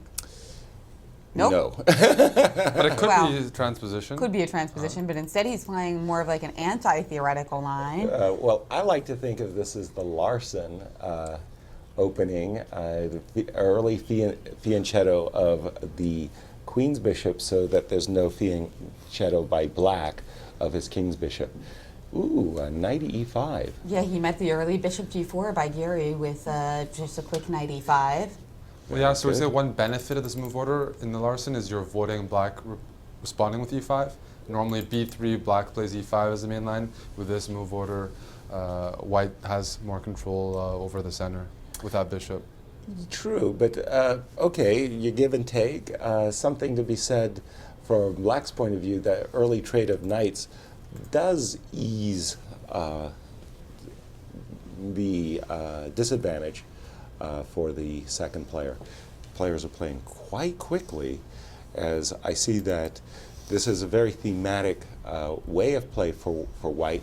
He's going to castle, he's going to play f4, knight f3, and he's going to try to control the key square e5. Trying to get my board updated. Queen c7. Oh, he played knight f3 right away, allowing this little bit of annoying check. And that was quickly played by Giri. By Anish, yeah. Knight f3. That is an inaccuracy. Yeah, I thought he should have played f2, f4, but knight f3 was his choice. Yeah, and unfortunately, bishop I think b4 check. Nakamura just missed that, because otherwise he would have played your move, or maybe castle to start. And c2, c3, blunting the effect of his own bishop on b2. But maybe it's no big deal, because maybe he just wants to play c4 at some point anyway.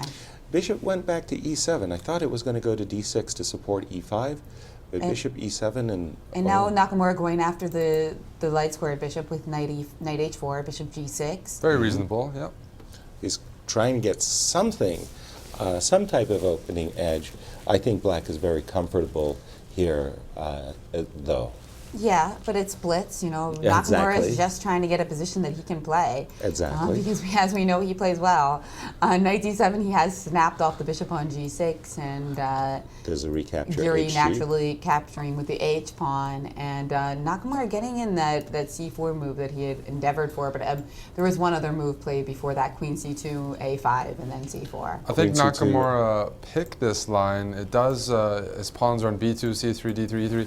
He wants to take Giri to deep waters. Giri is very good in the openings, very good at chess in general, but Blitz is not his strong suit. And you know, with these pawns, not a lot of tension so far. I think Nakamura really does want to take this game into deep waters and play for just a little bit for now, but just keep the pieces on. I think this is actually a kind of a key moment. You may be tempted by the move bishop b4 check, but I'm sure Hikaru will play king f1 and castle kingside by hand with g3 and king g2.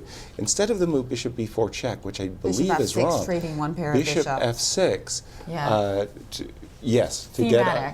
To get rid of the two bishop advantage that white has. We've seen that a lot. But he's played bishop b4 check, a move that I did not like, and king f1 came instantly as expected. Because also a3 is going to come in with tempo, and we might be able to play b4 at some moment as well. So well, the first problem is how you're going to handle g7, right. And he's handled it by castling. No, you can't play e5 because takes in d5, and that c pawn is pinned to the queen. h4 is a strong move for Hikaru in this position. Yeah. This is now a great position. Now we're happy that we're not castling. Exactly. Now it actually works out to white's advantage. And he's done it. Well, that's a Hikaru move.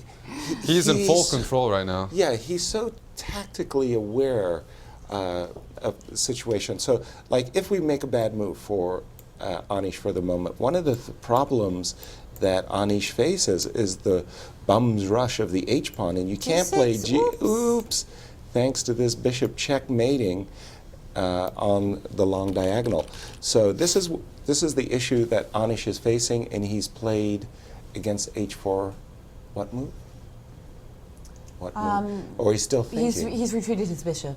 To e7? Yeah, that looks right. Yeah. Bishop so maybe e7. trying to come in with your idea now anyway with the bishop f6. Perhaps. Bishop e7, but and is then it in after time? and then H5. after h5, yeah, takes and bishop f6. That's what's happened. Oh, so Hikaru has managed a significant achievement of opening up the h file. Bishop f6 to try to neutralize.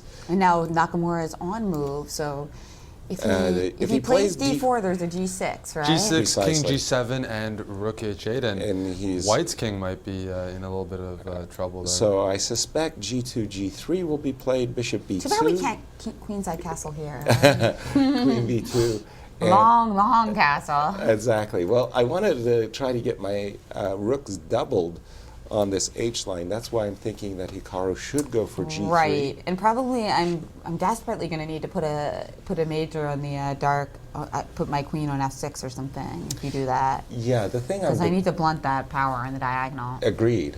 The key question I'm having for Hikaru, should he play G3 and King G2 or F4, a lot more ambitious move, F4 and King F2? G4, and none of the above. None of the above. The most ambitious, I think, G4, anticipating that if the knight tries to come to F6, he'll have a G4, G5 down the line. And G6 was played immediately. G6, yes. Okay.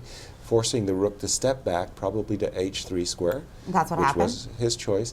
There was the h6 square as well to be considered, but I think rook h3 is the more natural. No, totally even Steven on the clocks here. Now you were saying, Jenna, and I totally agree with you, that there should be a trade and a queen e5, trying to trade queens in order to neutralize White's attack on the king side. Yeah, and conveniently your rook's still on a1 as well. And he has played bishop b2, queen b2, queen e5. And that's all happened. As advertised. You're pretty much forced to trade queens, or you play queen c1, queen b1. But I think the endgame's slightly better for Hikaru still. I agree. I like could queen play d4. I like queen e5, knight e5, g5 as an approach. I think that does give White an edge, but I think Hikaru, more ambitious than that, is really contemplating d3, d4 here, so that he could play king g2 next and double rooks quickly. That's right. I think. But so can black, right? That leads to mass trades. You mean that after d4, queen moves, king g2, you're just going to play king g7? Correct. And he has taken on e5, perhaps noticing, Eric, that would be a neutralization. Pulling in his horns a bit. And now we have seen this move f2, f4. I talked about it, such a possibility a moment ago. Something to be said for that. And now after knight d7 takes on d5. Has happened. And how did Anish recapture? C. Why did... Why did White take on d5? Yeah, that's what I'm asking myself as well. That is a good question. Okay, well, king f2 or king g2. Okay, I would probably go with king g2 on this one, Eric. I don't know how you feel about that. Where would you place your king? It actually looks like it's Anish's king d2. move, so something else happened.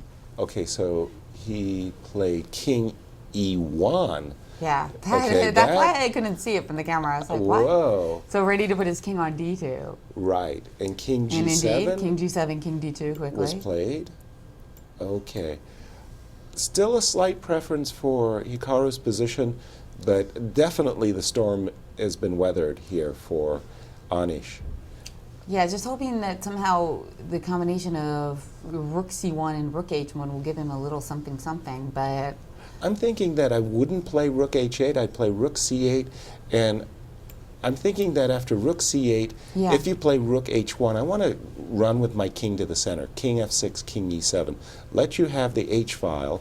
You're going to let me put my pawns on g5 on the dark squares, so g5, king e7, yes, maybe d4 then. G5 and he's played actually first. G5 right away. Yeah, I think you're right though. If we had played rook h8 first, that would have given me the c file. I could have traded a pair of rooks and gotten the c file, and that was actually I be was bad afraid. for you. I was afraid of that. But now he can challenge the h file with rook h8 and recapture with the king. And that all happened. That's a big neutralizing effect. Whereas before we would have played rook c1 here and had a great game. Exactly, because you could have jumped maybe down Hikaru's to c7. considering rook b1, b4. And he has played rook b1.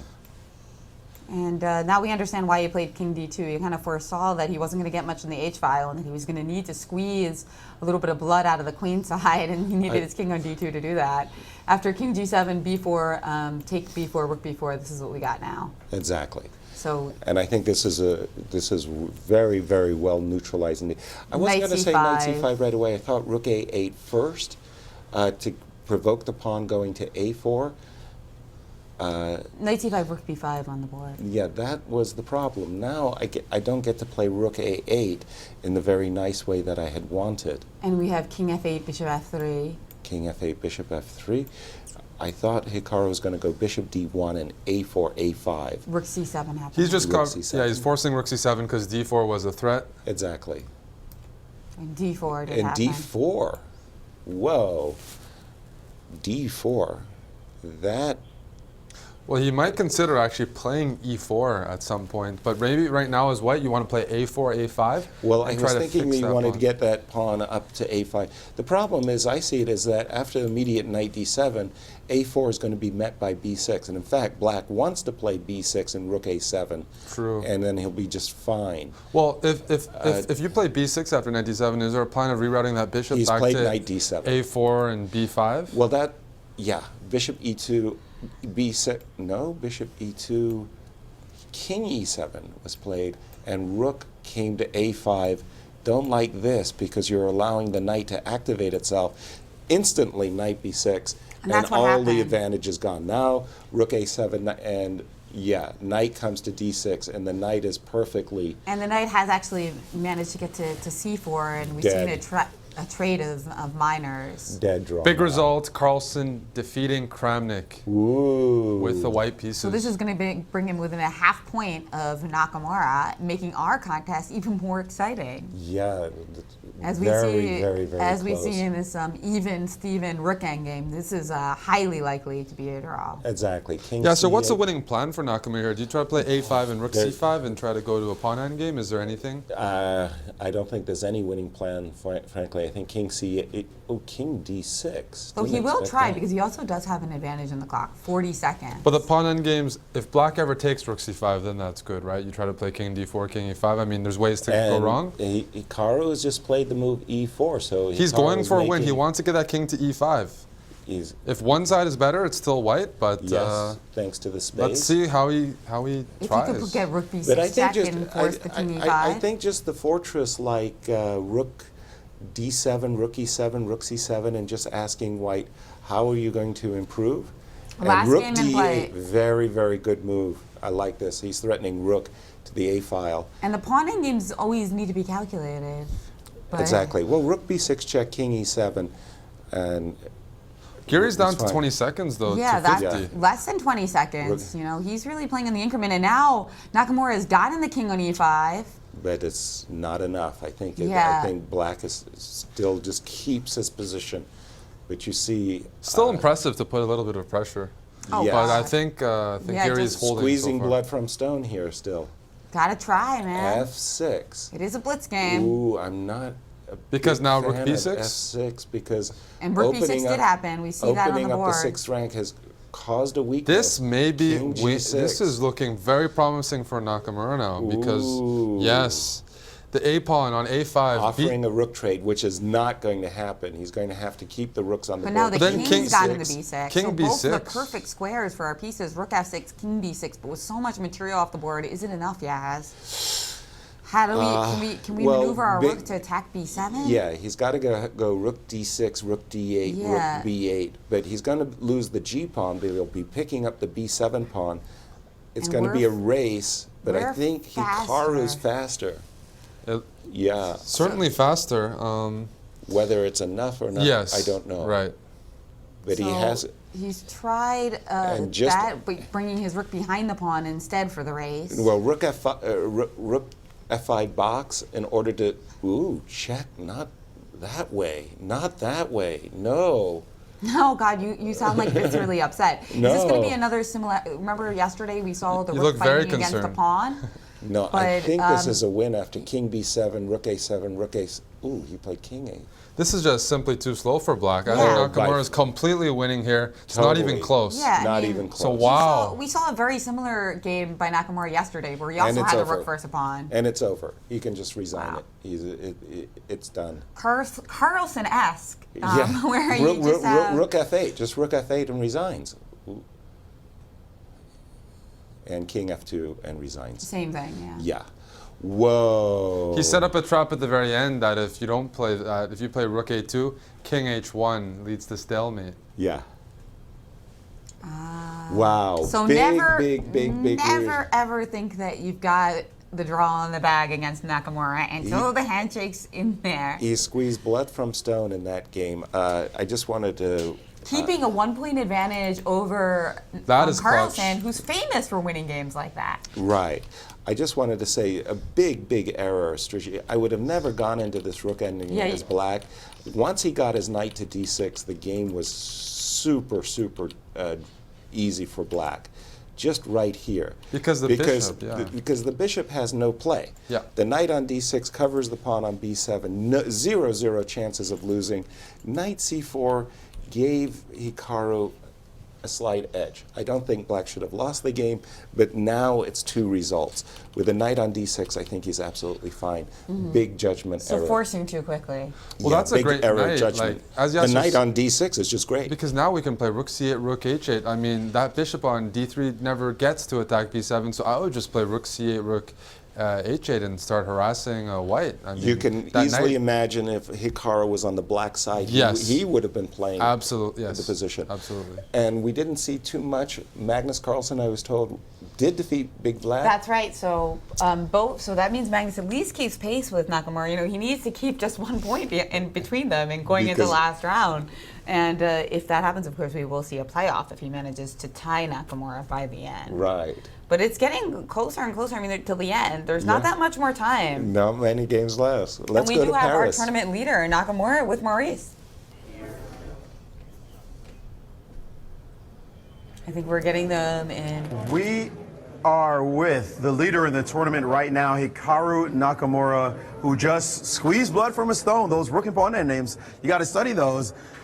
Magnus won his game. He's trying to keep pace with you, a point ahead. How are you feeling at this stage of the competition? I feel pretty good. I feel like I've started getting back to form, I guess, in a way. I mean, I've gotten the right kind of positions the last couple of games, and especially this one was exactly what I was hoping for. I mean, just a small advantage, nothing special, but I was able to keep pressing, and Anish got low on the clock and had a slightly difficult position, and eventually he blundered. In the very beginning, we saw a little bit of shaky play from you and Magnus. You feel like, is that the pressure, and then it just takes some time, and then you say, screw the pressure, I just got to play chess? No, I think actually it's more, I think everyone's played a lot of chess now, and it's hard to just play consistently well, and especially in Blitz. You know, this is rapid or classical, you have more time to think, it's one thing, but I think in Blitz it's a lot more difficult, and yeah, we both started off quite badly. I mean, like in my game against Maxime, for example, I think I was doing fine, and then I just like made really bad blunders, like not even dubious moves, just like flat out blunders. And anytime a player starts making just flat out blunders as opposed to just you know, maybe minor mistakes, you know, something's gone wrong, and it's just a matter of form. But yeah, I've played well. I played well against Kramnik. Of course, I probably shouldn't have won that game, but I did in this game. I mean, I did what I had to do. So things are looking up. You started the day off a half a point ahead, now you're a full point ahead.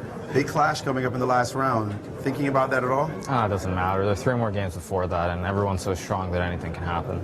Indeed, anything can happen, and it seems in this tournament, anything and everything is happening. We look for more excitement as the next round is about to begin. Thank you, Maurice. And we'll go to Eric to show us what happened in that game between Magnus Carlsen and Vladimir. Well, it was a very, very sharp middle game, and Magnus looked to be in a bit of trouble, but he ended up playing a very, very practical continuation, which I liked a lot. In this position as white, Kramnik, after Magnus played knight f5, Kramnik plays queen e6. There aren't many good ways to defend that knight. The bishop's going to b5. It looks like black is much faster. But after b3, Kramnik played bishop b5, and Magnus got a very reasonable position. But the point is after knight c3, which is, let's say, the computer's recommendation, Magnus was surely planning to give up the exchange here and get a fairly easy to play position without all those pawns coming down. Very well placed knights, very good coordination, and he got out of, he's out of trouble here. So Magnus defending very well, playing practically the best continuation, imposing a lot of problems for Kramnik, who was well prepared but couldn't handle the sharp middle game as well. Thank you, Eric. And how does this round affect our standings? Well, it means that we still have Hikaru with a full point lead.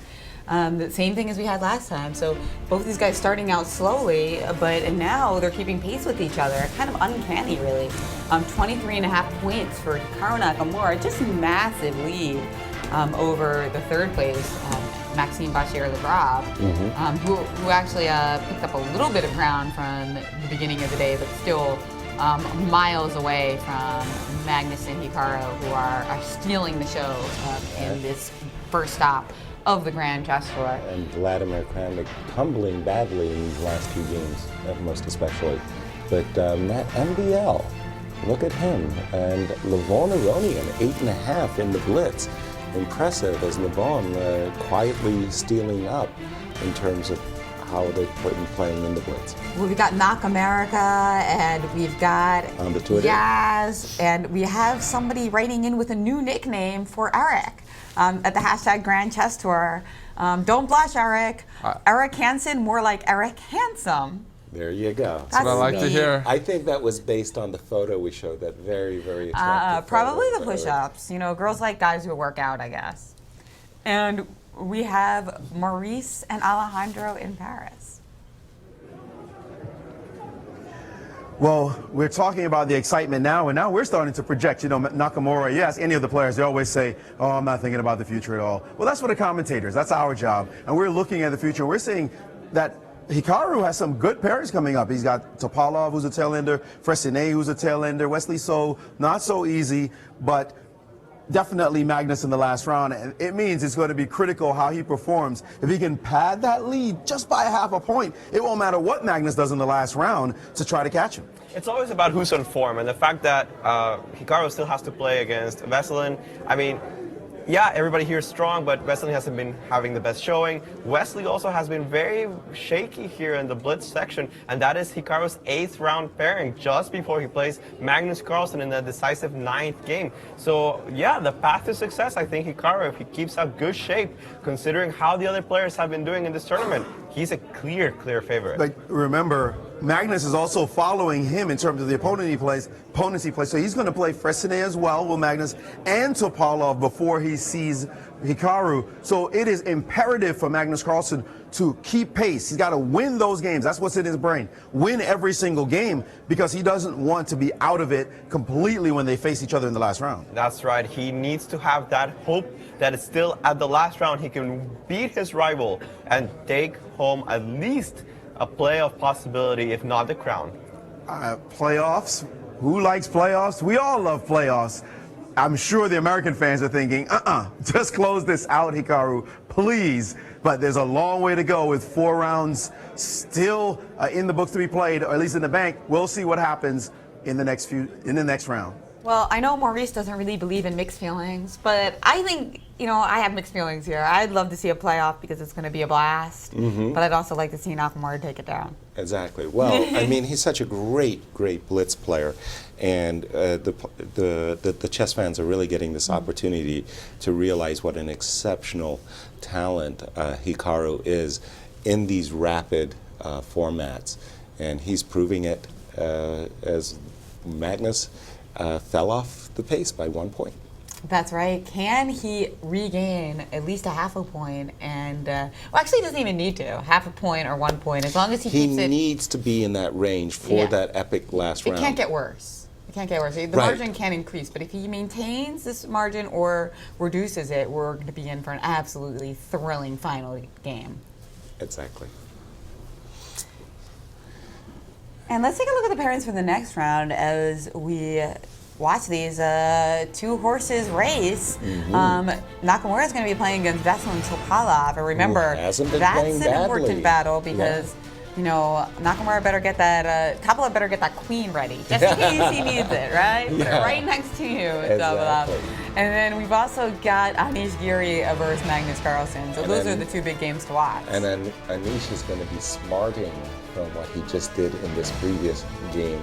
But Veselin Topalov, a lot of players can play spoiler for this two. And yesterday he was winning. Exactly. Against.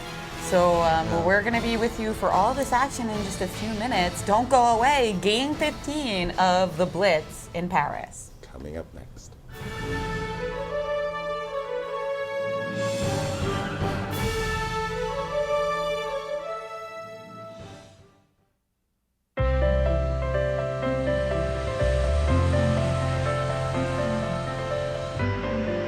You could fly to Venice or Paris or even Copenhagen. You could fly all over the world. But why? When you could just come to St. Louis. Your trip begins at ExploreSt.Louis.com. Mr. Matheny, what's your favorite part about this sport? I think the strategy. How much do you hate to lose? I don't like it at all. What about being second guessed? I don't like that either. Well, if I were you, I wouldn't have moved that rook. Checkmate. Sorry. Whether you've played chess for years or never before, come experience all the sport has to offer at the world-renowned Chess Club and Scholastic Center of St. Louis.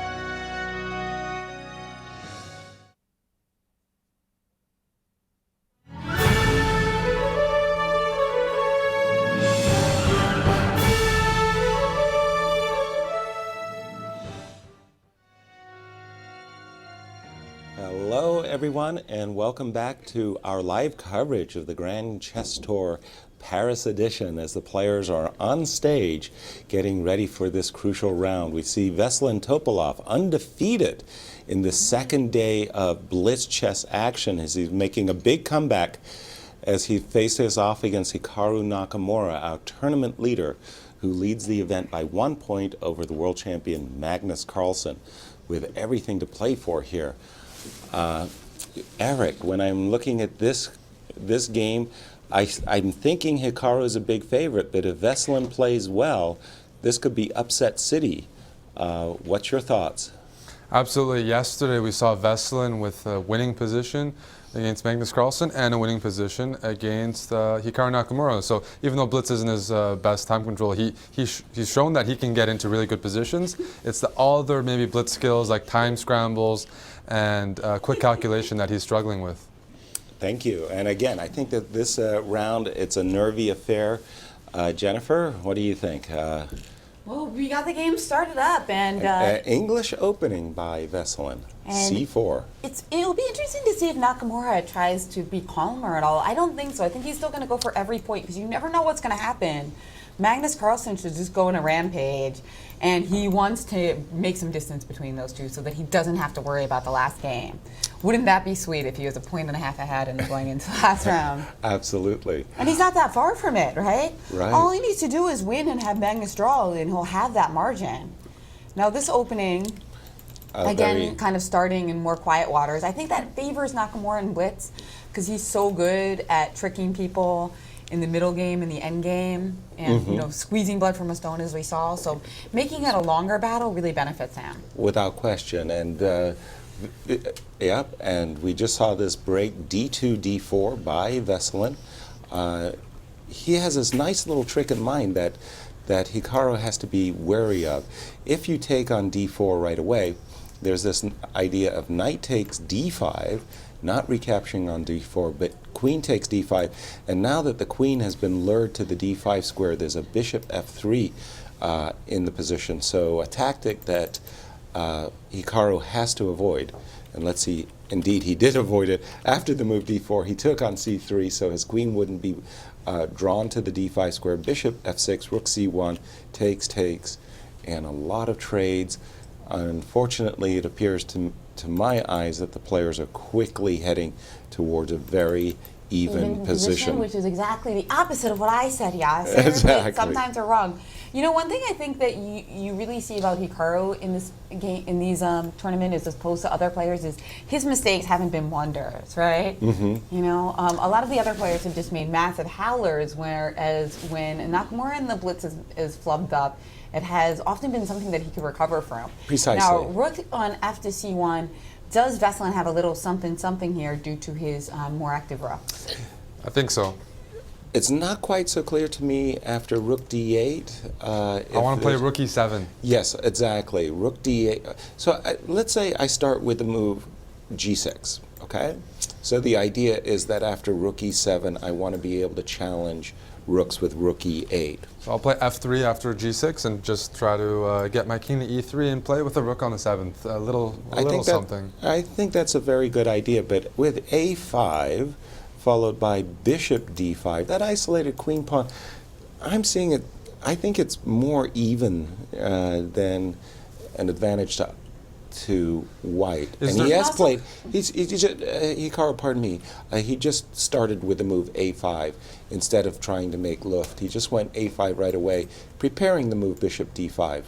And we can also consider moving our king to F6, which will give us more defensive options as well. I have an interesting point. If white plays F3 like I suggested, Hikaru might play G5, which is what Magnus did against him in kind of a similar structure after F3. So H4 avoids G5 and the potential fixing of pawns on the light squares. So something to keep note of. But and he played H4. Yeah. He played H4. You're channeling Veselin here. And bishop D5 by Hikaru. And do you guys have any interest in maybe switching over to the Magnus game at some point? Sure. Since this is an end game with still Magnus is in big trouble right now. Lots of time in the clock left we could for surely switch to them. that. Okay, this was the game between Anish Gary White, Magnus, whoa, d5, d6. That's a massive pawn. Right, it marched right up the center of the board. This is a bit of a nightmare, and this arose from a Najdorf with a G3 variation of the Najdorf, one of the first Sicilians we've seen in the Blitz portion. An extra pawn for Anish Gary, and Magnus in big trouble in his game. And we know that from Hikaru's point of view, I'll just switch back to Hikaru for a moment. Hikaru would be very, very happy to simply score, draw, and if he knows that Carlsen's going to lose, if he knows it, which he doesn't, of For course, sure. at this moment. For sure, that would give him a 1.5 edge, and that's exactly what we were mentioning earlier. That a 1.5 edge is going to be the edge that, if he maintains it till the end, is insurmountable. Exactly. So we get this position after bishop d5, bishop b5, f3. The bishop dropped back, and now we see this move bishop d7, and suddenly I'm going to change my view and say, well, I really like the way Veselin is playing.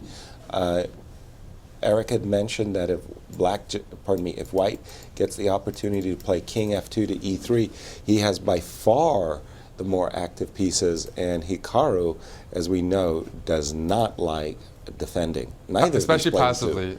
Hikaru's not a passive defender. Exactly, and he's played bishop back to d5, recognizing that he simply lost some tempi. King came to f2, and now b6, b5. Trying to get some counterplay on the queen side is Hikaru Nakamura. The king is on e3. King, he went to e3. And the black king is on f8. But now I'm wondering, so I think after bishop to c, brutal. Bishop to c6. We've got Sacrifice City over in Giri Carlsen. I mean, it's absolutely spectacular what's going on over that game. We will switch. We've got somehow knight takes e6 occurred after bishop to so we were in this position, and after knight takes e6. Ooh, because the rook on d1 has a discovered attack against the knight on d7. So Magnus thought it was more prudent to capture the pawn, but now another sacrifice with knight takes g7. And again, thanks to this queen g4 check, this knight on d7 is hanging. So in case of king takes g7, rook takes d7, and then rook takes d7, queen g4 check, picks up the piece we've just sacrificed. And at the moment, Anish Giri, pawn to the good. And Magnus, and a busted king for black. And a busted king for black. So, I mean, if that knight just moves away, we'll be threatening all sorts of ugliness. But Carlsen trying to stay in the game here with queen b7. We saw him try to do something similar in another game. You can't play knight h5 because of bishop f3. But the move bishop d4 is very accurate here. It's the only move the computer gives us winning, which shows how sharp this position is and the margin of error. I mean, if Anish makes a mistake here, that long light square diagonal is going to pose him a lot of problems. But bishop d4, the tactics do work for White. And he has played bishop d4 and an immediate bishop h1 by Magnus Carlsen attacking the queen. Can't take e7 because of queen g2. Oh no! It's terrible. And He's now played what rook happened? to e8, queen f2. Magnus played double of the rooks, totally forgetting about knight takes e8. My goodness. And you saw him kind of jump out of his chair, didn't Dead you? lost. Oh, Dead no. lost. He's not letting this one go. Oh, that was a massive blunder by our world champion, and he needed that point. And Anish Giri, can he keep his nerves? And Better king position, better coordination. If Gary can't win this, he deserves a bit of criticism. And no doubt. yeah, this is oh my goodness, he's allowed knight coming to d3. And Nakamura's game was a draw. So this one, if Carlsen loses, I mean, he's a 1.5 behind, and he's going to be really up against the wall going into the last 3 games. Yeah, he's giving himself an impossible task to catch up. So knight d3 and rook d1. Okay. Why did he play rook d1? Well, everything wins. Rook e2. Here. Rook e2. Okay. Well, I mean, I thought he was just going to play rook e2 and keep the pin against the rook on e8. That bishop on e4 is stuck, and bishop takes f6 is on White's agenda. So it's busted. It's busted. It's busted. Yeah, well. And his problems against Giri continue even in the Rapid and the Blitz. He's got 1 win against Anish yesterday, but this was a pretty one-sided game. And there's still plenty of time on the clock. I mean, And knight c5 has been essayed, but oh, this is just dead. This is brutal. The pin on the e-file is too much. It's too much. And all Anish really needs Just to up do... material and Carlsen. Luckily, Gary managed to get the pieces in play before he made it. H4, rook e7 has been played. And then the simple queen f4.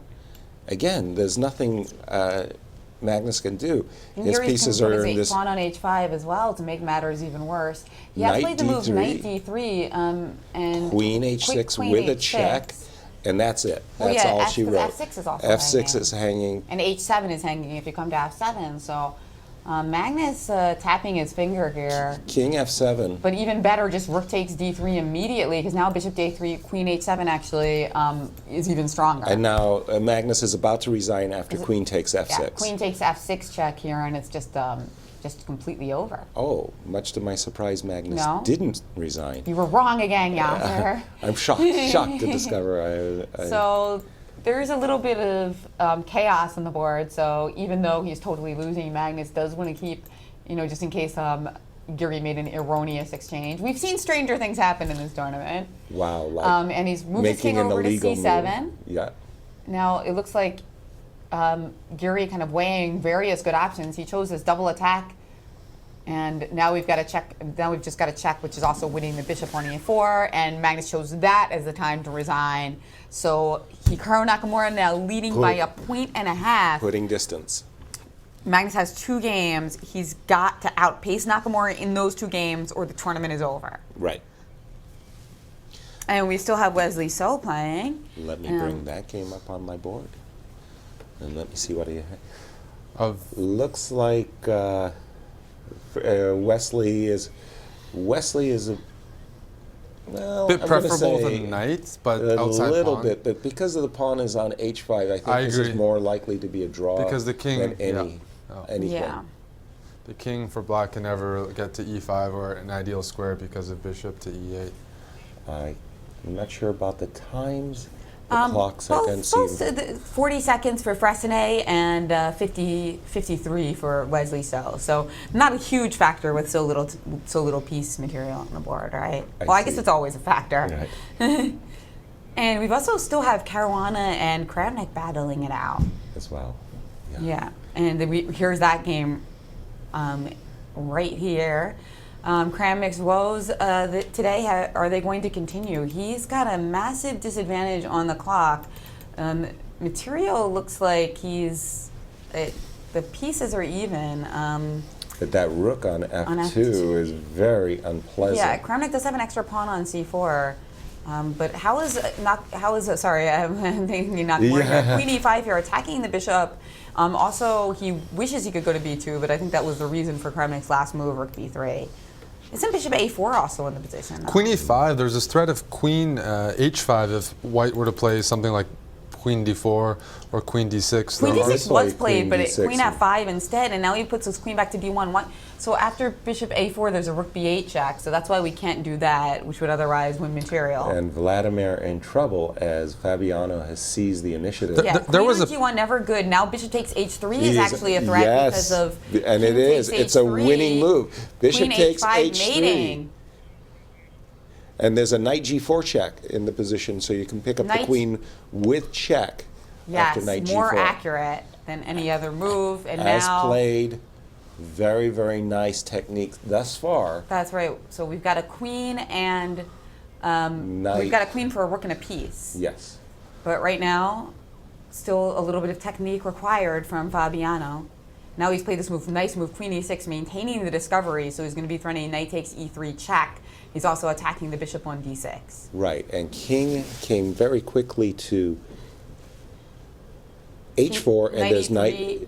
Ooh. h5 check, yes, but there's a. I thought there was a queen g4 also. Wasn't there a mate? Yeah, queen g4, a mate in 1 would have been. But that was also good enough to cause resignation from Kramnik. Wow. So. Not bad. There we go. Vladimir Kramnik's woes. One more with game. Blitz. And Aronian and MVL, and that looks like a lot of pieces and pawns there by MVL. He's down in exchange, but has 3 pieces for it. 3 pawns, sorry. Very well coordinated knights. Yeah, I mean. And these 2 players, by the way, have played very well in the Blitz. I mean, outside of Nakamura and Magnus, these are the two of the more How do you successful. stop 3 pawns, Jazz?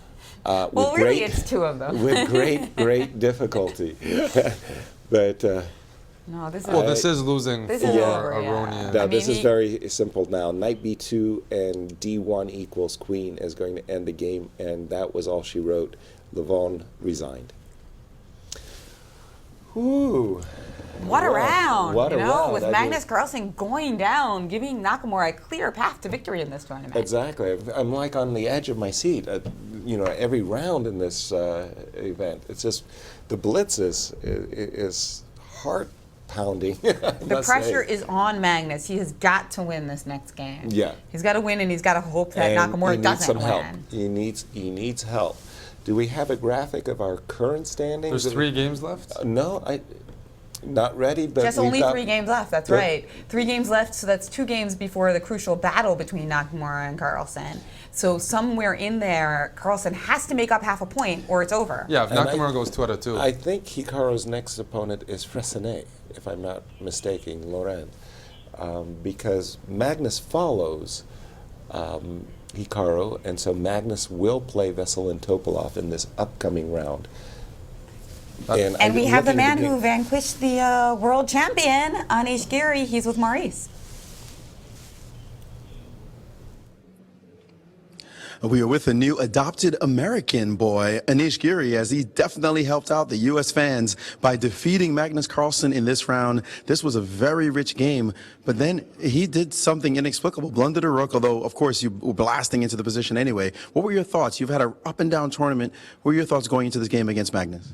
First of all, I'd like to clarify, because you might have confused people in the introduction. There is nothing to do with, I have nothing to do with the United States of America, and I am still loyal to the, to King Willem Alexander of the Netherlands. But yeah, somebody just made my day today. I was playing badly. Last game against Hikaru, I had this knight on d6. If you probably didn't care, but if you look at the end game, with the knight on d6, nothing's ever going to happen, and I changed it for the bishop.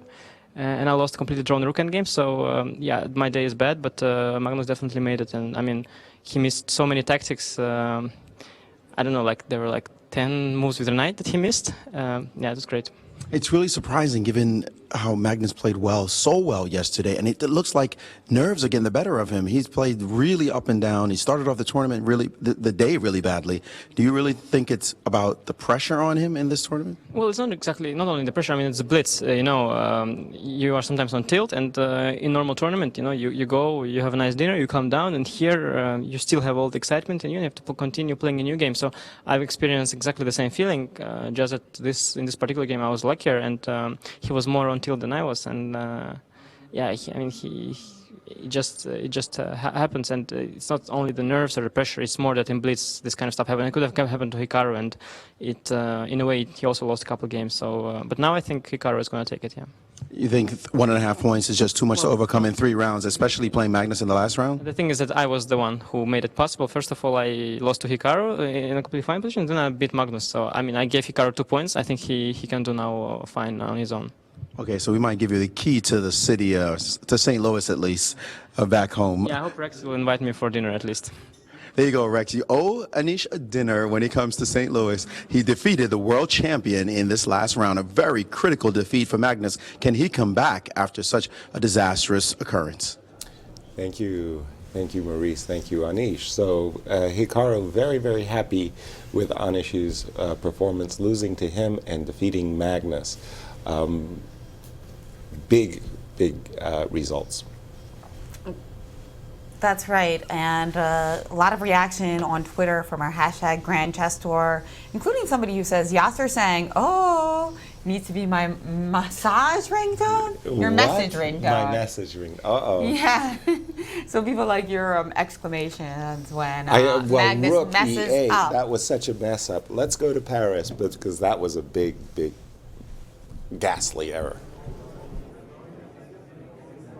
Well, yesterday, Hikaru Nakamura had a 1.5 lead going into the last round that he could have consolidated. He lost to Magnus, allowing Magnus to cut the gap to just a half a point. But now he's back in business again, a point and a half ahead after being solid, saving his game, or certainly controlling the game, while Magnus made this massive error, the world champion, showing that even he can make mistakes in critical rounds. Well, Anish Giri was mentioning a series of blunders by the world champion, and here, this was the moment where it all started going downhill for Magnus Carlsen. We have a very typical hedgehog style of position, perhaps a little bit better for white. This knight on b5 is quite strong, nothing too special is going on. Black can play knight c5 among many other moves. Magnus decided to play b6, and when we learn very basic tactics, we're always told watch out for pieces that you leave undefended. You got to make sure that they are protected somehow, that there's no tactics. Well, the Magnus Carlsen was unable to figure out the tactics here, because then, boom, came this move e5,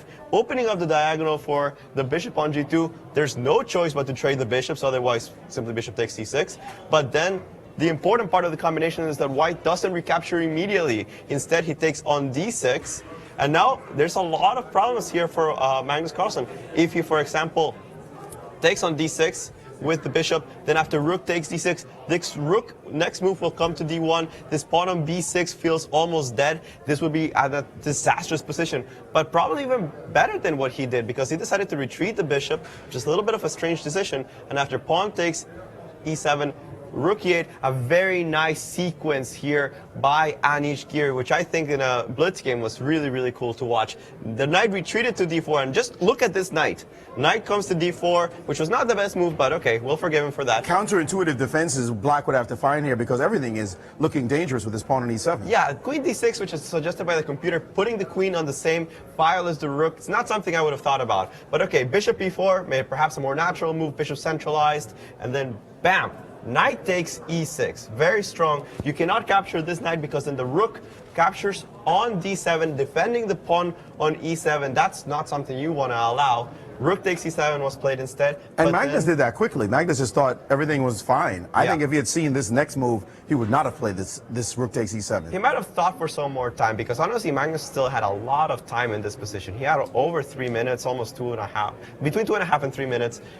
And he was very surprised by Anish's moves, which are all very strong. And here the killer is the move knight takes g7, winning another pawn. You can count the material. Anish is up 2 pawns. And the tactical justification for this move is that after king takes g7, you have the move rook takes d7, rook takes d7, and then queen g4 check. The king that has now been exposed is double attacked with the rook on d7. That would leave Anish 2 pawns up. Instead of that, Magnus Carlsen decided to play queen b7, but was unable to hold the game. And in fact, he ended up blundering in a critical moment. He was definitely still much worse, maybe lost, but he blundered a rook. He hung a rook to a knight in the position. Knight takes e8.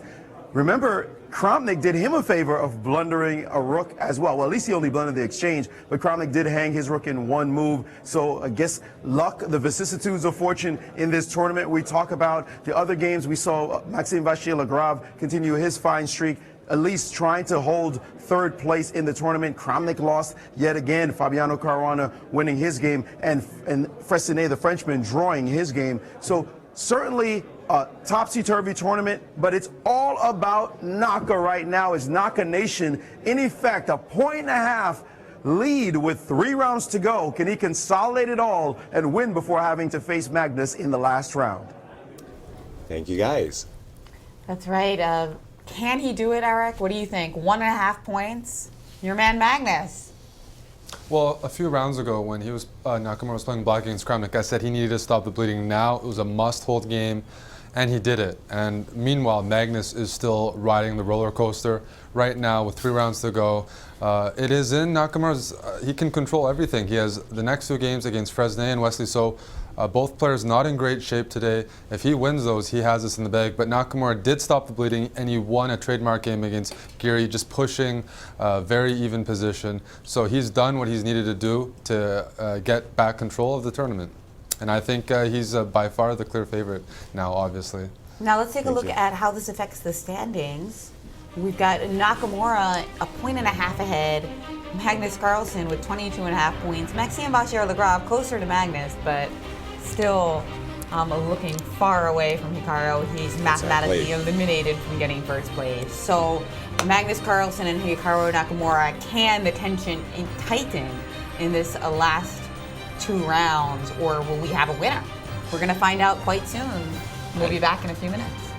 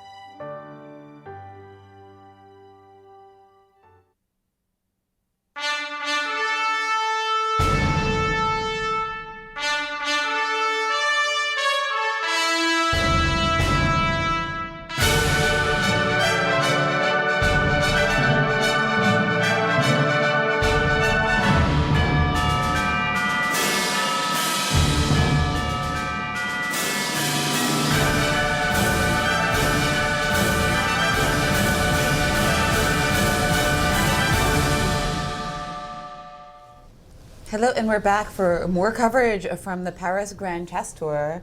We're in round 16. Let's take a look at the pairings as we watch Nakamura and Carlsen, and watch Carlsen try to catch up to Naka.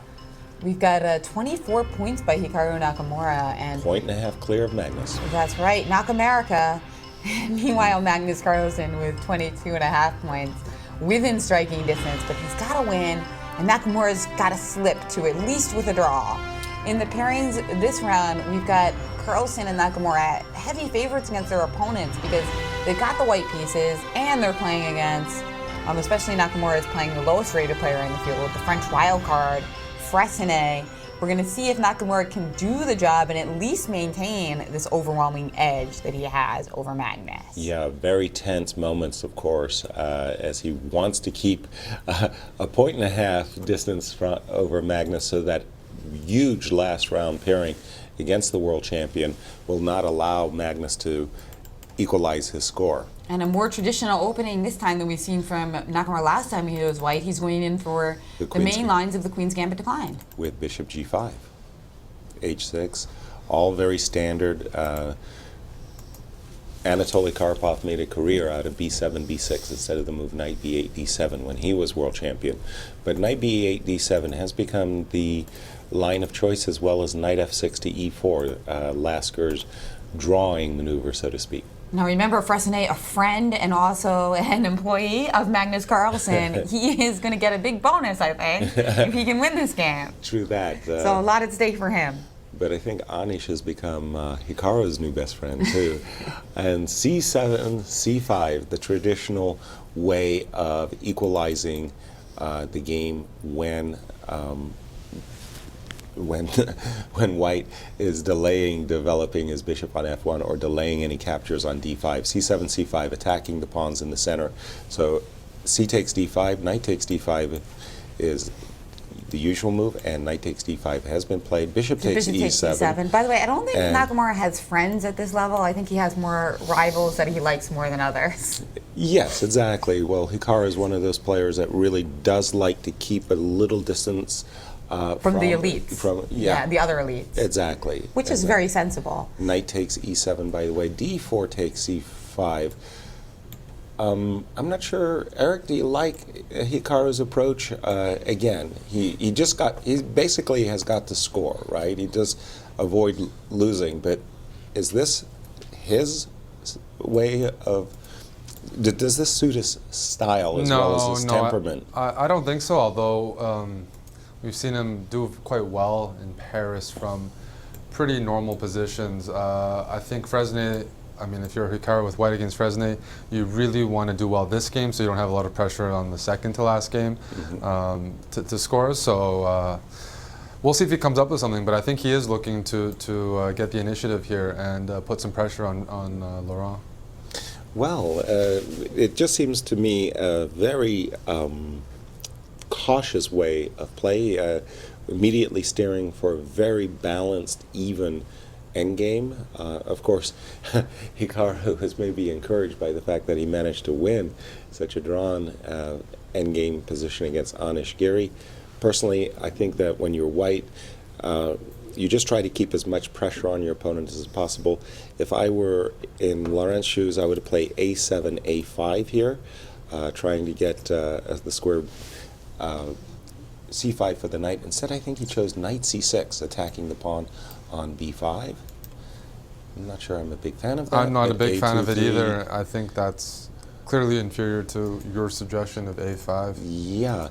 Well, I'm supposing that what Laurent wants to do is play something like knight e5 and maybe trade another pair, swap another pair of minor pieces, and he has reached for his knight, and he has played, in fact, knight c6 probably to e5. Bishop e2? Or similar bishop e2, and maybe even taking with the g pawn and trying to play f4 and put all my pawns on the dark squares.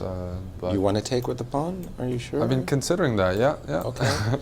Yeah, I mean, voluntarily damaging your structure. But bishop b1 was the choice of Hikaru. Let me just see. Let me refresh my board because I Well, think I got the move. he's letting himself. order He's wrong. allowing double pawns as well, but putting the bishop on b1 instead of e2. Okay, and Fresnay said, if you want me to double your pawns? I'll double your pawns.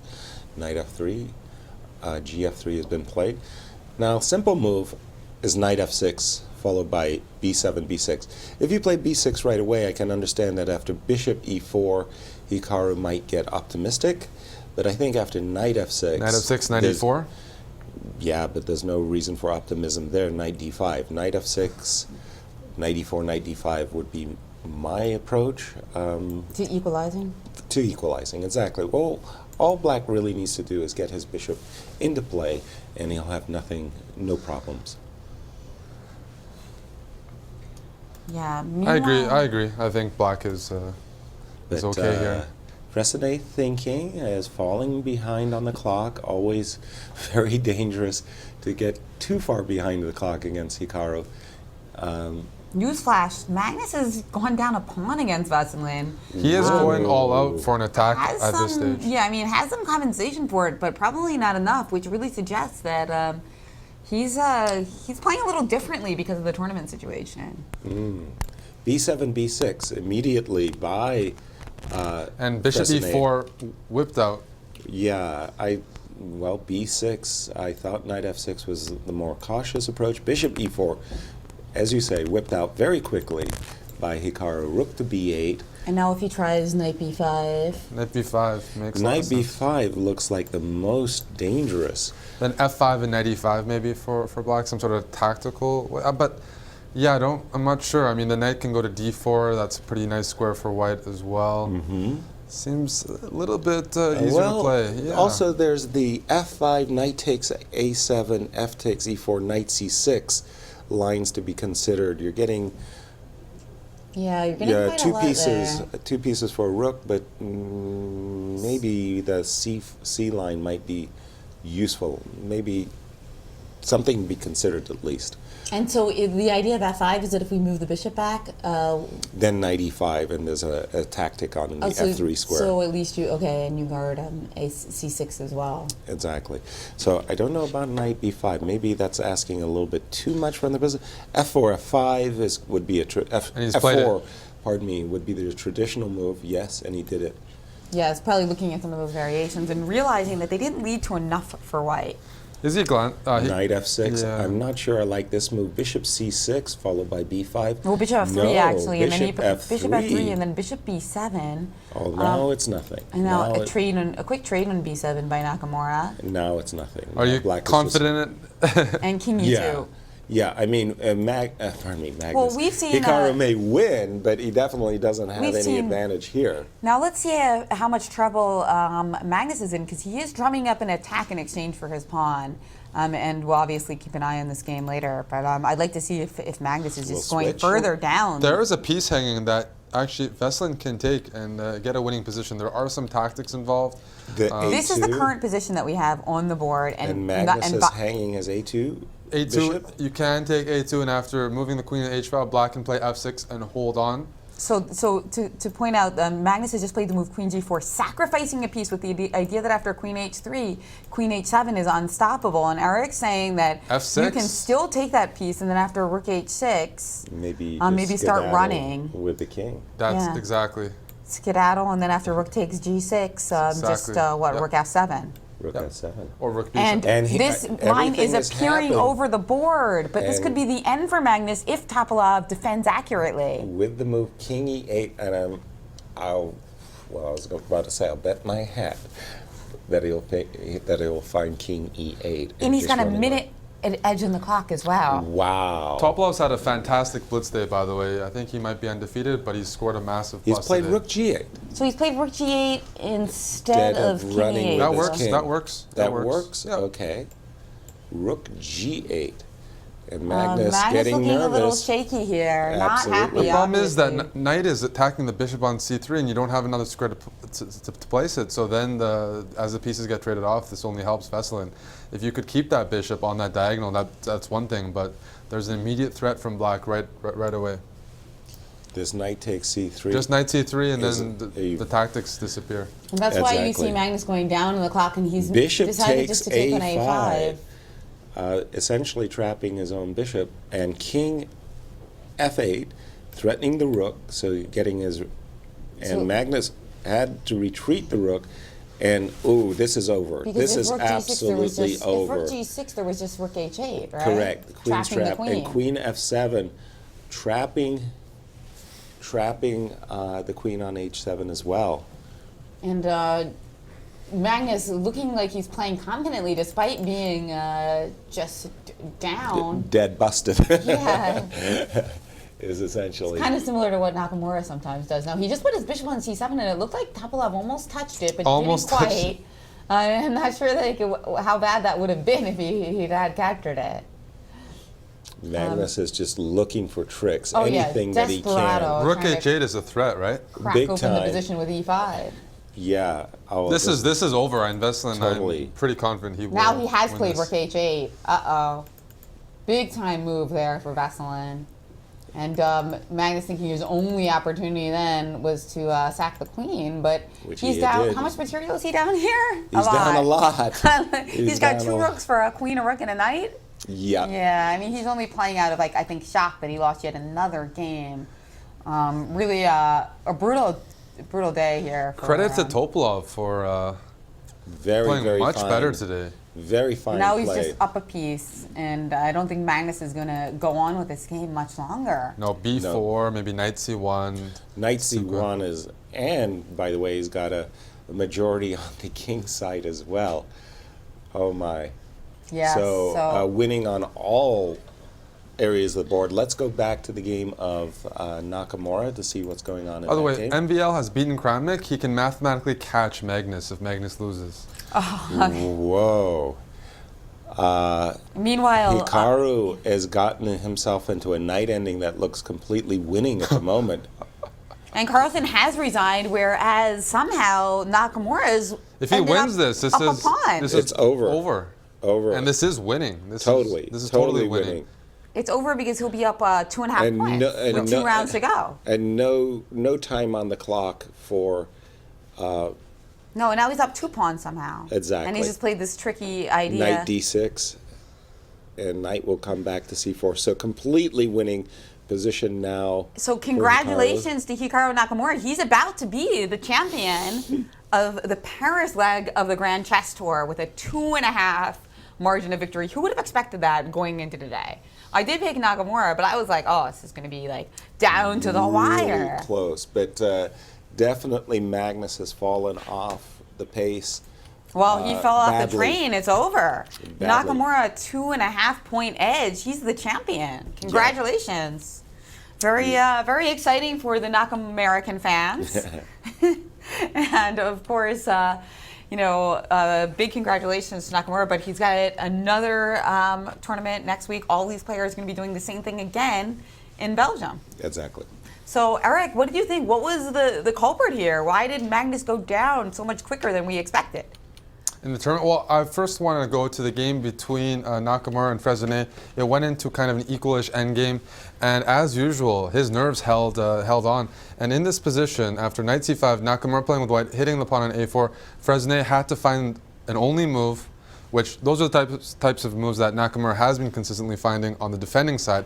Knight c7, the point is to play knight b5, and the problem is, after knight b5, black also wins his pawn, pawns on the same side, should be a draw, and the natural king c4 runs into knight d5, and you can't really protect both e3 and f4. So that would have held the balance. Besides that, though, I mean, that was the only chance. So then Nakamura won a pawn and converted smoothly. Otherwise, Carlsen just seems to be a bit on tilt, or I'm not sure. But this last game was quite one-sided, and he just went all out for it. But I don't think it was wise. Wow. Woo. Hikaru Nakamura, why he's such a great blitz specialist? Well, you see it yourself, folks. What a demonstration he's put on today. That's really, right. Really impressive. Nakamura is the champion of the Paris leg of the Grand Chess Tour. And because of that, and there's no tie, he will be picking up 13 Grand Chess Tour. 13 tour points. That's really huge, especially when you consider the fact that the guy who's very likely, I guess mathematically, can NBL catch him, but the guy who's likely to get second, almost guaranteed to get second, is not actually eligible for the Grand Chess Tour final points. Right, because Magnus, of course, is a wild card playing here, and as well exactly. as So that means that Nakamura is going to be 5 points ahead from the first Grand Chess Tour stop. The best MVL could get is 8, is what we're talking about. Right? Exactly. So 5-point lead there for Nakamura. And if he does well in Belgium as well, he's really going to be massively ahead of the field, and they're going to have to be chasing him in both St. Louis and London. Exactly. And of course, Rapid and Blitz is his cup of tea, so we would expect him to be one of the favorites in the next week's event as well. Indeed, indeed. And here are the standings, so you can see what we've been saying. Why we've been congratulating the Hikaru Nakamura, the U.S. player, Blitz Bullet Rapid legend. He's already got 25 points, and that's more than enough to secure a victory here in Paris, even with 2 rounds to go, which we will be analyzing for fun. Of course. But no more at stake for first place. It's all Hikaru. Right. He's the winner. 2.5 point margin with only 2 games to play. Even if he wins, even if he loses 2 and Magnus wins 2, it's 24.5 to 25. Clear. Eric.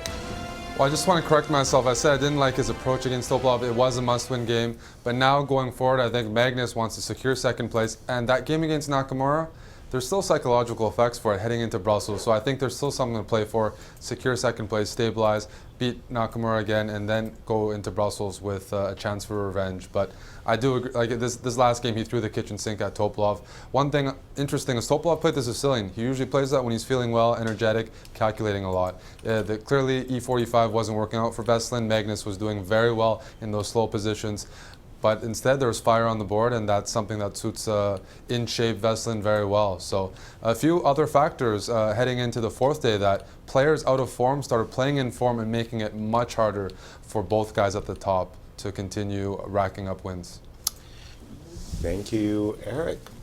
And we are going to take a little break as we get set up for more news and action from Paris. In the penultimate round and of that's Day right. 4.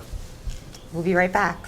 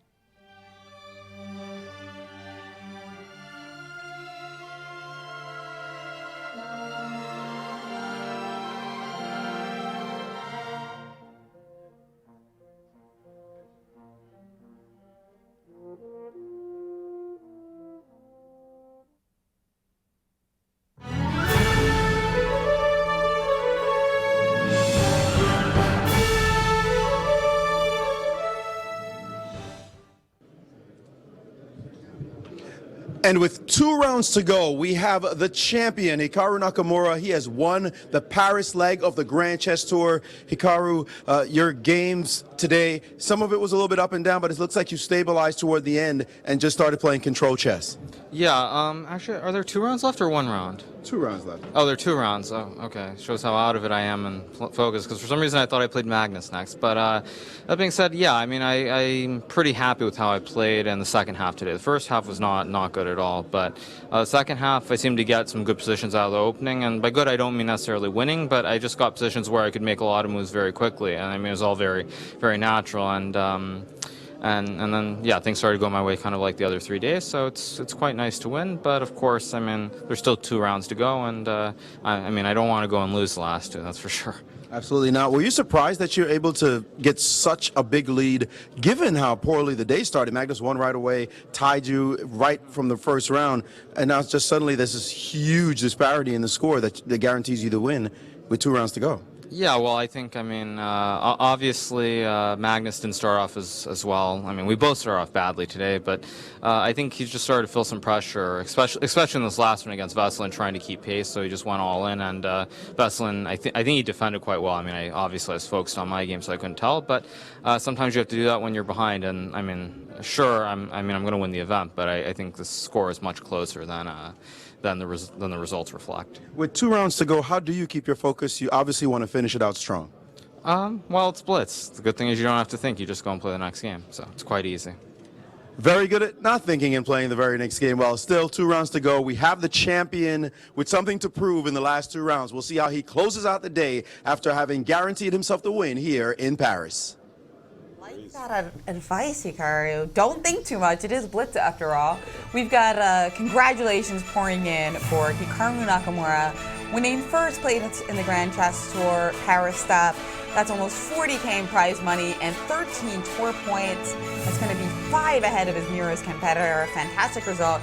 Nazi Pakidze, actually, our reigning U.S. women's champion, sends her congratulations out to Hikaru, as are many fans, including a couple who pointed out that Nakamura has now leapfrogged over Carlsen on top of the live Blitz rating list by virtue of the last game where Nakamura won and Carlsen lost. How sweet it is. How sweet it is to take first, to be #1 in the world in Blitz.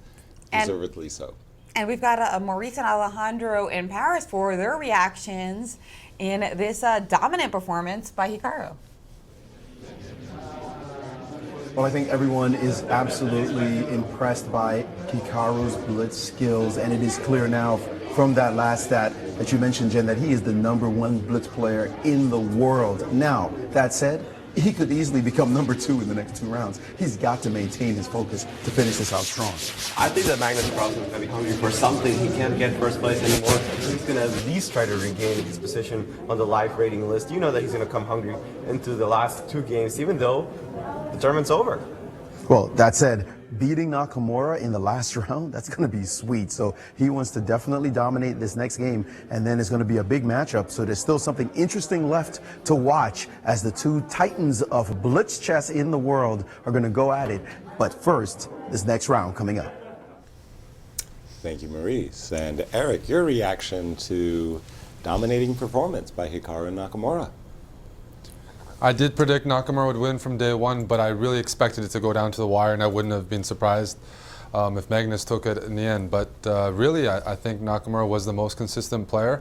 To me, stylistically, Magnus, he struggled a little bit with Giri and Topalov, 2 players who didn't play really well overall, but had their moments. But he found himself in some trouble, and finally today, when certain players picked up steam, they started converting against them. But the signs were a little bit there yesterday. Today it became clear from the beginning, a bad start from both players. But I guess Nakamura's nerves, there's something to be said about that. It's hard to define, but he's really, really, really good, very comfortable. He does probably, I mean, in my mind, he spends the most time on Blitz out of all these players, so it's not surprising in that sense. But the way he did it, especially some of those really equal positions, that surprised me. I mean, like, for example, the one against Fresnay just now, or Giri. He's exceptionally good in the other positions where there's some chances, but I was still impressed by his conversion overall. Like, he was almost flawless and made very few actual blunders. That's right. The one versus Giri was very striking, taking a cue from Carlsen and learning to squeeze blood from a stone. Now, here's his game against Wesley So that we're following, which is, of course, very important for us American fans.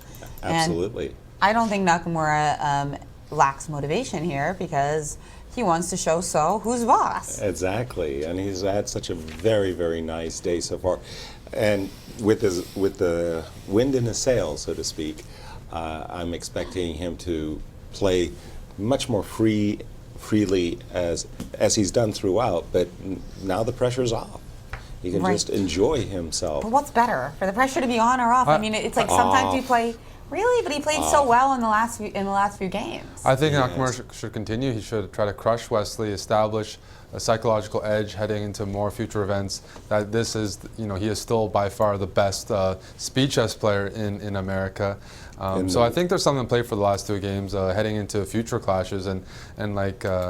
What is it? Nakamura's only lost one game out of 25 so far. Did he lose? Did he lose today yet, or? Yes, he was -1 after 3. In fact, he started slowly, but then he really so came 2 back. games out of 25, really consistent. So I think it'd be good for him to continue what he's been doing and not coast too much. So one of the favorite Slav defense that Wesley likes to play so very much. I think Wesley's doing very well. Hikaru didn't. Hikaru's playing what Magnus does as white sometimes, isn't it? Yeah. He hasn't played more of the challenging systems, the Queen B3, Rook A7 variations. We've seen the trade of light square bishops, very, very beneficial trade, I must say, for Black with all of his pawns in the center on light squares. Yeah, remember Nakamura lost to MBL earlier today, and it's kind of amazing looking back on that moment that Nakamura could also clinch the tournament with 2 rounds to go. Exactly. We really didn't expect that. Nice little tactic here by White. White, there's a potential that this bishop on D2 could actually become a bad piece.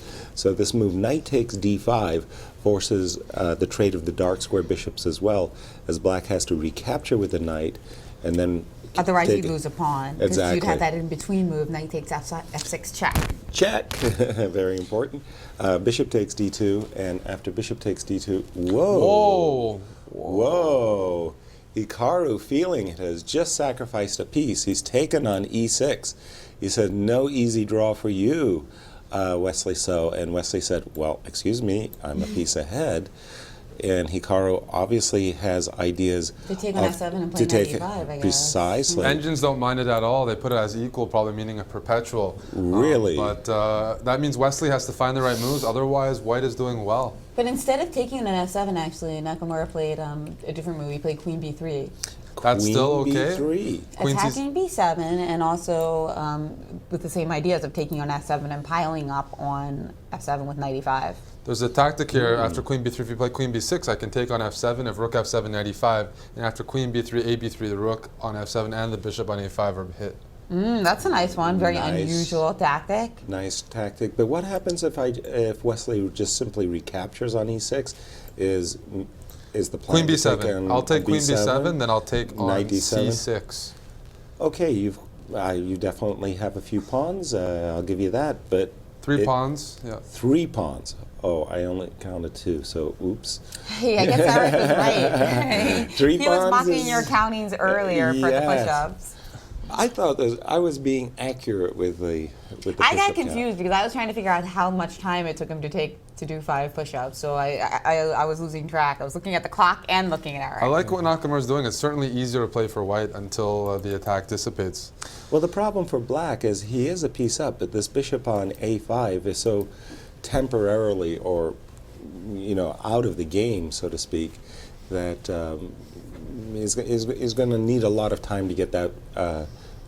And Queen C7. So he's played Queen C7, avoiding taking on B7, and now Nakamura landing hard with a knight on E5. Absolutely. And taking on E6. You want to see take on F7.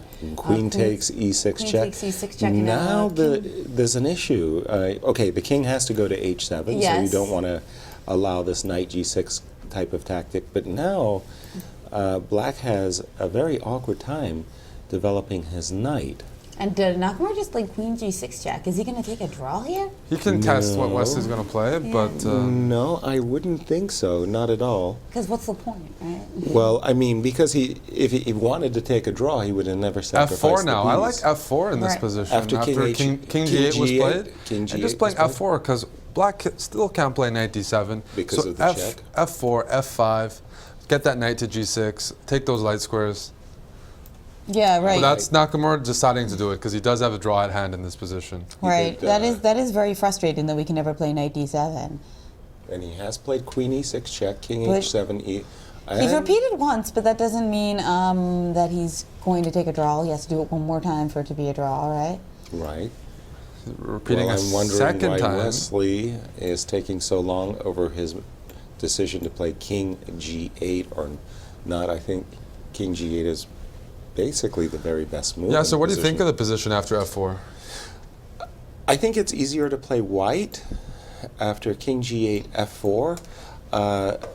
Queen E7 is probably, you're preparing either Bishop C7 or Knight D7 to try to get your pieces into play.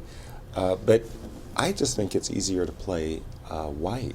I know after Jen and I F4. have been supporting Naka throughout the event, so I know she probably also appreciates White's position here. And King G8 has been played, and so Hikaru, if he wants, could claim a draw on the spot with a 3-time repetition. Nakamura is unpredictable. I mean, he is behind on time, but it's hard to imagine the way that he's playing in this tournament, especially today. He seems to always want to go for it. Though the more time he thinks, the more I suspect maybe not. Maybe he's just going to psych himself up for the last round battle, which has a lot at stake psychologically. I have a suggestion. F4 I think is a good move. Rook C1.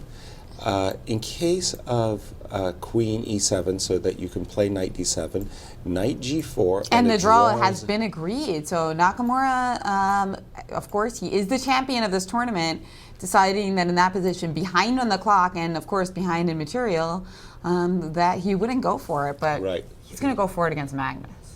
Or I think Magnus wants to go for it against him. Yeah. Let's see and what's happening in the other games. Here's Magnus playing against his one of his seconds. Always an interesting battle. And whoa, what a mess! Yeah, this looks like it came from a dragon. What my a mess! Favorite opening. But Magnus has an inferior endgame if things continue to trade off. That passed A pawn, that light squared bishop, the weak pawn on B4 favor white if this goes in an endgame. Pretty optimistic evaluation given by the engines. But with all those dark squares for black, knight F4, knight E5, I can see it being quite complicated. Absolutely. I see this as a very double-edged position. I wouldn't just flat out say nice game for white thanks to the A-pawn. But well, you're going to play maybe bishop B5 next move and play A5, bishop C6, A6, and try to take back the initiative. I'm just going to, on my board, just see how the players got to this very sharp-looking position. And Magnus it wasn't is a dragon. Oh my God. Magnus is just kind of playing some goofy openings. Check this out, Jen. You don't.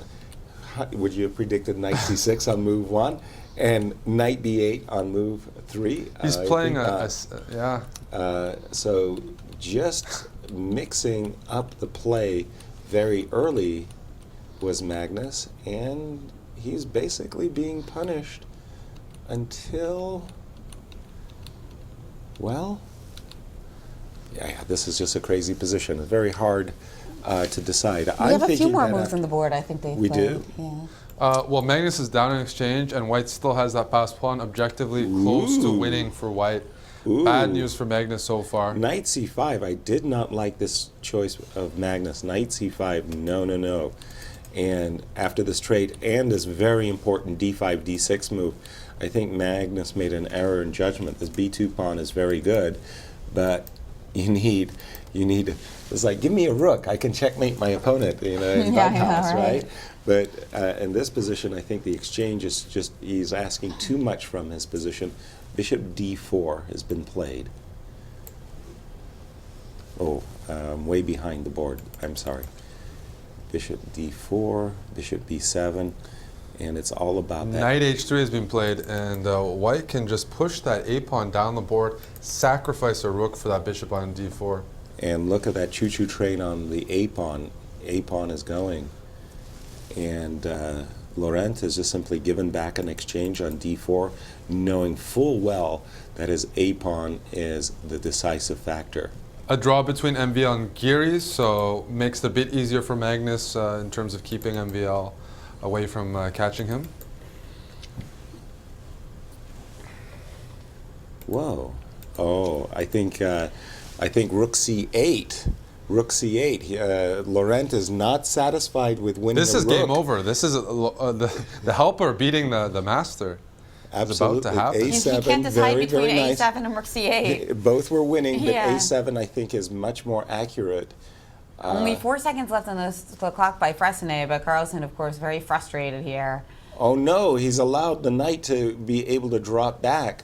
Now, I was thinking H5.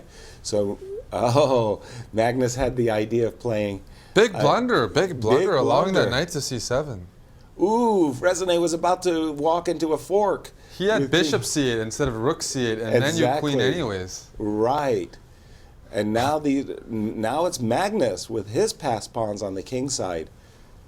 And look at those pawns go. King F4? Or Fressinet feeling shaky now. You can watch very him. shaky. But still there's a C pawn in the position. H3, C4, King E3, allowing black to push with tempo. Oh. I think this is I think it's going draw. to be a draw or. I don't think you can win with those 3 pawns, certainly, and white can't win those pawns without giving up the C pawn. Very accurate move. I think King G1. And So if F3, we would have a total fortress. yeah. So that's one thing Carlsen doesn't want to allow. Magnus is going for the win. King F1 Well, Magnus is winning.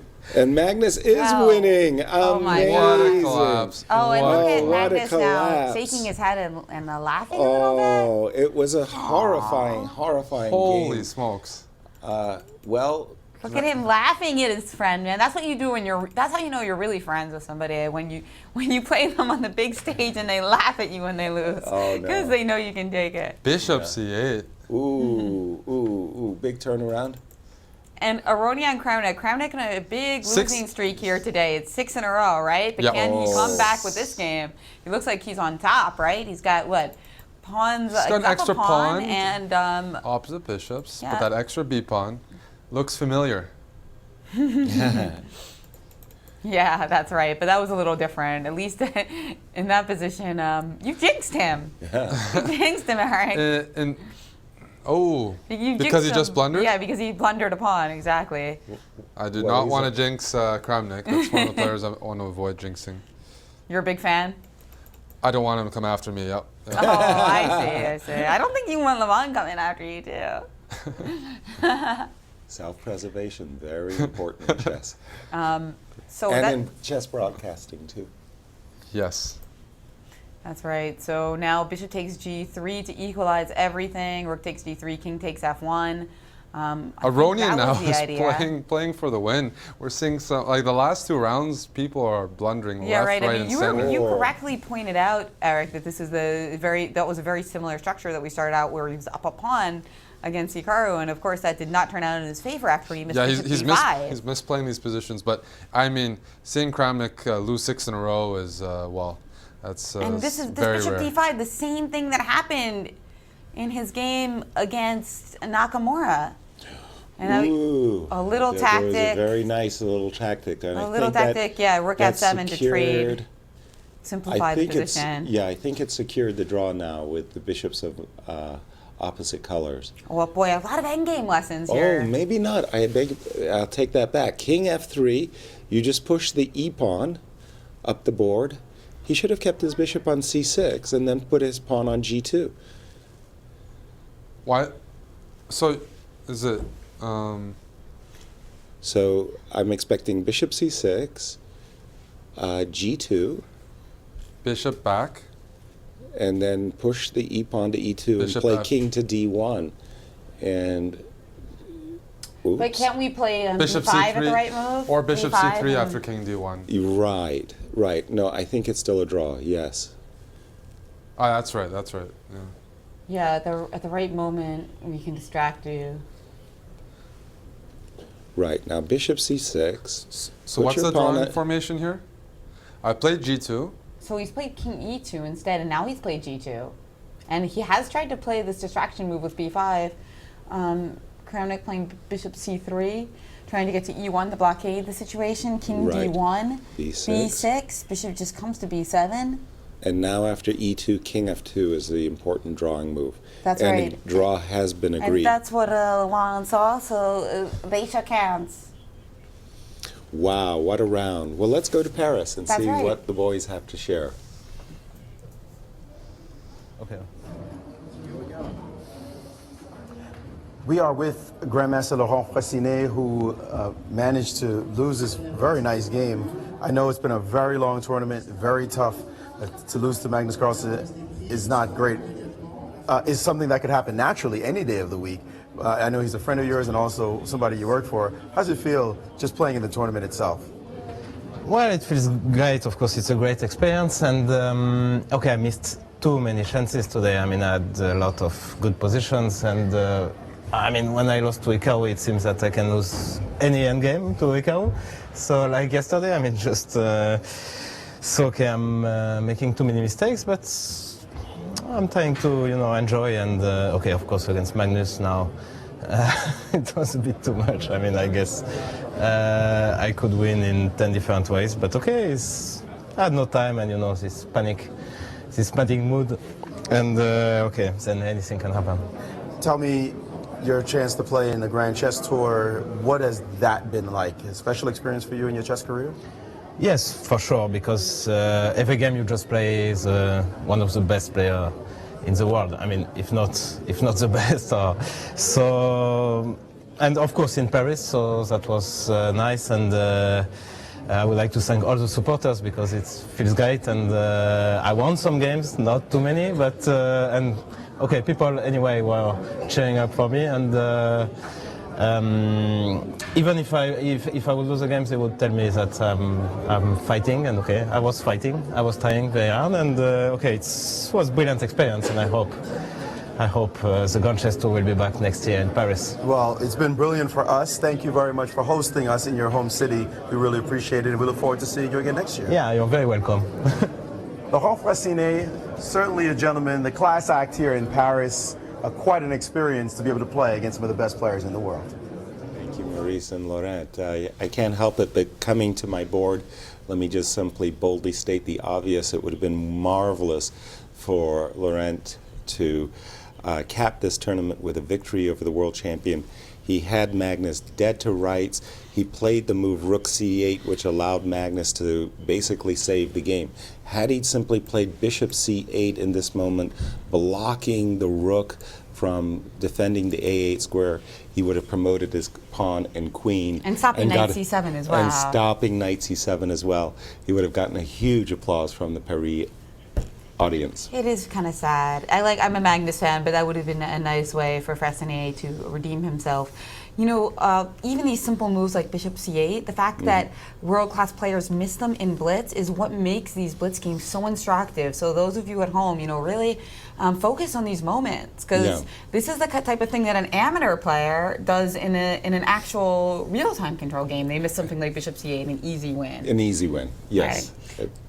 So that's one of the reasons I really like Blitz for popularity of chess, because we can all learn lessons, whereas a lot of like the more obvious moves are hidden in variations when you play a classical game. Exactly, and it is the most popular form of chess in the world. Blitz is played in parks, as we saw in some of those clips. Eric, your views? Well, in the last round, I probably would have played on as Nakamura. The reason why is because now, final game, there's still something to watch for. I think they're playing for the #1 spot in the World Blitz rankings, and more people and players are paying attention to, you know, FIDE Blitz ratings now. So, but otherwise, very exciting event. Extremely impressed by Nakamura. He's just been so steady, and I think just wait and see what happens in this final game between Magnus and Hikaru. But they do have something to play for, so let's hope for an exciting game. Oh, we're gonna get an exciting game. No, we're gonna get an exciting game. I can't wait either. Absolutely. This is the one that we've been waiting for. Nakamura is still currently #1 in the world rankings, but of course that will change, I think, if he loses his game. So we've got Nakamura a full 2 points ahead of the game. This game, if only it was a rapid game, Carlsen would have a chance with a victory, but it's just a blitz game, and he needs to win. Only gets 24.5, still a full point behind our champion in Paris. But, big ego points at stake, as Magnus will have white and will want to make a statement. And he won yesterday in such a painful way for Nakamura. Let's see what Alejandro and Maurice have to say about this important matchup, maybe not for the standings, but for chess in general. Absolutely. Oh, you can bet it's an important matchup. The standings are already done, so when you're playing a game, there's always something to play for, as Nakamura said, and you can guarantee that Magnus would feel excellent about himself if he were able to defeat Nakamura both games. They are playing for something. Nakamura would hate to walk out of this tournament with a loss, especially after dominating the entire tournament so far. Yeah, Magnus Carlsen, I think, definitely wants that pole position in the live rankings of Blitz. He wants to regain it. And let's remember, Friday's Leuven. He really wants to win a game today, finish it on a high mark, make sure that Hikaru, yeah, you won the tournament, but you lost to me twice. That feeling is big going into something that's not even 1 week away. Absolutely, and it would send a clear message. Remember, he started out the tournament with a loss on time when he should have won that game, so that could have changed everything, the entire destiny of this tournament. You can bet a very confident Magnus Carlsen going into this round, especially after winning the last one. Just the luck of the stars of his friend being able to lose. But still, Magnus Carlsen, look for him to go straight after Naka this round with a lot to prove. Naka will want to show why he's the champ. Well, I can't wait to see that game. Prediction? Magnus. All right, I'm going to go with Hikaru. I'm going to go with a draw here. All right. So we've got one thing, speaking of ego points, I've regained a lot of ego points because it's no secret that Nakamura beats me up regularly. So it's nice to see him do very well here and make me feel a bit better about my abysmal results. When you said that, I thought you were going to harp on your game versus Yasser. No, I'm gonna you give gotta him let a few days off after today's beating. Yeah, all right. That's what the doctor ordered. I'm lapping him in terms of the beatings, so okay. I had to give him one. That's true. And let's see the pairings for the final. standings also. Is anything at stake in the other games in terms of the standings? Oh, I'm sure there are. Right? Yeah, Wesley, Vladimir, Lemon, Anish. That's right. We've got Wesley versus Kramnik, Aronyan versus Giri, MVL versus Topalov, and Caruana versus Rasine.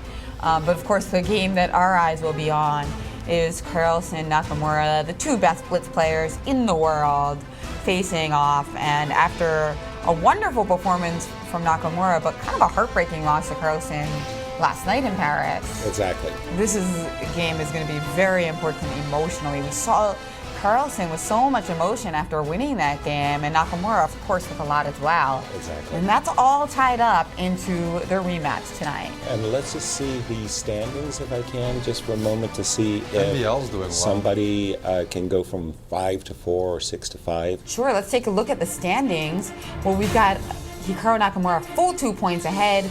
Maxime Bassier-Lagrave cannot reach Carlsen, but So and Aronyan battling it out for 4th place. A very important battle there. They're tied, but Anish can still catch them. So Anish, very important for him to try to win and hope that Levon and Wesley slip. That's right. So really it's about So and Aronyan and Giri. But yeah, it looks like that 4th place battle is going to be the only one really up for grabs, and the other places are pretty much set. 1, 2, 3, we've got them. Nakamura, Carlsen, MBL. Exactly. It's all determined already, but 4th place, not so much. Absolutely. And we have a couple how's our messages from the St. Louis Chess Club before we get our final round So we're started. doing some Twitter there, but that's okay.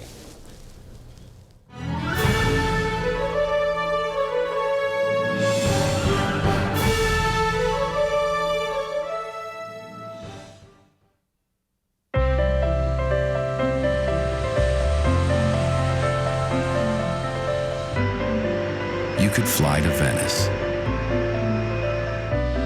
or Paris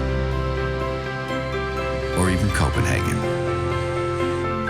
You could fly all over the world. But why, when you could just come to St. Louis? Your trip begins at ExploreSt.Louis.com.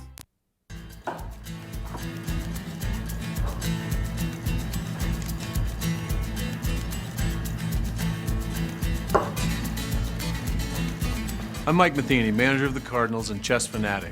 Many people don't know that St. Louis has a chess history as rich as its baseball. At the world-renowned Chess Club and Scholastic Center of St. Louis, across from the World Chess Hall of Fame, our goal is to teach, play, and promote the sport. Come to the Central West End and experience all that chess has to offer.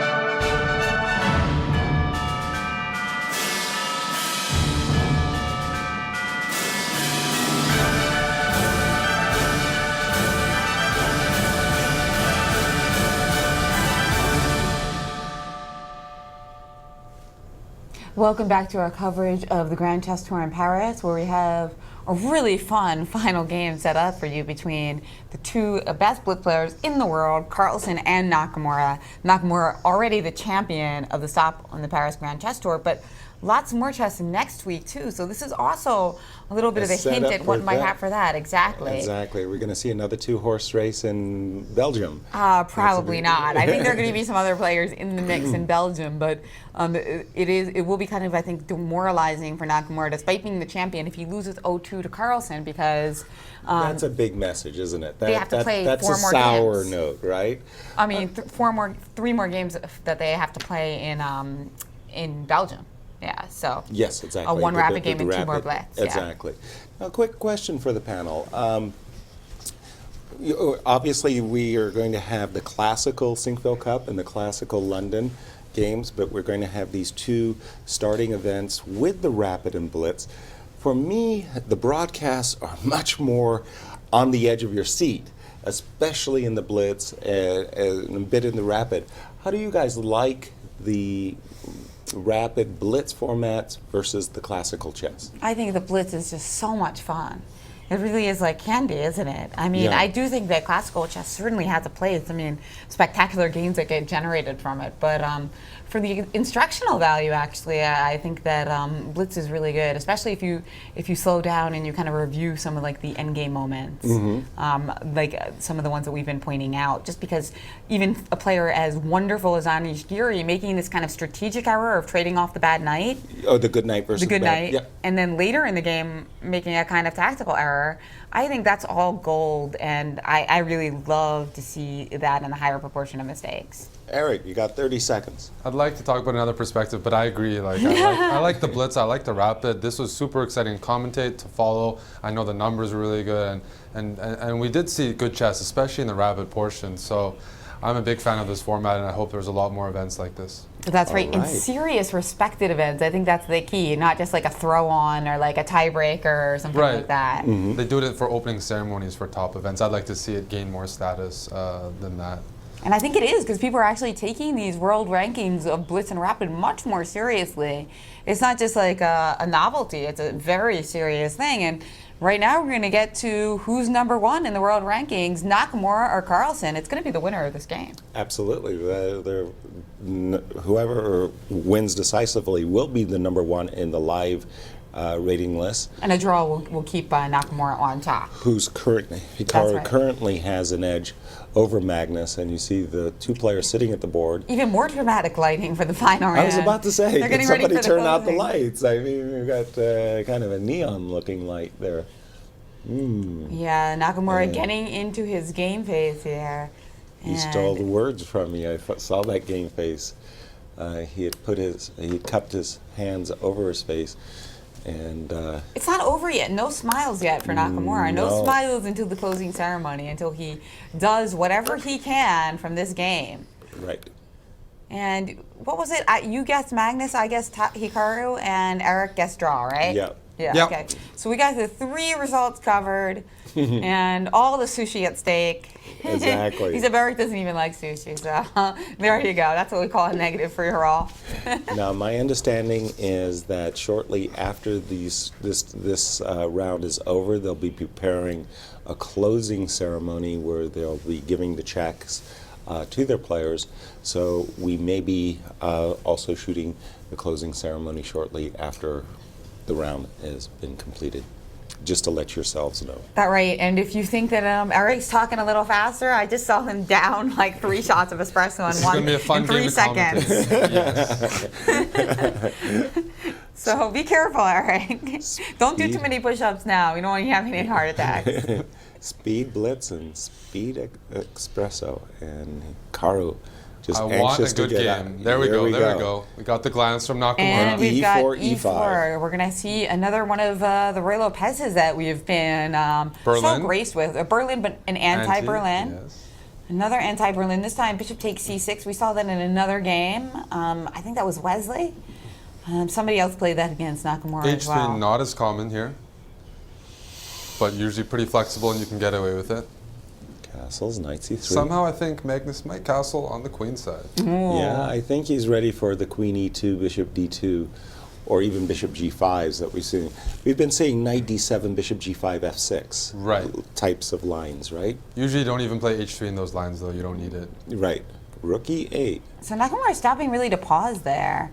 And we've got... This is what Wesley did against Nakamura? Was that bishop it? Very e3. similar. He also played with bishop e3 and ended up castling short. Although I think he started with queen e2 so that he could take on e3. But we have an fe3 structure now, so when you play f6, knight f8, knight e6, d4 is not available. So slightly different plans here. On the other hand, you know, not an easy reroute for the knight on c3 because... You got to find a good square for it. It's currently not sitting on a very good square Black thanks to the doesn't play c6 pawn. c5. Maybe you play queen e1, queen g3 and try to play for d4. There you go. Queen e1, yeah. Dynamic. I like the choice by Magnus. There's going to be some chess played. There aren't any easy trade-offs in the near future. No, a very rich game battle. I mean, we have had a couple of trades. My board is not updating itself, unfortunately, so I'm just going to switch games temporarily, and I will come back, I promise. No, I haven't Well, done let's stick with the overhead shot for now, then. Okay. So as we can easily follow it there, but it looks like Nakamura is eating a lot of time. So and you've got it back up now as he devised the plan and did go for that knight f8, knight e6 idea. And then came queen e1, f6, g4. G4 lashing out. Knight g6 by Nakamura. Knight g6, queen g3, that's an automatic. And it has been played as the world champions getting ready to pawn storm away on the king side. I like it. I like it. H6, rook f2. Rook f2, so I thought he was going to maybe move his king, but instead he's going to use his rook perhaps to shield his king. He's actually doubled rooks. After so rook bishop f2, e6, bishop we e6. see bishop e6, rook f1. Rook a f1, yeah. That's right. And now Nakamura played, I think, queen d7, and then we saw h4. Yeah, no. Whoa, bishop at the... Queen e7 played in, yeah. Queen e7 instead of queen e7, and that's why h4 was played. h4 maybe ideas of g5. It's nice to have that pawn on e3 stopping knight f4. What do you guys think? Do you like what Magnus is doing here? Absolutely. I like it. Giving Absolutely. some... Yes. Very, very comfortable. What do you say, Jen? A free roll? The world champion's getting a free shot at Hikaru's king. Now he's made a surprising move. He's played the move d4. So despite really building up this attack on the king side, he's decided to go center. And there's been a trade of pawns on d4 and rook f8. Rook a e8. Nakamura's going to play defense this game and let Magnus overpush in his mind. Yeah, I'm not sure I was a big fan of this move d4. I thought just the knight d1, f2, the slow bringing build-up, right? bringing everybody to the party. But Definitely white has a big edge in space, but also a little responsibility towards his center pawns. Now h5 has been played, and Nakamura, for some reason, pausing here. Maybe because he's worried. Saying that knight e7 or knight h8, and then you bring it to f7 into Oh, g5. knight h8, absolutely. I really like. And that is what Nakamura chose. For sure, you know, you can bring that knight nicely to the g5 square But if we after play knight f7. we can't play knight h4 at the moment because d4 is hanging. Exactly. But we would. The idea there would be knight f7 would be disallowed to knight f7. I'm well, thinking Nakamura's about position is d4, e5. definitely okay. And rook d1 was played to fortify that pawn, which also really looks at the move d5. So now knight f7 and d5 will leave that bishop on the e6 bereft of squares. Trapped. Absolutely. So I'm thinking queen d6 just to make room for the bishop to retreat so that knight f7 is possible in the very near future. You want to get that knight back into play, of course. And right now you just don't want to get your bishop trapped to the d4, d5 threat. Yeah, I don't think there's a clear plan for white. Those hanging pawns are quite annoying to. And that's what he did. Queen d6, a very natural move by the tournament winner. That's right, the tournament winner. Indeed, it does not mind queen takes d6, pawn takes d6, straightening out the pawns and actually making white's own pawn advances, E5, very aggressive advances. E5, go play E5. Yeah, I think he can't trade queens. That just looks terrible. So e5 looks like a very natural response, and then maybe knight e4 and just go for it. E4, e5 takes on e5. Knight e5. Knight takes e5 with knight f. Ooh, I can't play knight f7 thanks to knight g6. Ooh, I like it. I like it. I overlooked. I overlooked that. But e5 is definitely the and critical as move. we've got Magnus thinking here about how to tie Nakamura up, we've got a very important commentator who's going to be joining the show with us. Hello, let us know your name and where you're calling from. Hi, this is Rex from Central Missouri. Hey, welcome to the show, Rex. Do you play much chess? Oh, a little bit. I've got this wacky teacher. But my question is, how many other people in history in the world of chess have been memorialized for a bad move, a mistake, in other words, as has Rex Singfield with his incorrectly queening a pawn? Who else gets a bad move named after them? I think Rex stands alone. I don't think anybody else in the World Chess Hall of Fame has such infamous thank you. I feel the deeply name honored. attached to the greatest blunder he's in the in the world. Missouri Sports Hall of Fame.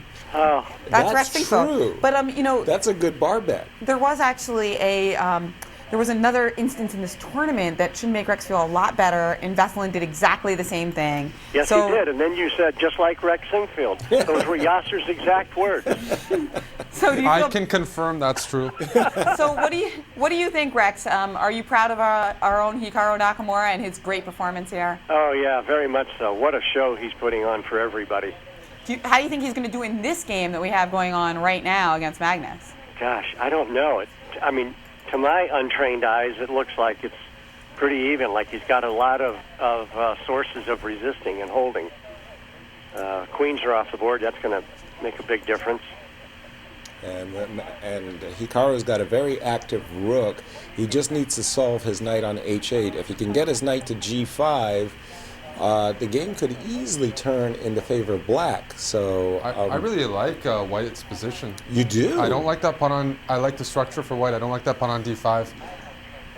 Okay. I think Magnus emerged here ahead. Well, that's right. That now we are threatening knight e7 check. I'm not and convinced. And the d5 falls.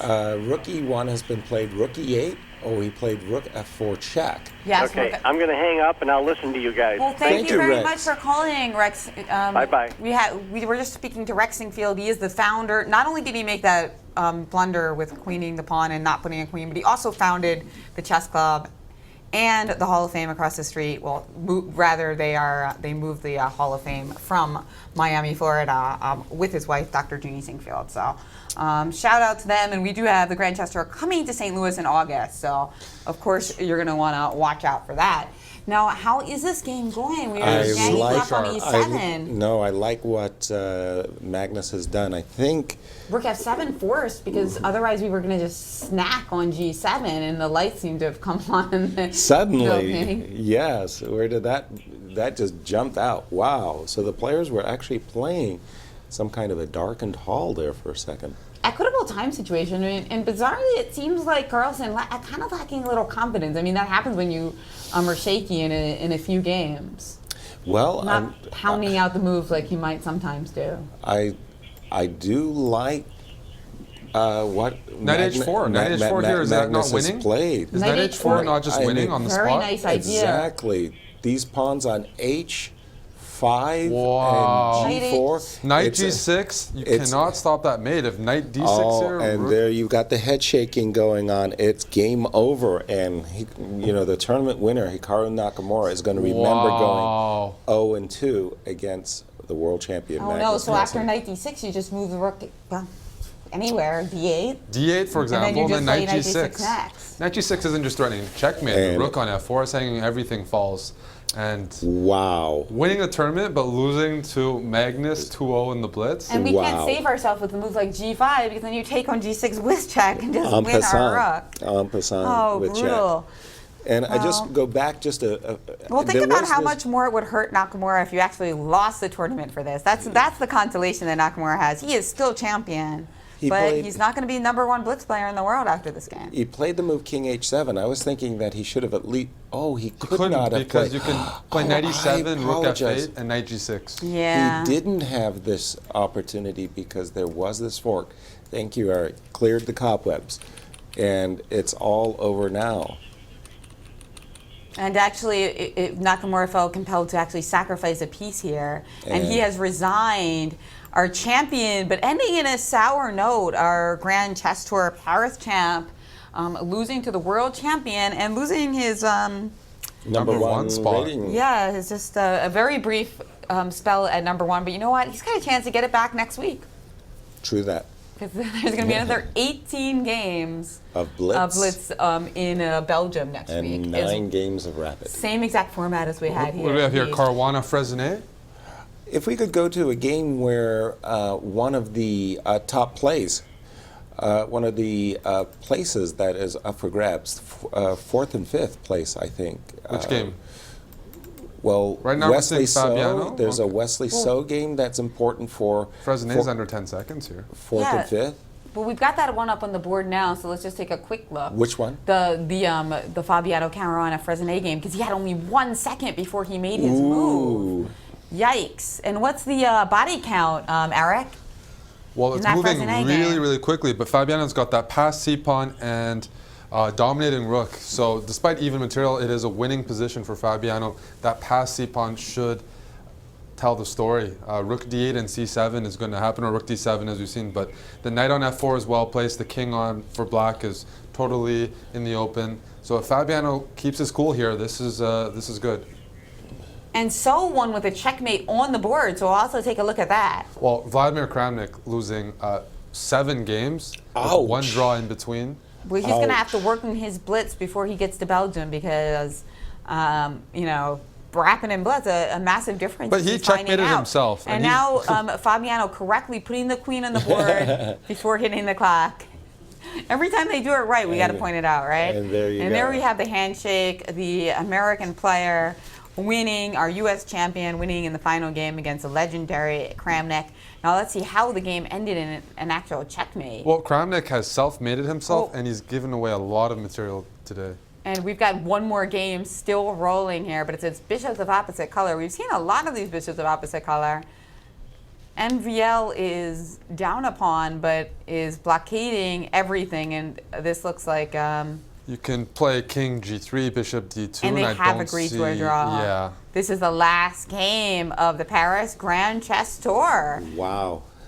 And the picturesque final position in the game between Wesley So and Vladimir Kramnik. Checkmate with just in a knight ending. But beautiful final checkmate. I love that. I mean, that is very rare. Well, there were 2 checkmates in that. Oh no, 1 checkmate. Can we bring it to Eric so we can show the final checkmate? Sure. It's pretty nice. It's a good so one. in this position, Kramnik playing g4, playing for a win, completely overlooks. He was thinking knight d3 no longer is a checkmate because of king g5, but knight e6. seals the deal. Just a woeful day for Kramnik. Wow, when it rains, it pours. And how did these results affect our battle for the 4th, 5th, and 6th positions? Well, I think we're going to get our final standings up quite shortly, so you have all the answers, Yasser. Okay. But first, we are going to go to Paris for an interview with world champion Magnus Carlsen, who can't be happy with the final result, but is happy with the last result. With the last game, yeah. We're with world champion Magnus Carlsen, who came in 2nd place in the event. Magnus, I know you always play for first, but how does it feel not quite getting it? How did you assess your play throughout the day? It's all right. I think to win an event like this, you need 3 good days, and I certainly didn't have a good day today. It was much too bad, and then, well, congrats to Hikaru. He held his ground much better than I did today, but I'm very happy that I won the last round, so that at least it looks like it was kind of close. And to get some kind of, as they say, whining rights. Now I can complain about what happened in a couple of games that I actually could have won it. But well done to Hikaru, and as for me, I'll try and be better next time. And next time comes really shortly. Do you feel like the way you finish off the tournament sends a bit of a message to the field that you are definitely interested, of course, all the time interested, but especially now that you've lost or came in 2nd in this tournament to try to win in Leuven? Yes, of course, I'll be very eager to do that, and but it won't be easy, and I think you saw here on the last day that everybody can beat everybody. The first 2 days were very sort of one-sided. First 3 days, actually. Hikaru and I were winning most of our games, but today it was more even, and who knows what direction it will take in Leuven. Certainly I will be playing for first place, but who knows. Any assessment, I know it's fresh after the tournament, any assessment as to how to handle Blitz? It's the first event of the Grand Chess Tour that has Rapid and Blitz combined. Certainly you've been a part of those events before, playing in the World Blitz and Rapid Championship. What's your assessment about this format and how to play better for the next one? Well, it's very difficult. As I said, in a classical tournament you can get away with having one bad day. Maybe you lose that game, maybe you somehow escape with a draw, but it's all right. But if you have a bad day in Rapid or Blitz, the points just go 4 or 5 games, and then that's it. I mean, then that's not possible to come back from. I mean, for me, again, talking whining rights, I would have won the tournament if I hadn't lost on time in the first game, but really for me it all came down to today, and I wasn't good enough. Well, we're sure you will be plenty good enough in Leuven. We look forward to that, and congratulations on 2nd place. World champion Magnus Carlsen getting bragging rights, we call it in the States at least. And we will see how he does in Leuven. A very exciting tournament coming up. You won't want to miss that event for sure.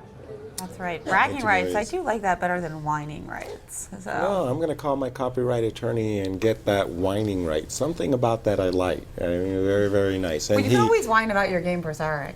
And how did it finally finish? What's our final standings and Grand Tour points here? Well, Nakamura, of course, our champion. Magnus Carlsen, 2nd place. Maxime Vachier-Lagrave, also an impressive performance in clear 3rd by miles. Wesley, so and look at that. By virtue of that checkmate. That checkmate, Vladimir Kramnik walking into the checkmate gave Wesley So the 4th place position. Levon Aronian not happy about losing some Grand Prix points from this gift. Now Fabiano Caruana fell short of leapfrogging over Kramnik, although he was a little closer than you would expect coming into today. 3 lousy days for Fabi. That's right, and Lauren Fressinet, the wild card, in last. And we can see the actual point standings. In the Grand Chess Tour. Exactly. There are actually no ties in this particular competition. that's kind of unusual, but I guess because there's so many games, there's more room for differentiation. Yeah. Whereas in the classical events, you tend to see a lot more ties. Because of this really, really rotten result, Fabiano Caruana only picking up 3 tour points, does that put him out of contention? That's really a bad, look at the difference. He could win a couple events, but he could be, 10 if he wins 2 other events, he could still be in that. But that's probably what it will take. To actually win 2 Grand Chess Tour stops, that's not easy. Not easy. And I'm telling you, wow, 10 points.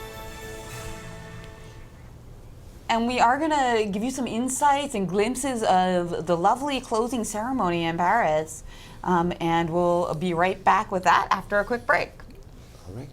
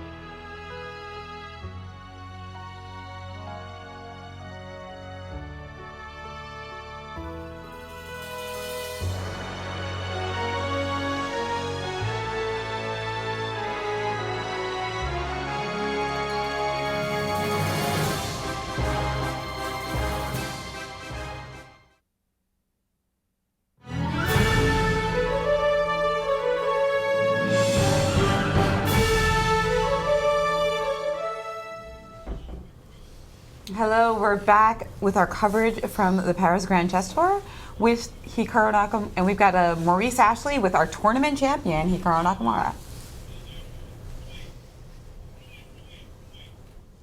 Oops, I don't know if we're going back to Paris quite we so are far. soon. We are soon. Just a little We promise. You can interview me, and I can We pretend I'm the promise. champion. Well, for me, I feel really privileged. I think this has been an extraordinary event, and I think we are ready for Paris now.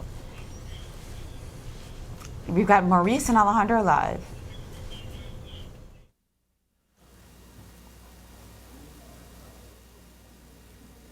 And we are in the playing hall of La Maison de la Chimie, the house of chemists, or the chemistry house.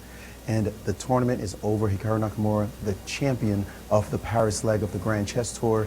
It was simply a spectacular event. Alejandro, Hikaru really showed why he is indeed one of the best Blitz and Rapid players in the world. I think he did amazing. As Magnus Carlsen said, you have to be good every single day, and that is the main difference between Hikaru and anybody else in the field. You can actually select several people. You can say they had a great day this day, they had a great day the other day. Kravnik actually had an awesome day, one of the rapid days, but you have to be consistent. It's only 4 days in this event. You have to be good in all of them, and only Hikaru can claim to have played good chess in every single day here in Paris. It's kind of interesting. We saw that the players had up and down results, like you said. You know, you saw players like Giri play really well yesterday, but couldn't string it together. MVL was fairly consistent, but then he had a couple of hiccups. French fans weren't happy about that. Certainly, we didn't even talk about Aronian, as we now hear music. And this actually has been grand. You've got to take a look at this start. We've been enjoying the French as they do this. Let's just take a brief listen as they show you this intro that they put together.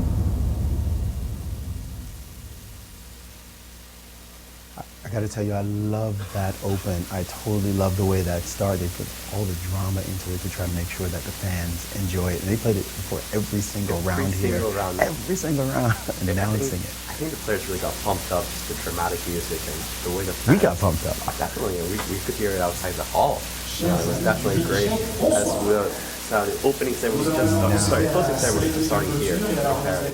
They're beginning the closing ceremony. You take a look now at the stage, and the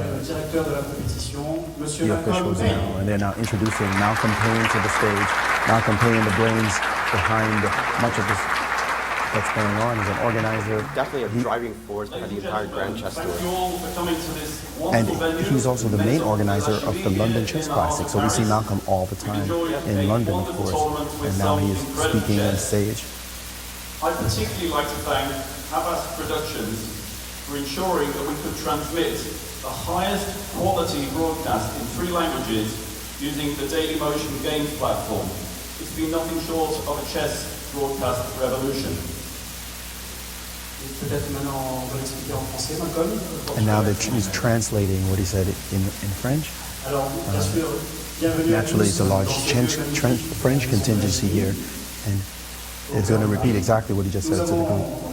You know, France really put it out. I mean, you saw Paris as boss. I mean, the way they organize this event, it's one of the best organized events I've ever been to. I have to say, I've been around the world playing chess, doing chess commentary, the Olympiads, World Championships, World Cups, and I can't think of anything that really rivals just how good this organization is in and out. Even many of the inner workings of this event was completely smooth. The players were very happy with the event, and that's something you can't say all the time. Now, every single round was being done extremely well. Now they're bringing the sponsors to the stage, I believe. Yes, from Vivendi, one of the COOs of Vivendi. they put the money in, and they plan to do this year in, year out. Let's take a listen to what they have to say. I would like to start in English, just to say a big thank you and special applause to players for this outstanding tournament. It has been for me very emotional to play against some of them in corporate events. Thank you, Levon, thank you, Fabiano, and thank you, Magnus, for your time and your patience. Once again, chess competition at your level is something outstanding, amazing. I think in France it was the first time since 25 years we had such a tournament, and thanks to you, and I think every people in this stage has probably participating to something very amazing. So once again, thank you. Thank you to the Grand Chess Tour organization as well. It has been a great event thanks to perfect organization. And let me switch in French for the event. So what he had to say was absolutely on point. They weren't just tooting their own horns. They definitely did a great job organizing the event. And I think this is the kind of event we want to see more of. If we tweak anything, it's probably just to change maybe the beginning and make it 3 rounds per day. Make it even longer. There's just so much fun anyway. I think the City of Light did an amazing job. We can't wait to see Leuven, but I mean, this is a great start to the Grand Chess Tour this year. The Grand Chess Tour expanding its vision, of course, with an extra event this year. So we'll have 4 events going to Leuven after this. Now I'm curious, who's going to improve in Leuven? You think about how they did this time. There's a lot of players who are not happy with their result from this event. You know, the players are sitting down right now with their seconds already discussing what happened, what went well, what went wrong in Paris, because Leuven, few days away, they already have to start preparing. Absolutely. So they're about to bring the players to the stage. Remember, there were 10 players here. Laurent Fressinet, the Parisian homeboy, the wild card, he will not be in the next event.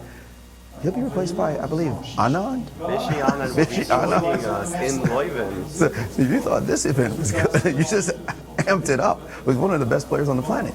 One of the best rapid players in the planet, known to be dominating in the 90s and early 2000s. Nobody could touch Anand. Absolutely.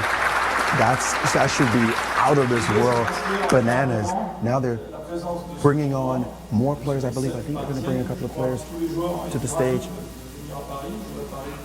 I think right now he's just saying he's happy to bring players to Paris, to be able to bring this kind of star power to Paris, is what he's saying. And I think he's absolutely right. It's the kind of event you want to come back to year after year after year. I mean, it's just too good. No, I can't imagine missing it. For sure, in the calendar of events of the year, the organization, the level of play, and just the excitement that we had this 4 days, amazing. Yes, absolutely incredible event. Now, you see how many people are on stage. You don't see all the backstage folks, and you also don't see, I'm not sure how many people got to watch the French broadcast, the Spanish broadcast. The fact that they could do that simultaneously, 3 different broadcasts. Right. It's kind of like the Super Bowl. I mean, absolutely. That's the feeling you get for chess, that you're watching the beginning of a sport really begin to explode, begin to expand. When you have it in Norway, you have it in France, you have it in the US, you have it in England. The big capitals is what you really want for chess, and it's just simply amazing that we're on the forefront. We get to watch this evolve as time passes. You can feel the culture of chess in Paris, just here in the Maison de la Chimie. People coming up, asking the players for autographs and photos. It was all the time. We got a lot of love. We got a lot of love. I got to tell you, there's crowds around us when we were doing the interviews. Every single time after the round, there's always big crowds, people taking photos, wanting to watch what we were doing, because after all, broadcasting chess like this is quite original. It's quite a new thing. Absolutely. I think the fans really enjoyed it. They enjoyed the chess, they enjoyed the broadcast. It's been a new experience, as Malcolm was saying, revolutionary for the game of chess.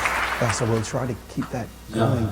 Now they've brought, that is the CEO, I believe, Stefan, I forget his last name. Actually, this guy in the Pan Am, the Pro-Am, he played with Gary Kasparov, didn't he? Yes, he played with Gary Kasparov, and I didn't know who he was. I came up to him, I said, tell me your name, and he said, Stefan, and I said, is that it? Tell me your name and what you do. He said, he gave his full name, which I apologize for forgetting the last name, and then he said, I'm the COO of Vendi. I was like, oops, I guess I should have known who you were. Sorry about that, guy. But then he went on to say he was really happy to be sponsoring this event. It sounds like Vivendi is going to continue this year after year. If we could listen to what he's saying just momentarily. He said it's important to see chess here and come to this stage. And he thinks realistically that the Parisian fans are crazy for chess here.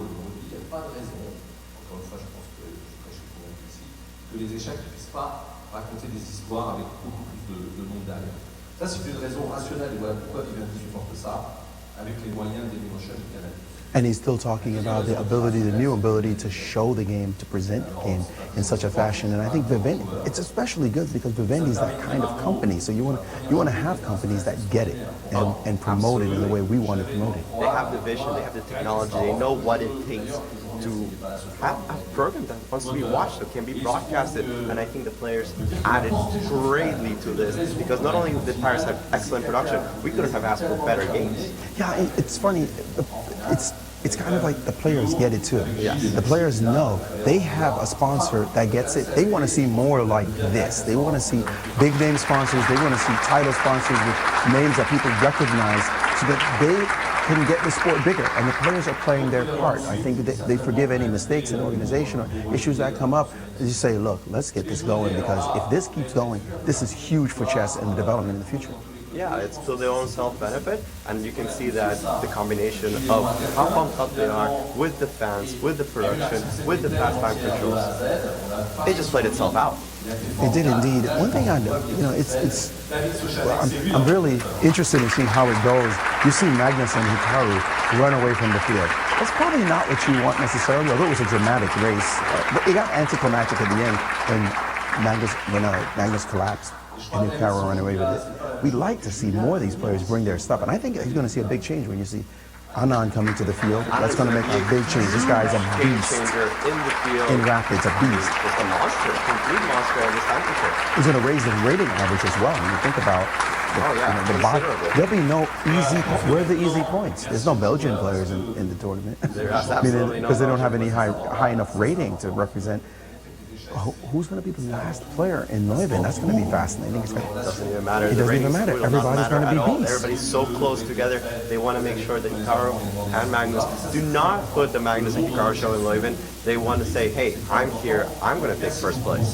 Yeah, I think it'll be much, like I said, much more of the same.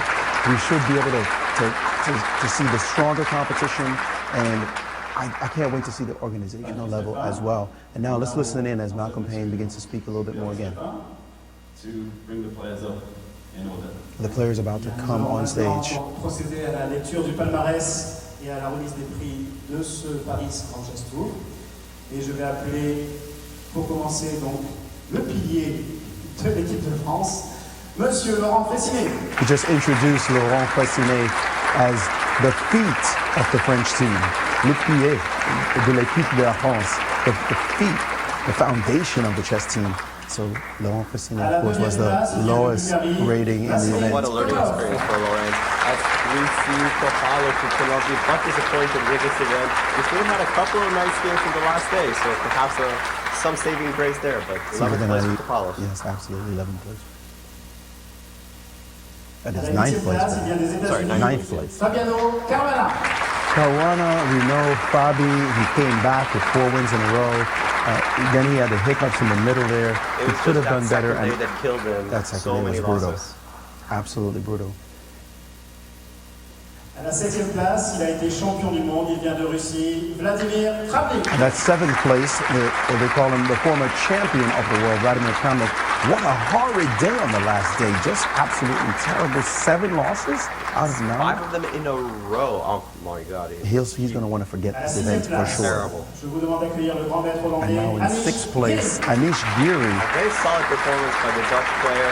Ups and downs. He managed to string some wins in a row, but just did not have the consistency of the top finishes. Was not super inspired, I think, and he's going to have to bring that together. He lost more games in this event than he's lost in anywhere else combined the whole year of last year. And now coming up is Levon Aronian, who we didn't speak too much about, but he had an impact on the standings in the end, beating Carlsen in a That was very important huge game. I mean, momentum just shifted for the Absolutely. And now for players who played a bit better. Fourth place, the American Wesley So. We didn't get a chance to talk too much about him either because he was outside of the top places for a long time, but he had a good performance nevertheless. Blitz, missing many chances that could have put him in the top three. Now we should expect to see a huge applause coming up right now for third place finisher.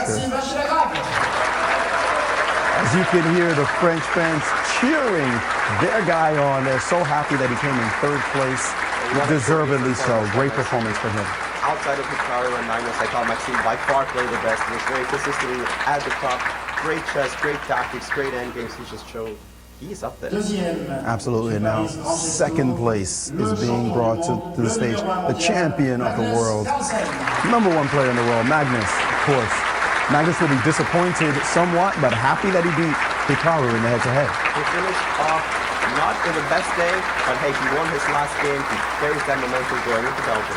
And now, of course, the champion about to be introduced.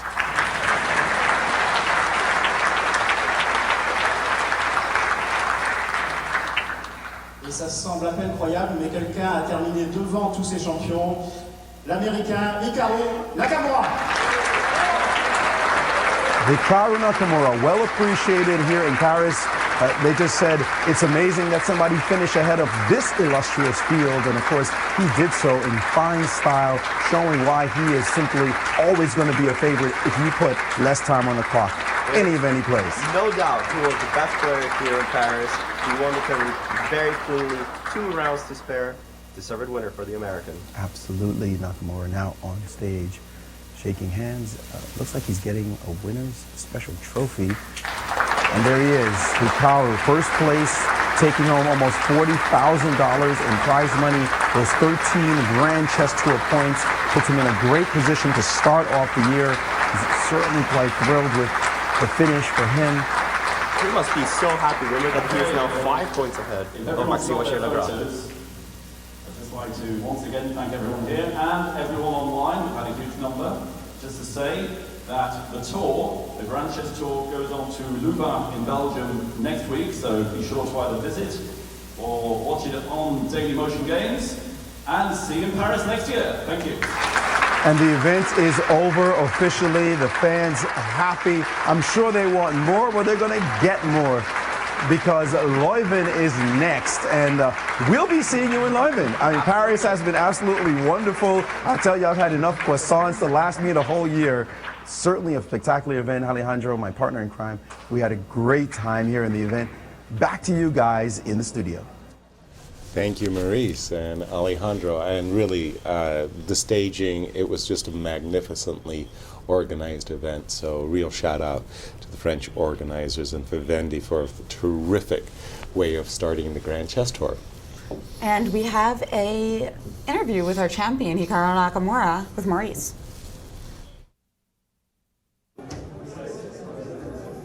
We are with the winner of the Grand Chess Tour Paris edition, Hikaru Nakamura. Congratulations, Hikaru. I know you did not want to finish on a sour note, but it certainly doesn't take away from your spectacular result. Yeah, I mean, okay. In the last game, I kind of was actually just moving. I wasn't thinking that much, and I mean, I never should have missed this knight h4 tactic, but still, it was a little bit unpleasant. So, I mean, it's better to lose on the spot than, you know, play for another 20 minutes, suffer, and then lose anyway. So, it's not a big deal. It's hard to motivate yourself right after winning the tournament by 2 points. You seem like at the end you were able to draw the second to last game. It was no big deal, and then this last game, it must just be difficult to reset the engines to say, oh, I really have to play well in the last 2 games. Yeah, I mean, of course. I mean, the goal is to win a tournament. So anytime you've won the tournament, especially with a few rounds to go, it's quite difficult to get motivated. I mean, if it was classical, I think there's perhaps a bigger reason, is obviously the points mean quite a bit more than they do in Rapid and Blitz. But still, I mean, I tried to play well. And okay, the game against Wesley, for example, I simply couldn't remember if he blundered completely or if he was completely fine. I thought what he did was losing, but then it's Blitz, and I didn't have time to think, so I just took the draw. And then, all right, the last game I was completely fine, I think, but it's still, you know, it's hard to play, and it's, you know, I lost the game, but I don't think it's not the end of the world, that's for sure. Certainly not. Last year you played 3 events in the Grand Chess Tour. You did okay pretty much in all of them, if I remember correctly. this one you've won. You've got one under your belt. What are your thoughts going into Leuven? Well, last year actually I did quite well in the first, where were they? I can't remember. I did well, but I did Norway not do, chess, and, yeah, and then you had Sinkfield I did well Cup in and Norway then Sinkfield, but I did very badly in London. So the first two were very good, and then London was just awful. So it wasn't that great. But as far as going forward, obviously when especially winning clear, I think you get like extra points or something is very nice. But of course Leuven's right around the corner, so just try and keep playing well, and hopefully good things will happen. Well, congratulations on a deserving victory. We look forward to seeing you in Leuven. Thank you. The number one player, at least today, he wins Paris clear. Hikaru Nakamura, the leader now in the Grand Chess Tour. Thank you, and again, congratulations to Hikaru for his victory in Paris. And I'd like to give a shout out to everybody at Spectrum Studios and here at the St. Louis Chess Club, also our staff over in Paris as well. Absolutely. So we've got Marcus and Kevin and Justin out there. And in Paris. Here, of course, we have Jen and Randy Sinkfield and the whole crew at Spectrum, and they've been waking up super early. Eric Musso for the great graphics. His coveted graphics, and Joy Bray, of course, the manager here at the club. Overseeing everybody. Yeah, it's really been, and we also have Tom, and we've had a replacement, Kevin, for the last few days. So, exactly. It's been really wonderful to work with everybody as usual, not just the on-camera talent, you guys. There's a lot of people behind it, although it's been fun with you too. Oh, and with you always, Jennifer. Oh, we forgot one person, Eric Hansen. What do you think about all this? Did you have fun? I've had a lot of fun. I think we've got a lot of good storylines heading into next week. Is Magnus going to strike back? Kramnik, Topalov, former world champions, are they going to start playing better? We have the inclusion of Anand. So it's going to be, I mean, if you guys like the event, I hope you guys for sure watch next week. Tell your friends. This is a great event to get into chess. I had so much fun myself. So I hope to see everybody back here starting next Friday. That's right. Next Friday, we start with Rapid and Blitz on Friday and Saturday, then Sunday and Monday, Blitz Chess. Same format as Paris. It's going to be a ball, and we're going to see, is it going to be all about Nakamura and Carlsen again, or is somebody going to surprise us? Well, the wild card, no Laurent Fressinet in Belgium. This Swanathan Anand as a wild card. Wow. An even stronger, more elite event to be held this coming week in Belgium. I can't wait. We'll be here next week, and it's also going to start same time, 8 a.m. Eastern, 7 o'clock here in St. Louis, and 2 o'clock in Europe. We have a couple more names to thank, though. I do want to remind people. Thanks to Tata for Twitter, Nicole for the website, and Tammy for helping me and the board. She is behind. She's amazing at that. So thanks to those wonderful ladies. That's right. Absolutely. We've also got Liz and Kite. Oh, Kite, our son. And Brian. Yeah, he's going to have to do a better job at screening those calls, though. He's letting all kinds of riffraff. Rick Sinkfield got through. So. Yeah, that's what I'm saying. He's got to screen those calls a little bit more harder. And Aviv Friedman as well. Of course. Yeah. Aviv. So, but you know, we're gonna. If we did forget anyone, the good news is we're back in a week. We'll make up for it. Yes, we will make up for it, and. Yep, we've got a little graphic here to let you know what's in store for next week, and put it on your calendar. See you in Leuven, June 17th to the 20th, and we're going to be using the same hashtag Grand Chess Tour, grandchesstour.org. Take a break for a few days, play some Blitz, do some push-ups, and we'll see you then.